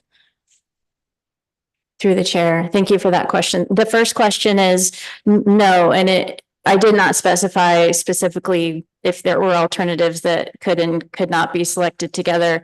There's a statement at the beginning of the motion that says all alternatives and options are mutually exclusive, are not mutually exclusive unless otherwise indicated, which means in theory, yes, the council could select alternative 2 and alternative 5 at final action. And if that were the case, Ms. Kimball, your understanding is correct.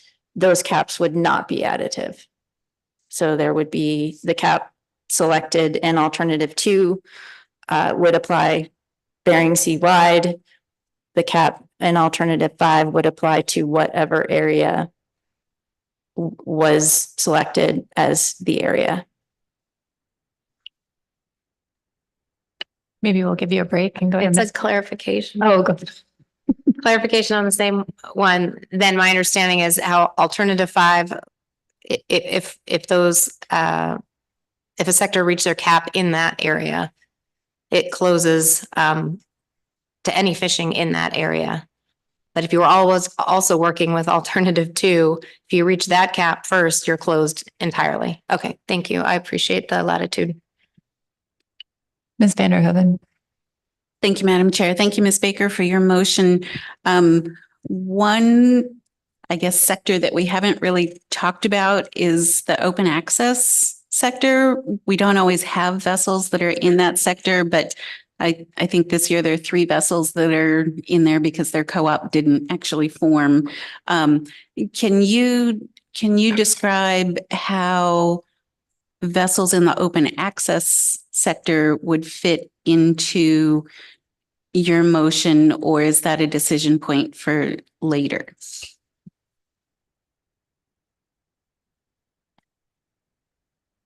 Through the chair, Ms. Vanderhoeven, I think that's an excellent question. I am not remembering under amendments 91 and 110 exactly how the council addressed that issue, and therefore I have not directly addressed that issue in this motion. And so I guess if this motion passes, that is an excellent point, and I would hope that it could come out in the next version of the analysis for the council to address in a future version. Thank you.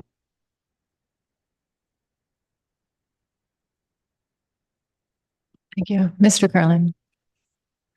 Thanks, Madam Chair. And thanks, Ms. Baker, for the motion. So I think you addressed this in your rationale regarding alternative 5, but I just want to go over it again. This has to do with the cap numbers, and you noted that the areas and numbers may need to change, be refined once we see the analysis. So your motion indicates that the PSC cap options under alternative 5 are for total chum of any origin caught in the different corridor areas. And given that the corridor areas presumably are meant to represent areas where we'd expect a higher proportion of Western Alaska chum versus Asian chum, it doesn't seem that the PSC limits here under alternative 5 are directly comparable to the numbers under alternative 2. So I was going to ask you, but before hearing your rationale, what your thinking was on these cap numbers, and maybe the answer is they're just placeholders, and we need to figure that out going forward. But I wonder if you could, if you do have any thoughts on kind of why these increments of 50,000, 100,000, et cetera, why you chose those for now, or maybe they are just placeholders. But if you could speak to that, that'd be helpful. Through the chair, thank you for that question, Mr. Kurland. I appreciate that. There was some data available, and I do not have the table in front of me in the analysis, and some supplemental data that staff provided that is not in the analysis that was available, that is not yet available to the public, that I hope would be in the next version of the analysis, to just look at essentially the estimated chum PSC in these areas from, I think, 2011 through 2023. And I essentially looked at the range of total chum PSC in those areas to establish this range. But the range caps, or the range of caps that I have proposed here.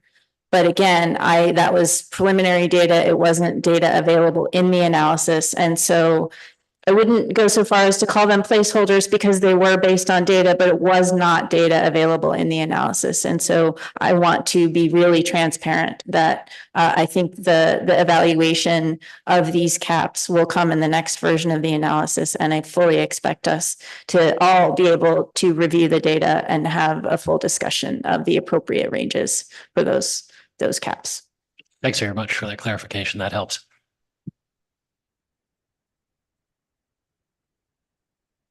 Yes. Mr. Twite. Thanks, Madam Chair. Thanks, Ms. Baker, for your motion. I'm thinking initially I was thinking a little bit about the interplay between alternative 5 and alternative 4. And I'm wondering if I were trying to craft further detail on what an IPA would look like in alternative 4, I think I'd want to understand how much latitude alternative 5 even leaves for an industry crafted and managed approach to maintaining corridors, to establishing and maintaining conservation corridors for chum. And so I'm wondering if you can provide a sense of your thinking of how that interplay works between those two, and what sort of what room alternative 5 even leaves on the table for a corridor that would be developed through the IPAs that's still obviously enforceable, but is potentially more readily adaptable as well. Through the chair. Thank you for the question, Mr. Twite. I'll have to admit that the way I'm thinking about it might be fairly simplistic, but here I'll give it a try. We heard a lot of testimony about the conservation corridor windows or the time area closure concept. And I most clearly heard this concept as a time area closure. And I think we've had a lot of discussion at the council on this and other agenda items that, unlike the state salmon fisheries that we talked about, that essentially use openings and closings, and in some instances time area closures along with those openings and closures to achieve objectives similar to what we're trying to achieve here, because of our management of the pollock fishery, because it is a limited access privilege program and there are operational constraints. We do not manage it as a pulse fishery in terms of the time area closures. And so to try and regulatorily manage the corridor aspect of the dynamic corridor aspect of it, in terms of what fine scale areas would be closed to promote avoidance of chum salmon within the larger area that we're defining in regulations, I think in our federal management system for the pollock fishery could only be done through the IPAs for those dynamic closures. I think what you're referring to and the challenge for the council in this particular action is to balance the cap concept, the regulatory cap concept for a specific area. If a cap is reached, that area is closed, so that time area closure is enforced by regulations. And I think the reason that we're considering that approach is given our very real objective to try and minimize avoidance of chum salmon PSC, and particularly in areas we've identified as having a higher proportion of Western Alaska chum salmon, and really balance the regulatory accountability of a cap and a closure as an outcome of potential high levels of chum salmon, which in these areas are likely to be Western Alaska chum salmon, particularly at certain times of the year. So we're balancing our desire for flexibility in the fleet to use their tools in the IPAs, but understanding that in some cases that might not work. And so we want to have a regulatory check on that to ensure that we're minimizing chum salmon bycatch to the extent practicable.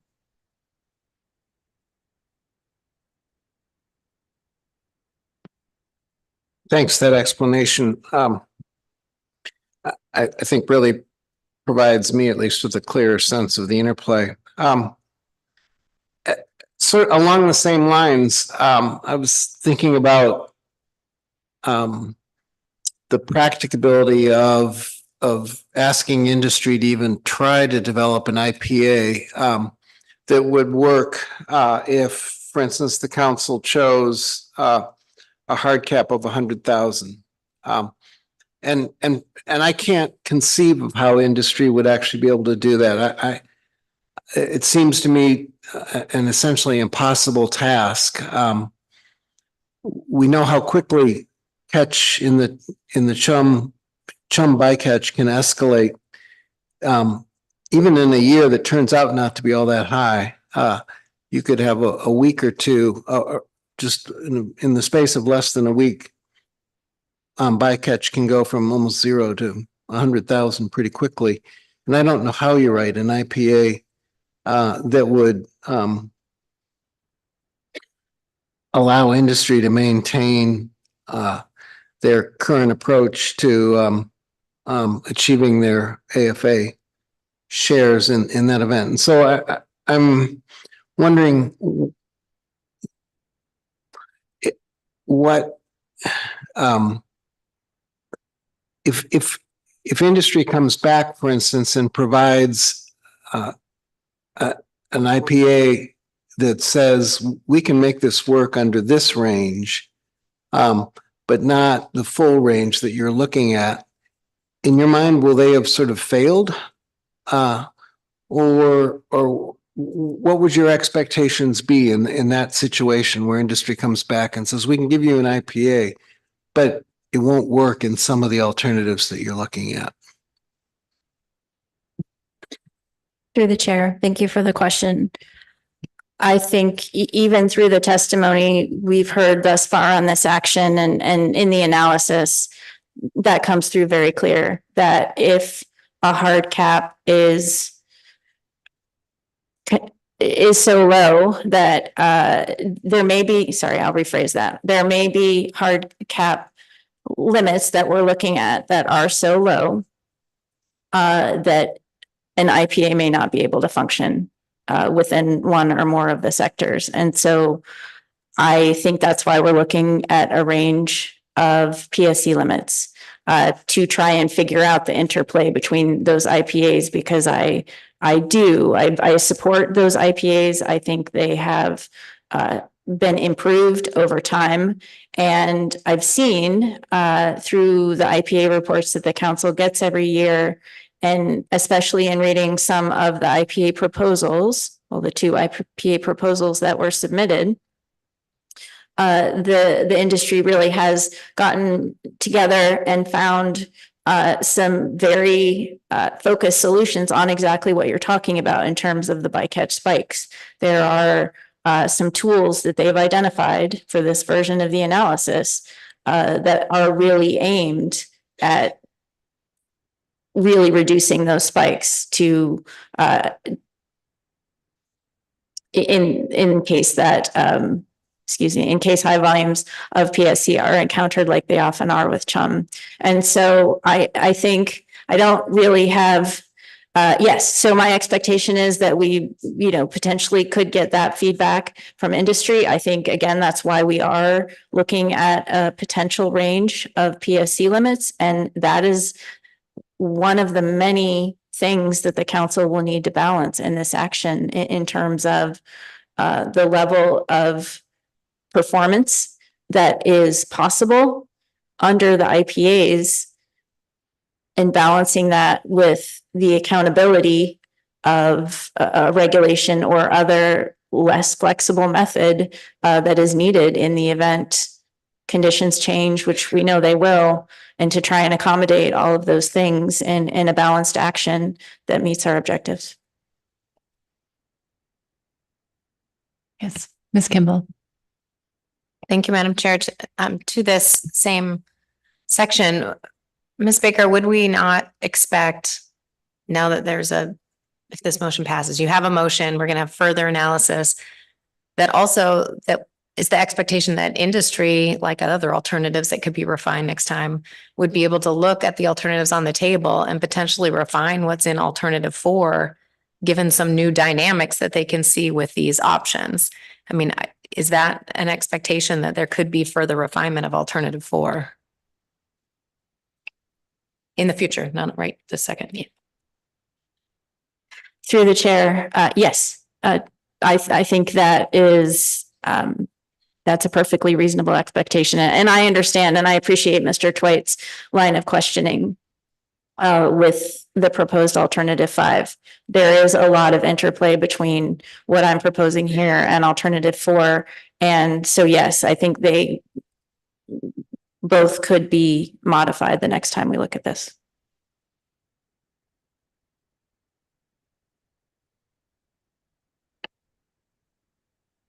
Any further questions?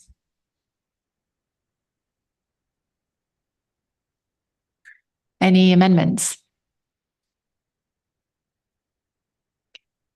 Yes, Ms. Kimball. I had a very non-substantive amendment. On the first page, I didn't send this to staff, where it says all action alternatives under the words status quo.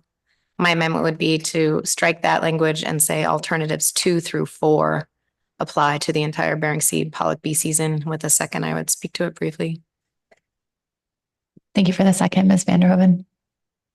I think it's self-explanatory, Madam Chair, from my previous question, that I think the intent of alternative 5 is to focus on time and space in which we see a predominant Western Alaska chum bycatch component, and that after that time period, that alternative was not meant to continue to apply that cap. So I'm just trying to clean up language from a previous draft. That's really all. Thank you. Any questions for Ms. Kimball? Comments on the amendment? Any objection on the amendment? Okay, that amendment passes without objection. Thank you. Any further amendments? Any comments on the amended main motion? Yes, Ms. Vanderhoven. Thank you, Madam Chair. Again, thank you, Ms. Baker, for your motion. I think it helps us move down the right path. And again, a huge thank you to staff. We keep giving you Herculean lifts and you keep meeting the challenge, and we appreciate that. And so thank you. I think a theme that I've taken from this issue is communication. And I was a little disheartened at some of the miscommunication that we saw in written comments and heard in some of our oral comments that are misunderstandings or misinformation that's out there about our process, the industry, the agency. And I think we need to find ways to better communicate those things. On the other hand, I think, had some really great examples from all of the tribal representation that came and spent so much time with us this week. I think they communicated their concerns and their needs in a way that was very accessible and meaningful. And so I hope that we can learn from that, how we can better communicate our process and our end of things. Also on the theme of communication, I think we saw some great signs from the advisory panel and the way that they work together on the motion and provided some pretty solid guidance to us going forward. So all of that being said, I think we will have some information in the next draft that will be especially helpful to help us refine a path forward as we continue through the process. There are a couple of things that I'm particularly interested in or concerned about or will be looking for in that next analysis, particularly impacts to other PSC species. I don't anticipate any significant impacts to crab and halibut just because of the low encounters in the pollock fishery. I am really concerned about potential impacts to Chinook and herring. Some of that was flagged in the SSC comments, but I think we can deal with those when we have additional information and know if we need to refine alternatives or look at some kind of subsequent action. And so again, thank you, Ms. Baker. I think it's a really good motion, very helpful to help us move forward, and I will be supporting it. Thank you, Ms. Vanderhoven. Any other comments? Yes, Mr. Down. Thank you, Madam Chair. I found it especially helpful during all of the iterations that we've sat through on this chum salmon to make notes of a few of the public comments that we've received at this meeting. And you know, they've numbered into the hundreds in written format, and I think we had 100 delivered here under public testimony, many of those in person. I don't want to be too repetitive here, and Ms. Baker in her closing and her rationalization for the motion noted some of the same things.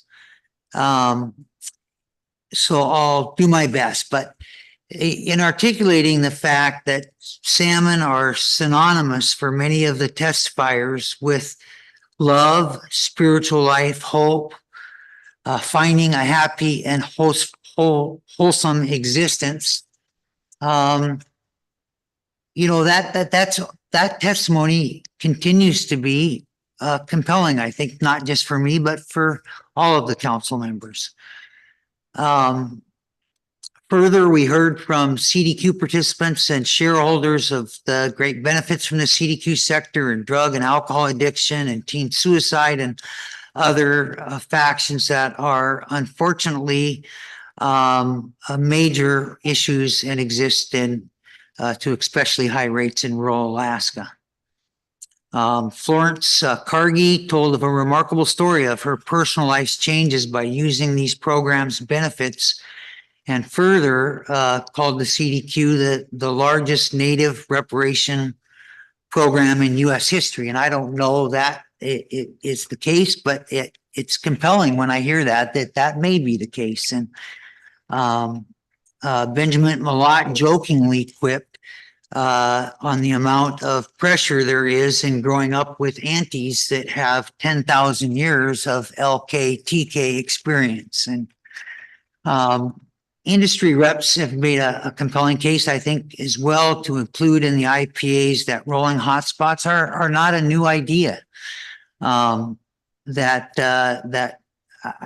convinced in the end that this will, of whether it's the new alternative 5 or whether it's something under alternative 4, but that's a direction I'm convinced is going to be helpful.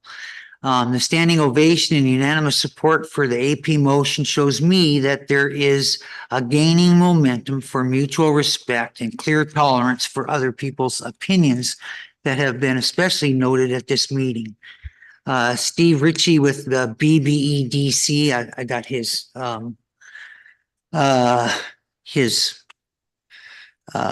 correlation correct this time.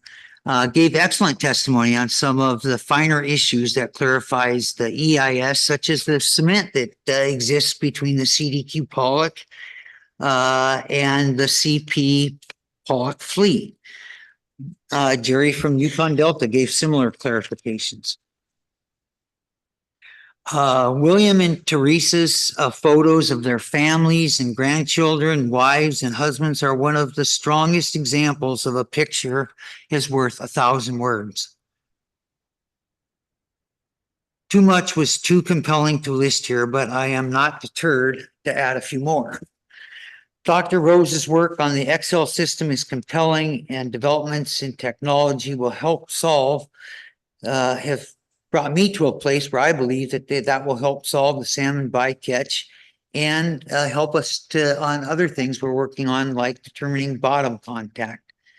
Marissa noted in a way that I am sure is interesting. I'm not sure it's of its relevant application to this, but I thought it was interesting that in 1976 the Magnuson Act was passed, and at that same time the UN passed a just compensation for deprivation of subsistence ways of life.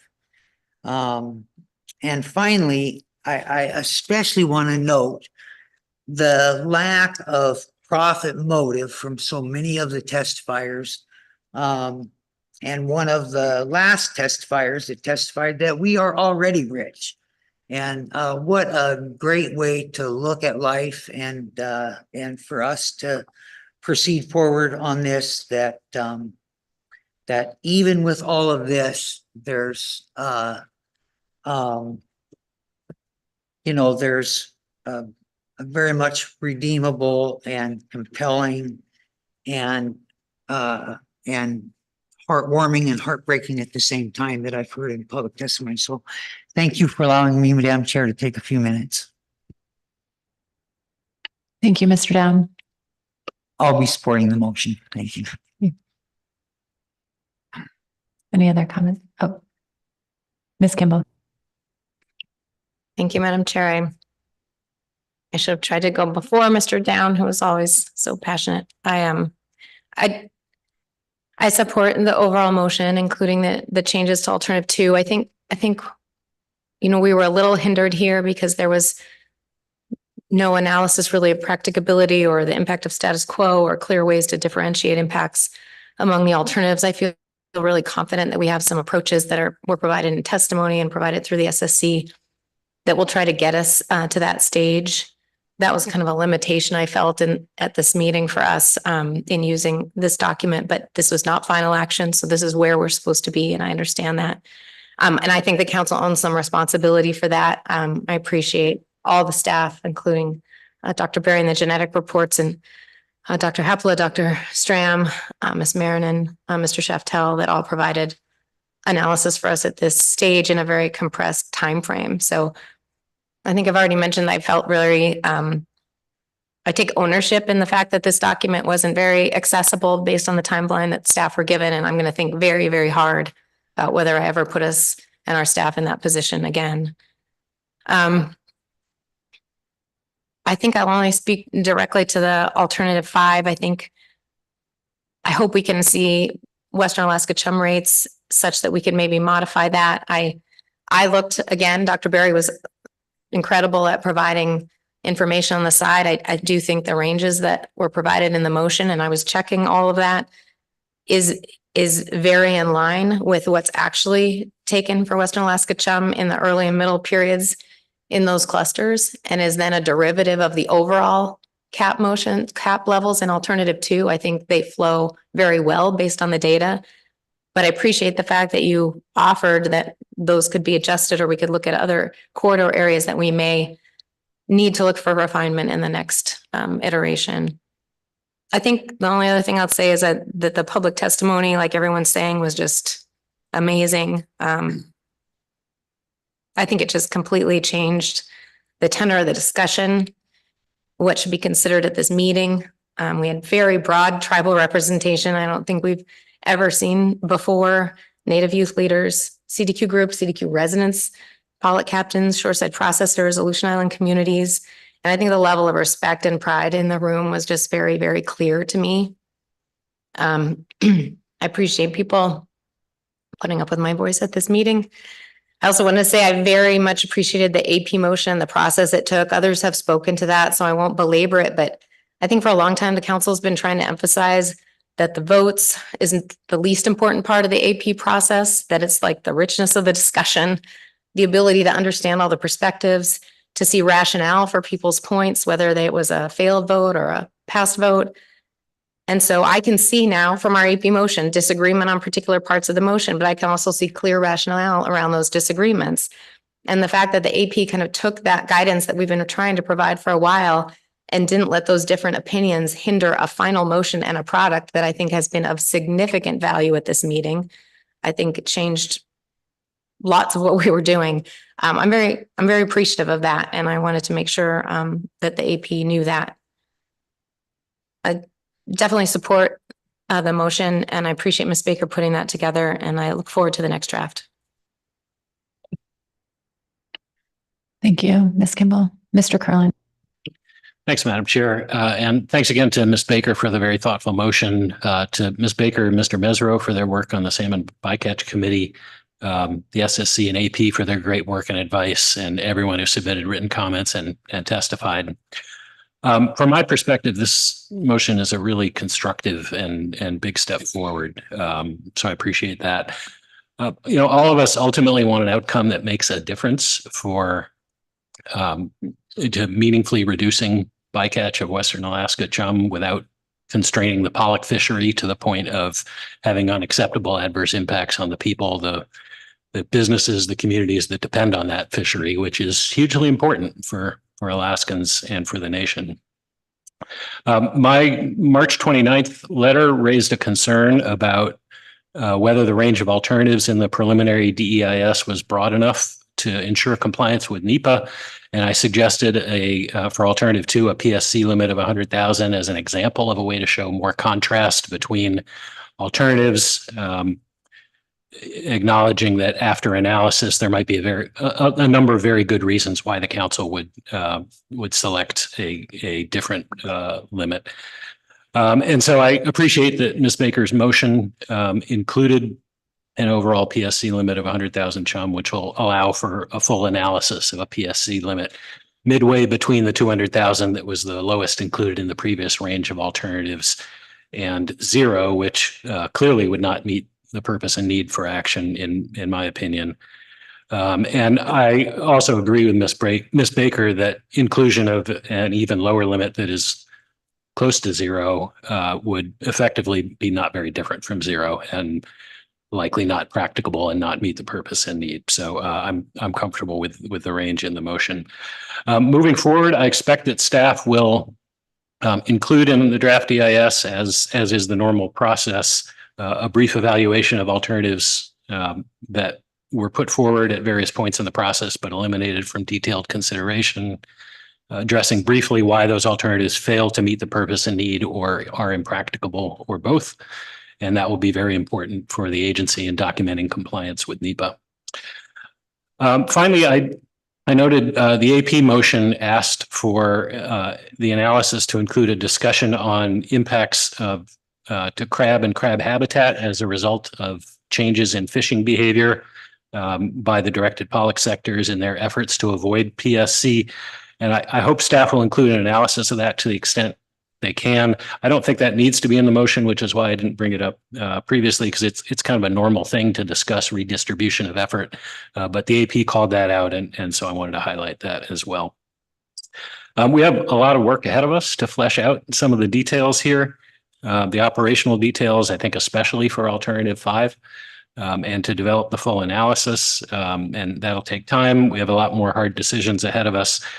So I'd encourage all the stakeholders who've been so engaged thus far to stay engaged. This is a tough process. It takes time. And if it were easy, we would have done it a long time ago. Thank you. Thank you, Mr. Curlin. Mr. Jensen. Thank you, Madam Chair. First, I'd like to thank Ms. Baker for her motion, the staff for their very hard work getting this document together for us to look at. Also like to thank the people that took the time to write the 300+ comments to us, and the people that came here and provided 100+ verbal testimonies. That was very informative for me, and I'm taking a lot away from that. I hear your pain.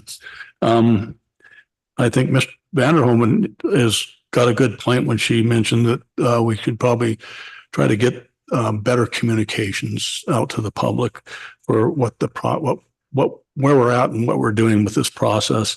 I think that would help a lot. And I think the AP did a wonderful job on putting their thoughts on paper and presenting to us. It really, I think it made it easier for the drafter of the motion to move ahead with it. And I think we're actually going along in the right direction, and I will support the motion. Thank you, Madam Chair. Thank you, Mr. Jensen. Mr. Twite. Thanks, Madam Chair. Ms. Baker, thanks very much for your motion. AP, thanks very much for the motion as well. I support the motion with a few concerns. One of the primary reasons I support the motion is because the AP handed us a very well thought out and very valuable action. And I think that it's well enough thought out and well enough constructed that we're wise to largely pick it up. I think it's unrealistic to expect that we would pick it up verbatim. We had the benefit of hearing from 100 testifiers, some of whom spoke to the AP, but many of whom didn't. And so we had the benefit of some additional thoughts, perspective, stories, and insights that the AP didn't. We also had the ability to take a look at what the AP did and think it over a little bit more. And for both those reasons, I think that the changes, I support the changes that Ms. Baker made. I believe they reflected both the additional time we had to think about it as well as the additional input we received. But that in no way diminishes the value of the foundation, the very solid foundation that the AP built for us. I also support it because of where we are in the process. It's at this point in the process, I should not let my concerns override the overarching need to continue to analyze a refined product.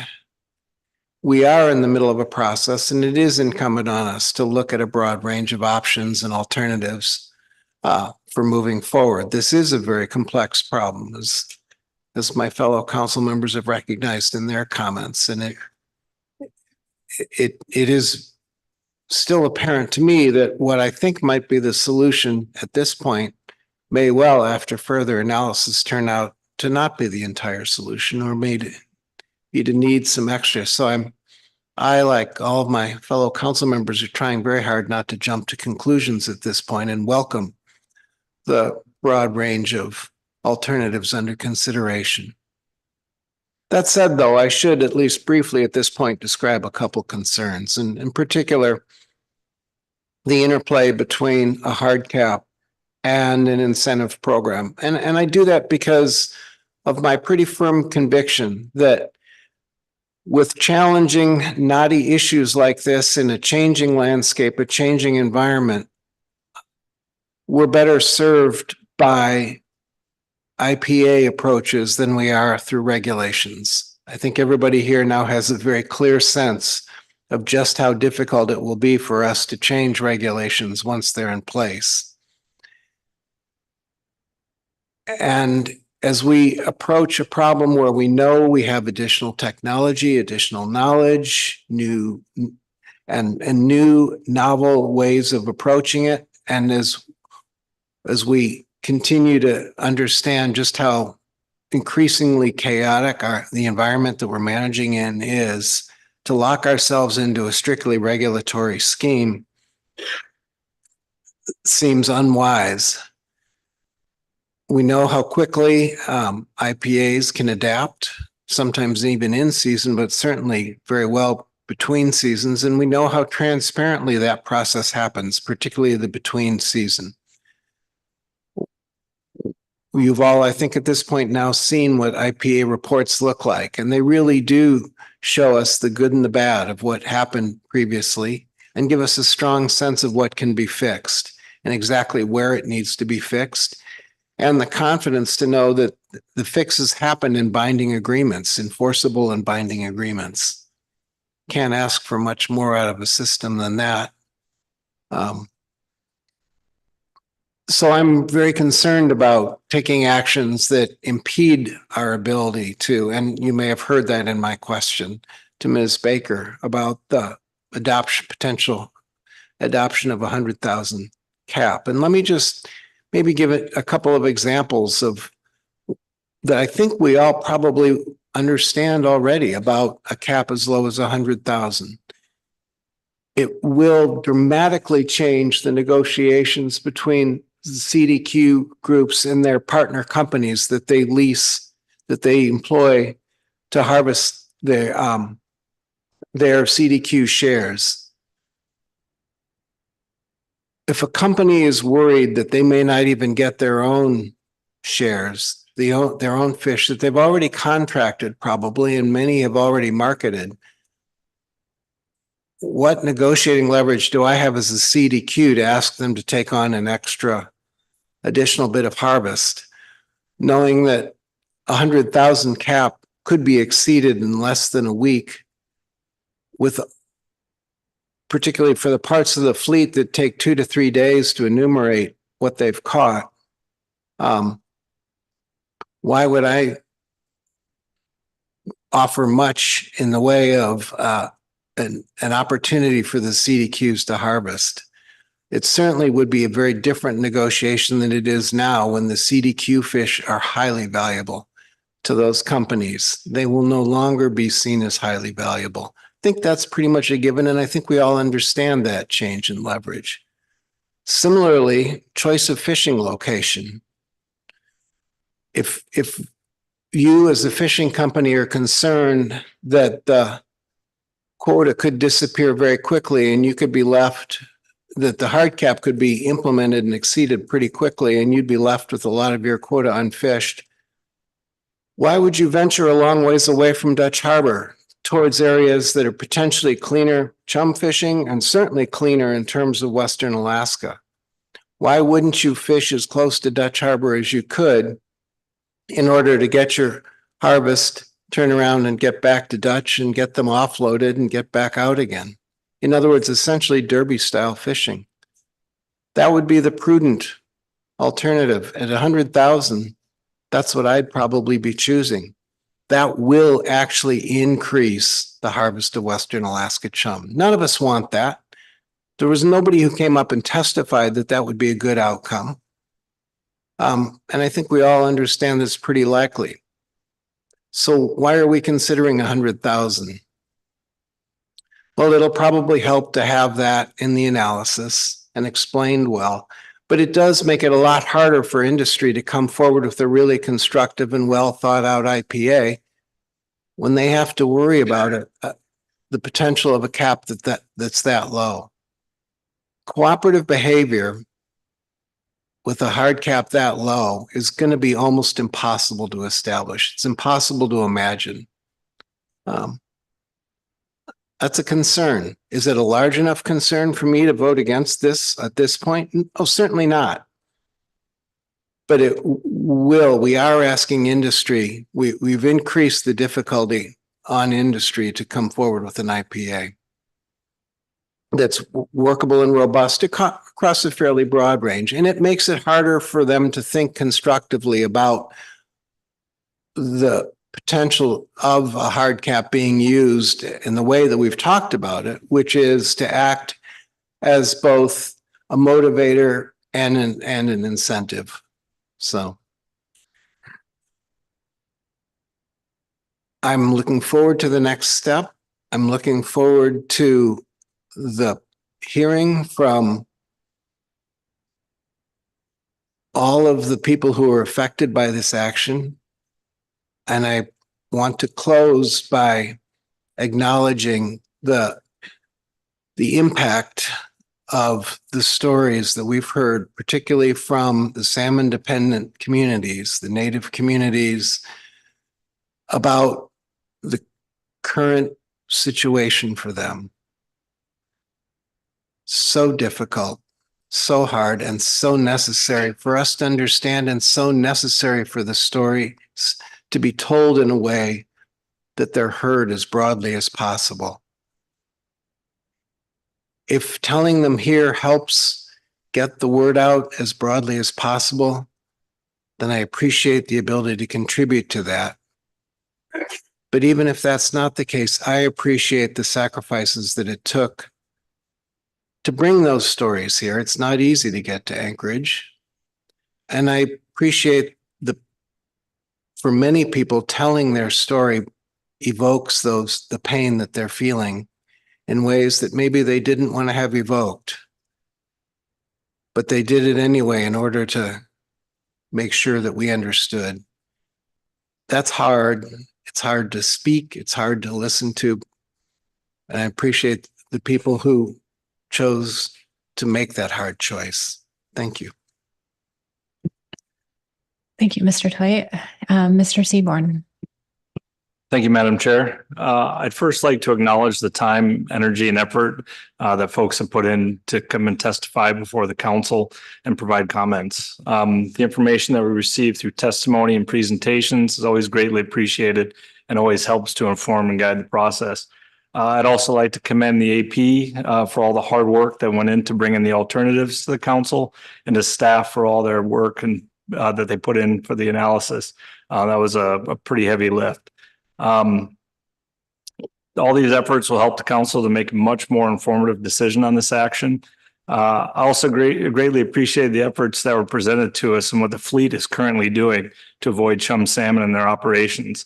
While some folks might think that some of the alternatives may not be conservative or liberal enough, I feel that they provide a broad range of options for staff to evaluate in their next iteration of the analysis. More broad analysis will allow this council to make a much more informed decision in the future as to whether they serve to reduce chum salmon in a way that's practicable.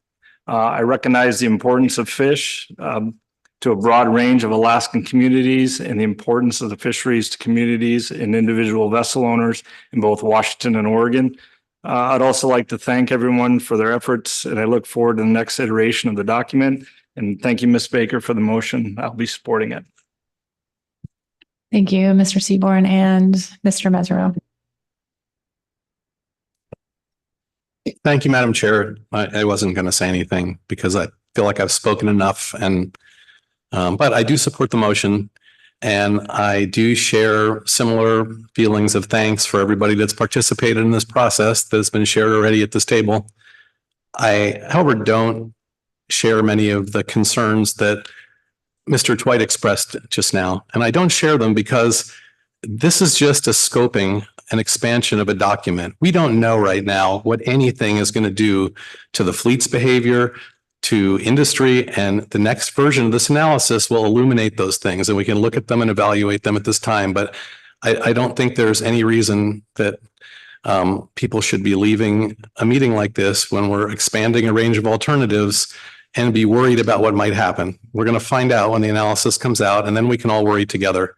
I think at this meeting, there was a lot of positive change. And the one thing that I did want to share is that, my father was a scholar. His name was Jack Mesereau. He was a dean at Teachers College at Columbia University, and he studied adult education. And the thing that made him famous was that he wrote many years ago about this theory of perspective transformation. And what that really means is that when you have a certain set of assumptions in your life, and that's what you believe, and then something happens, and when that thing happens, you start to challenge the assumptions that you believed were your reality. And I feel like the public testimony at this meeting certainly made me challenge the assumptions that I had believed before, and I'm thankful for that. And I appreciate everybody's work. And this will be my last time dealing with this issue, but I do thank everybody for their participation. And I appreciate that, the tribal perspective, but I also appreciate the fact that industry came here and testified in a way that wasn't escalating tensions on this issue, and people worked together to try to come up with some solutions to craft a good motion that will put us to the next step in this. And so I may not be here when this comes back, but I'll be paying attention and watching it, I'm sure. And I just wanted to thank everybody for getting us to where we are today. And I'll be supporting the motion.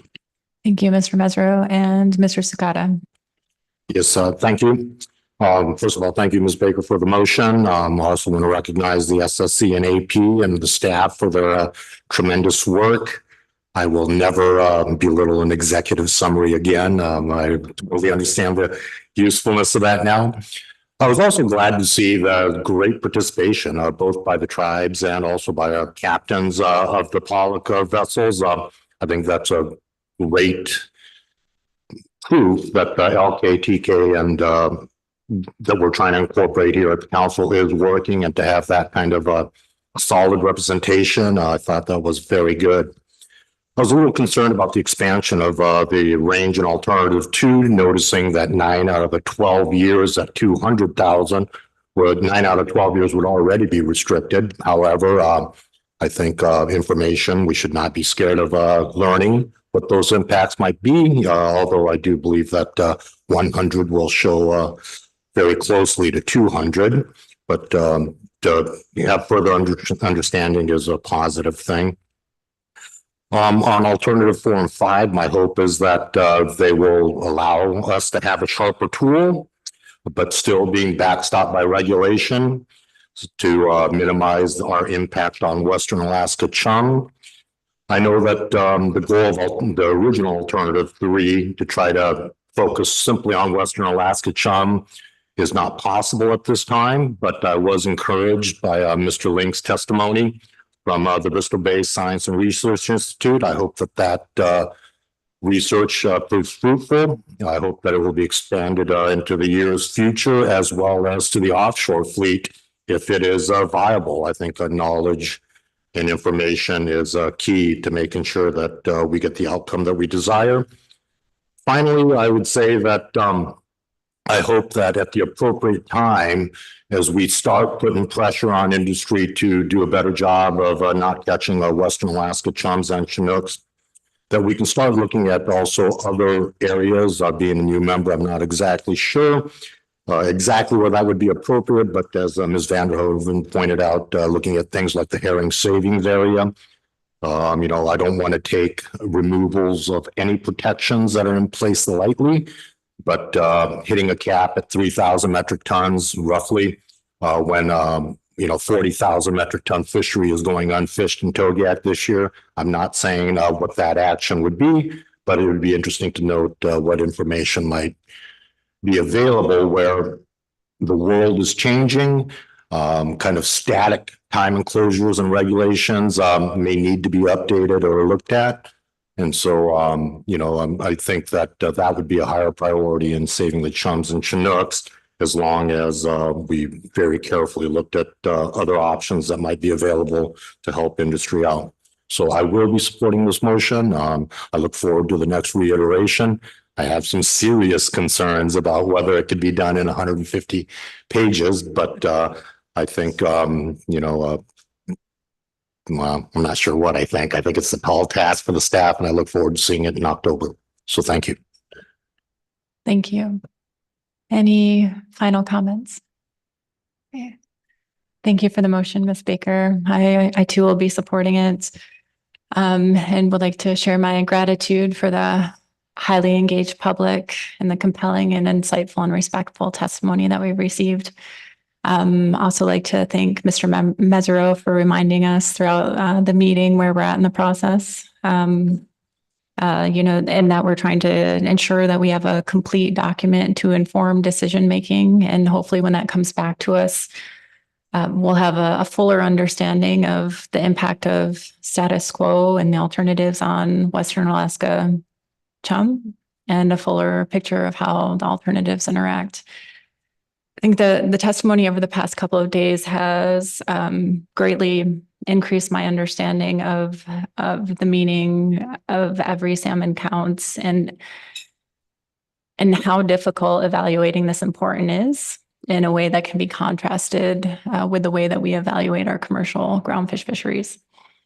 I think this is certainly a challenge that we'll continue to grapple with, and I'm hopeful that there's room for improvement in merging different knowledge systems into the draft EIS, but I also understand that that's probably a much longer process.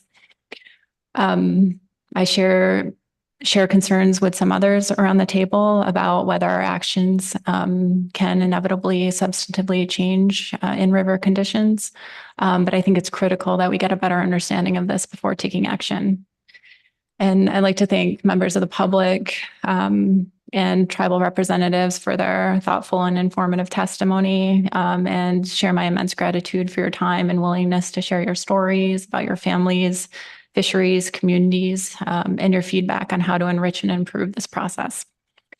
I've certainly learned a great deal, and also need to thank staff for their efforts and continuing to accommodate our requests for meeting deadlines that probably come at a very personal cost to you and your families. And we will try to minimize those requests in the future.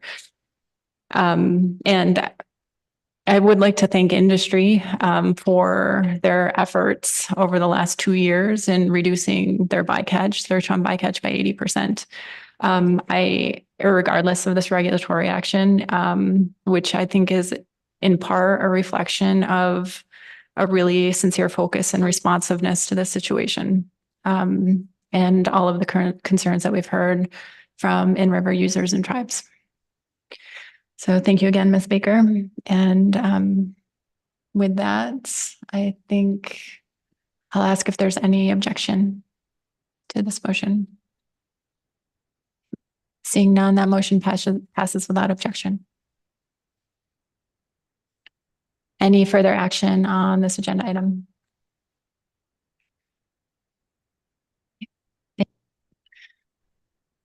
So that concludes agenda item C2. I would like to announce that we will not be taking up C3 this meeting due to time constraints. We will begin tomorrow at 8:30 a.m., beginning with a discussion or presentation on D2, and then we will take up staff tasking after that. So thank you, everyone, and have a good evening.